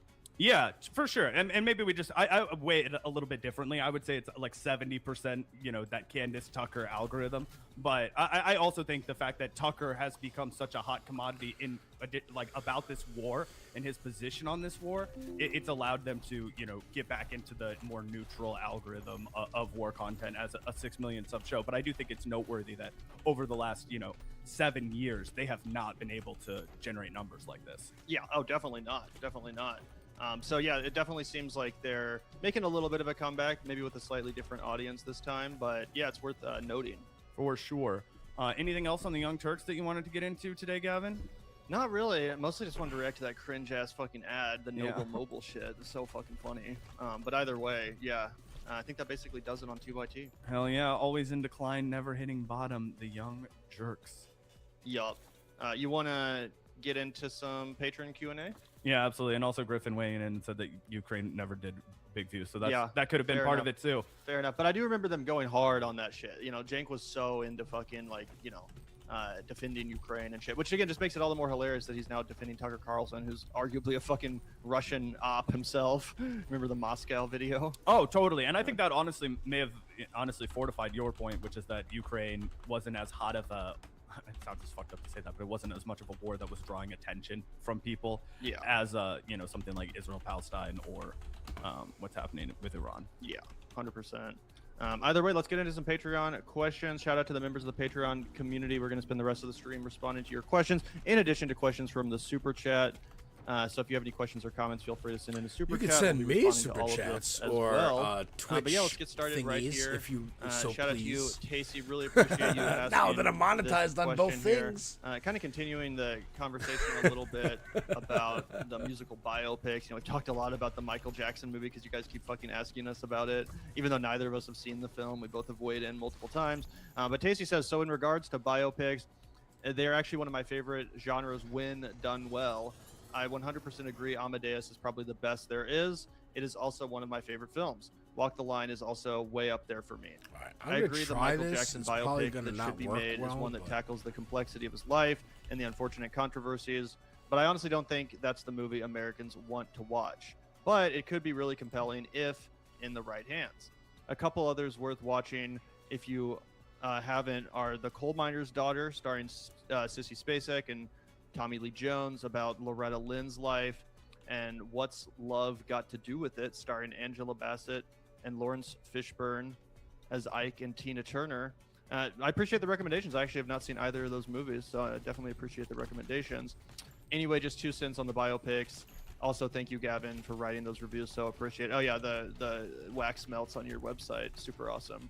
But either way, shout out to you, Tasty. Really appreciate the comment. And yeah, I totally agree with what you're saying about, like, oh, the more sanitized puff piece version of the Michael Jackson story is going to be more profitable for the studio. Like, that's definitely why they went that route, and because of the fact that it was going to make more money, and because of the fact that it was basically being, the whole production was being controlled by the Michael Jackson estate, which is why I generally think biopics that aren't made in coordination with or permission by the estate are usually better, because they do get into the actual complexities of somebody's life instead of just glossing over it in order to produce a sanitized puff piece. But yeah, I mean, obviously that's the reason why they chose the route that they chose, and why most biopics chose that route. Most biopics don't get into the real nitty-gritty, darker aspects of the person, unless it's made like 100 years later or something. But it's still so fresh, the family's still alive, and they still want to profit off of this story and get the streams up on the Spotify and stuff. So yeah, of course it's going to be more sanitized. But yeah, really appreciate your comment, Tacey, and yeah, Amadeus is a masterpiece. Yeah, shout out to you, Tacey. I can have a good time with a music biopic, right? I know it's not a direct biopic, but I always thought 8 Mile was fun when I was a kid, right? So there's some movies out there that I think do a good job, but I also agree with Gavin. The cookie cutter ones typically aren't the best. And if you look at what I would say is one of the better, not a great movie, but a better version of the biopic that's come out recently, if you look at a Complete Unknown, you know, Bob Dylan had nothing to do with it. He's still alive, so it's not his estate, but just him personally, and like the fact that I think he had something to do. Was he not involved? No, he never acknowledged it once. Really? Yeah, and he never responded to Timothy Chalamet when he reached out. That's hilarious. I figured he That was is like really in funny. some way involved in that. No, not at all. Interesting. Either way, I didn't even watch that one. I heard it was decent. Yeah, it was I heard solid. It was decent. You know, and that's Timothy directed by James Chalamet? Mangold, who did direct Walk the Line also. So he's I guess pretty competent at making the musical biopic. But either way, shout out to you, Tasty. Really appreciate the question. Ray was good. That's another good biopic. I've never seen that one. But you want to read this one? Sure. Shout out to you, Samantha. Hi, guys. I love the monthly QA stream. Always very interesting hearing your thoughts. My question this month is about hobbies and stuff you do to pass the time besides consuming media or reading. Have you tried anything new lately that was interesting? I'm thinking about trying orienteering or geocaching. That's really cool. Have you tried either? I have not. I would say the hobby that I've most recently gotten into is bouldering. Over the last 6 months or so, I've been getting back into rock climbing, so I've been trying to go at least 3 times a week, just for fun. Get out of the house a little bit, climb on some rocks. It's a good way to spend a couple hours, stay fit. So that would be my answer. But shout out to you, Samantha.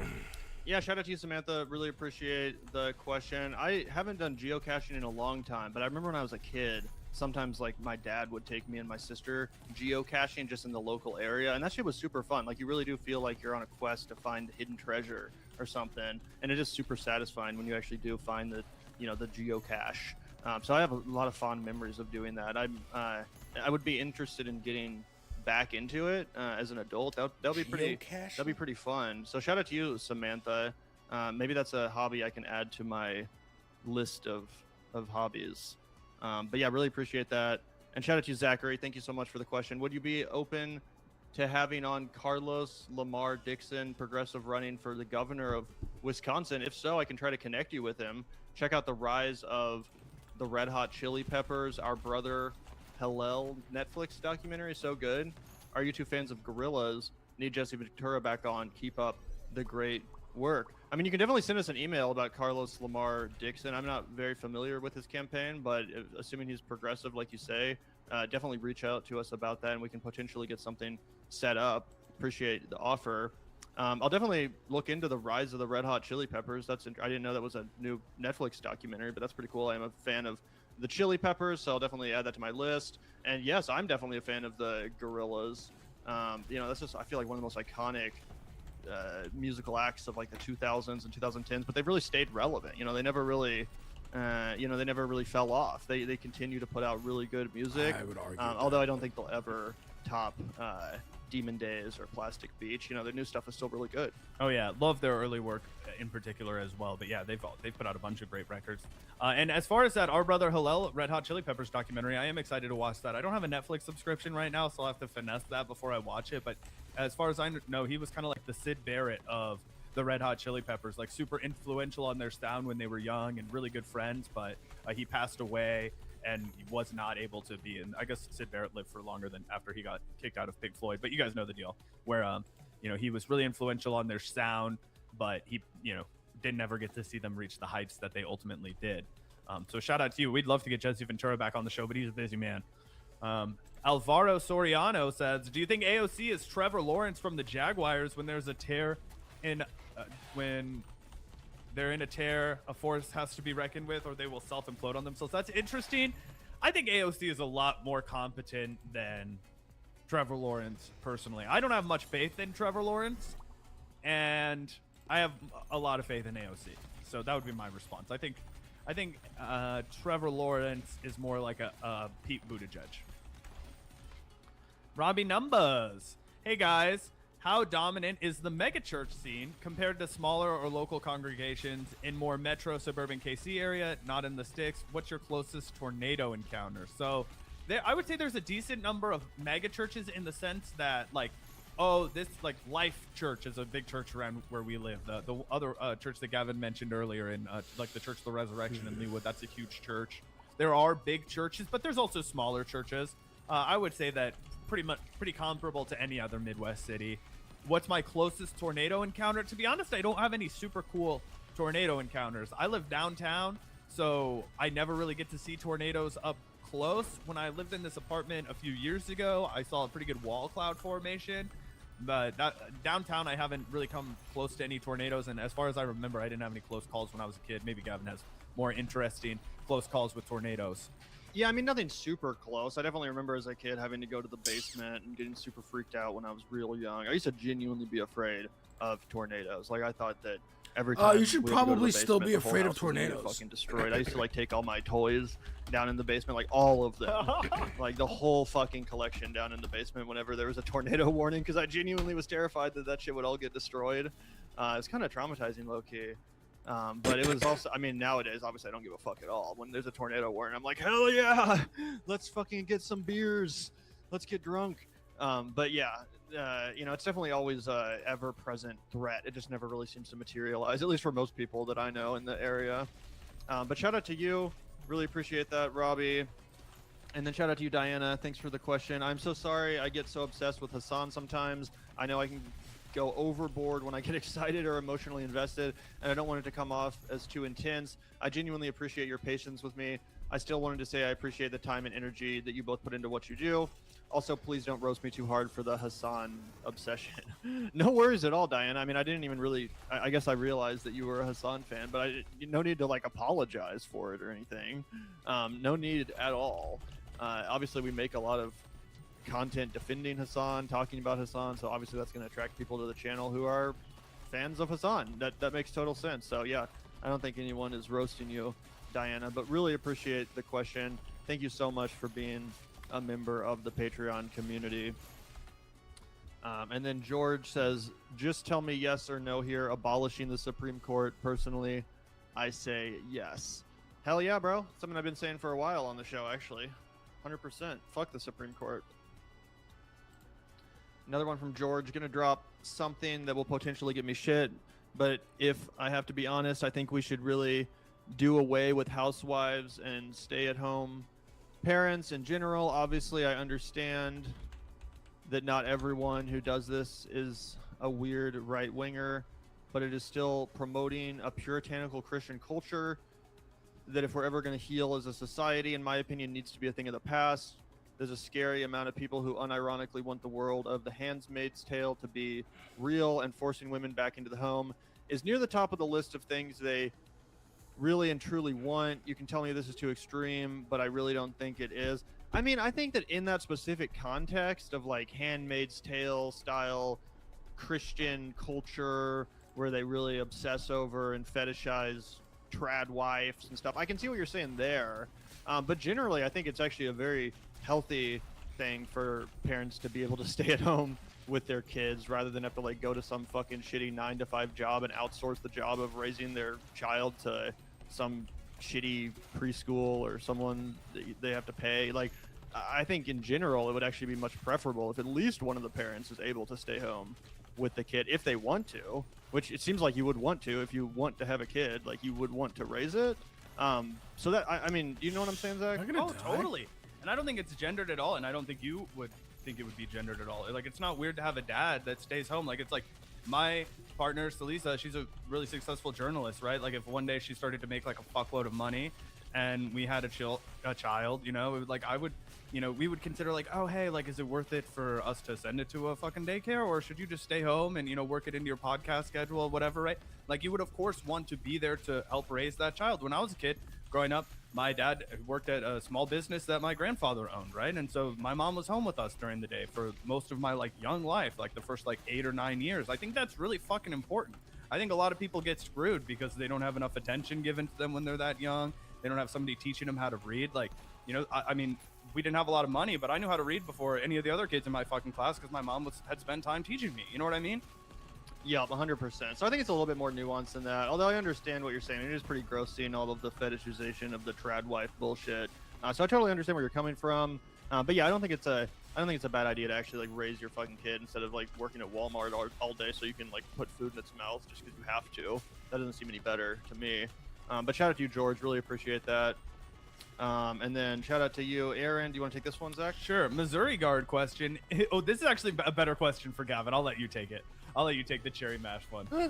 Is there any such candy that's better than a cherry mash? I say no. I concur, good sir. I love a good cherry mash. One of the most delicious candies that most people outside of Missouri don't even know what the fuck we're talking about. I have no idea I think what they're that is. made in St. Joseph, Missouri. That's like where the factory is. But yeah, I feel like most people that aren't from the area probably have never had a cherry mash.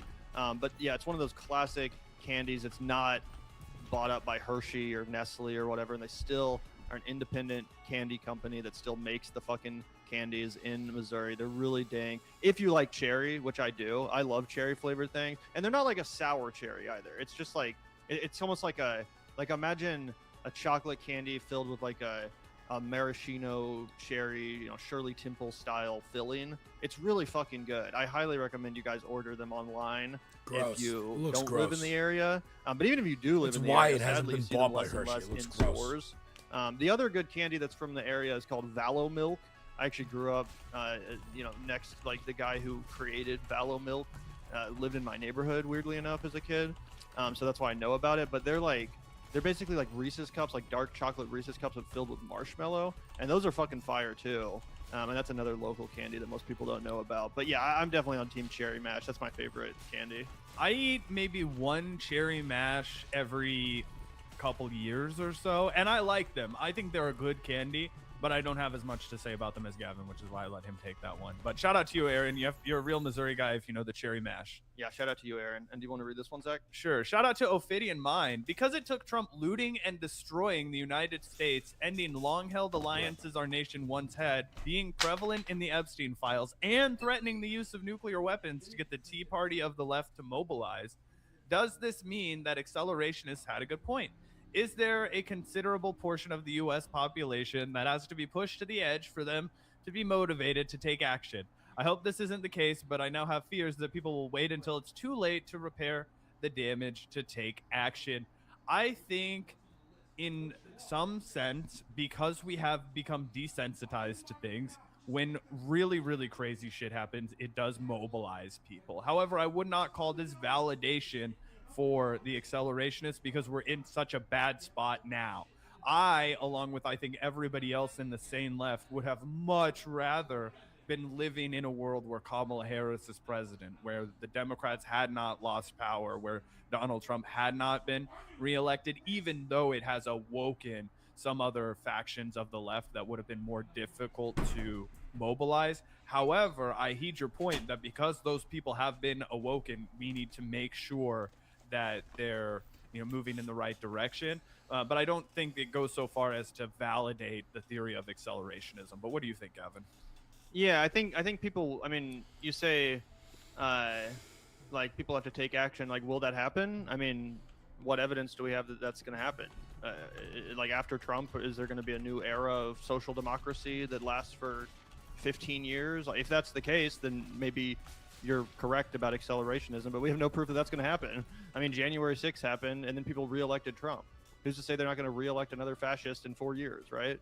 It's definitely possible, but I hope you're right. I mean, that would be the one silver lining to this entire nightmarish debacle. If it ends eventually, and then people are like, well, let's go in the exact opposite direction and nominate like a DSA-style social democrat. That would be great, and I guess then you could say that's sort of, in a way, proof of accelerationism.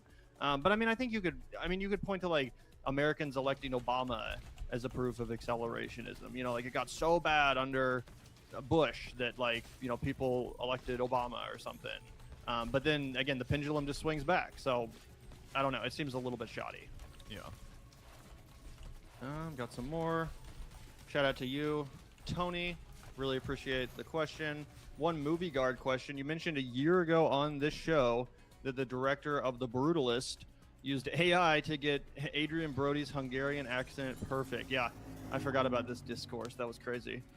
Should he have to give his Oscar back and give it to Coleman Domingo or Sebastian Stan? The Motion Picture Academy really should create rules so a performance enhanced with AI can't win an Oscar. Also, I don't want to seem stupid, but I'm just not getting this. How does Griffin produce breaking points when he's in California and the show records in DC? I think he does a lot of stuff like over the internet, kind of like remote producing, from what I understand. But maybe he's still in chat. Maybe he can explain that to you. It's a perfectly valid question, but I think it's just mostly remote work that he's able to pull it off.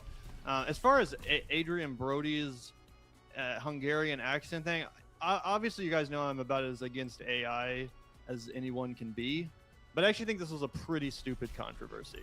I don't think this is really any different than like there being a little bit of auto-tune on a singer's voice on a record, right? Like no one would say like, oh, this singer has to give back their award. What's the music awards, the Emmys or some shit? The Grammys. This singer has to give back their Grammy because they used a little bit of auto-tune on the record. Like that, no, what? Like everyone would be like, that's ridiculous. So I am very against AI in art, specifically generative AI. And I'm not saying it was necessary to AI Adrian Brody's accent. I think that's stupid. But I don't think it takes away from the power of his performance either. And I do think he was great in that movie. I think he did deserve to win the Oscar that year. And I just personally didn't think the AI was obnoxious enough. Like, I wouldn't have even realized it was there if people hadn't made a big deal about it. So again, it's not that I'm defending it. I don't think it was necessary to include that. I think his acting was perfectly fine without it. But no, I don't think he should have to give his Oscar back. Do you? No, fuck no. And I don't like it when AI is used in a way that I would describe as gratuitous, like the Anthony Bourdain documentary Roadrunner. Gavin and I talked about that discourse at the time, where they have an AI Anthony Bourdain read a letter, and Gavin and I both agreed in the context of the film it would have been way more powerful if they would have had the person who the letter was written to, the chef David Chang, actually read it instead, who is still a living person and who was featured in the documentary. But they chose to do this AI version of Anthony Bourdain's voice, and when you knew that was going to come, you just listen the whole fucking movie to like, oh, when's the AI part? And then you're like, oh, that was the AI part. I think that was specifically bad too because Anthony Bourdain is dead, so Yeah. it felt like really exploitative and weird, and like kind of like when they did the hologram tour. Speaking of Michael Jackson, wasn't it the Michael Jackson like hologram tour that they did? And people were like, this guy's fucking dead. You're still like using his likeness to like put on these fake shows. It kind of gave that. Yeah, totally. So I didn't love that. I thought that was wrong. But on the other hand, I've gotten a lot more familiar with editing over the last couple of, like the last year and a half, basically. And a lot of the tools that you can use in editing, like have some sort of like AI element, like, oh, We're going to do like AI noise reduction from the background. We're going to do like, so at what point does it cross the line is up for interpretation. But Adrian Brody, you don't have any problems with how he's cringed publicly and how his Oscar speeches are too long and that was fucking annoying and all this kind of shit. He was damn good in The Brutalist, and nobody can take that away from him. And I swear, if you remove that AI, his accent sounds truly Hungarian, and he did an incredible job. So even though I preferred some other movies that year, I still think it's hard to deny that he was the best actor. Yeah, he gave such a powerhouse performance in that film. And yeah, again, I wish they hadn't used the AI, but I don't think it in any way disqualifies his performance. But shout out to you, Tony. Really appreciate that. It's a good question. You want to take this next one, Zach? Yeah, shout out to Sam O. Really appreciate it. My Blue Dog Dem Congressman David Scott passed away at age 80 a few weeks before running for re-election. There's a good progressive named Everton Blair. That sounds like a literary name, Everton Blair. Running for his seat, and he got an endorsement by Nina Turner. Oh, that's cool. Just wanted to give him a plug. Also, is there more progressives that are running for election that deserve more attention in support? I mean, we try and keep a good, healthy eye on the people that we feel like are breaking through and have a real good chance of getting the job done. And we try and boost people on the margins when we can as well. So the folks that we've covered on our show, Graham Plattner, James Tallarico, Dr. Abdul El-Sayed, Shoikat Chakrabarti, these are the kind of folks that we've been really, enthused by. And we think that they, are showing a real roadmap to success. Cori Bush, we've talked about a lot. She's obviously a former congressman. Lots of people, too many to name in one breath, but that would just be off the top of my head. Yeah, shout out to you, Sam. I'll definitely look into Everton Blair. That's very interesting. Pretty cool that he got Nina Turner's endorsement. I'll definitely look into him, and potentially we'll cover him on the show. Thanks for letting us know about that. And I did hear about David Scott passing away, so RIP to him. But looks like you follow that up with another question. I saw Brokeback Mountain for the first time and thought it was great. Have you seen it yet? Also, did you see the drama? Yeah, Brokeback Mountain is a classic. Definitely one of the best films of the 2000s for sure. One of Ang Lee's, probably top 3 Ang Lee for me. Great movie. So yeah, I mean that movie's a masterpiece. And then Zach and I saw the drama together. I liked the drama. I liked a lot about it. I thought it was a very entertaining movie. But ultimately, not to spoil anything, I had a lot of issues with the end of the film. I thought it ended in a very almost like cowardly way, given the themes of the film that are explored. I thought it all wrapped up way too nicely and neatly. So I have some major issues with that film, but to be honest, it's hard to discuss them without spoiling the entire thing. And I definitely don't want to do that because a lot of the fun of the drama is going into it without really knowing what's going to happen and what gets exposed in that movie. So I definitely recommend everyone see it. I highly recommend it specifically for the acting. I thought Robert Pattinson gave one of his best performances, and I thought Zendaya was awesome too. So yeah, they're doing super chats. I gotta look about dinner and stuff. We will finish this video at some other point, maybe. There's some more FD stuff. I did want to talk about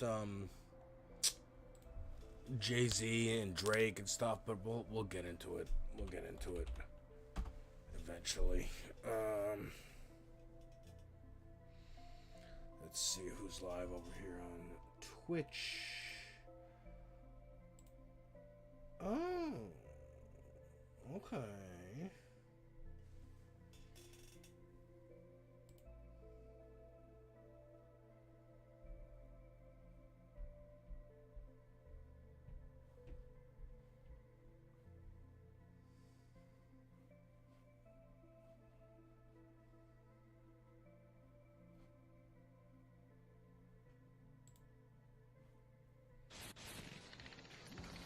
No, you won't.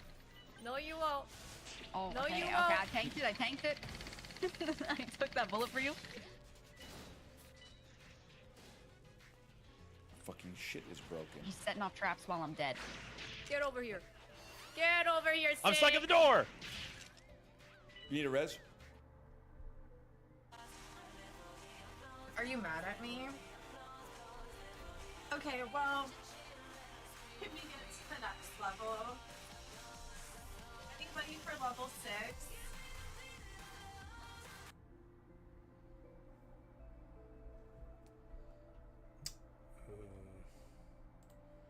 Shonda Black. Shonda Black. Let's raid into Shonda Black. Folks, thank you so much for watching.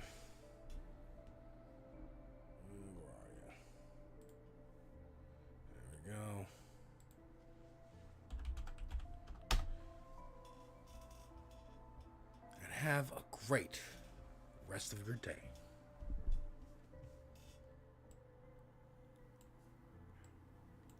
The reason why I'm saying that is because he's running right now to become the next senator and flip a red seat. No, I think like I do agree that like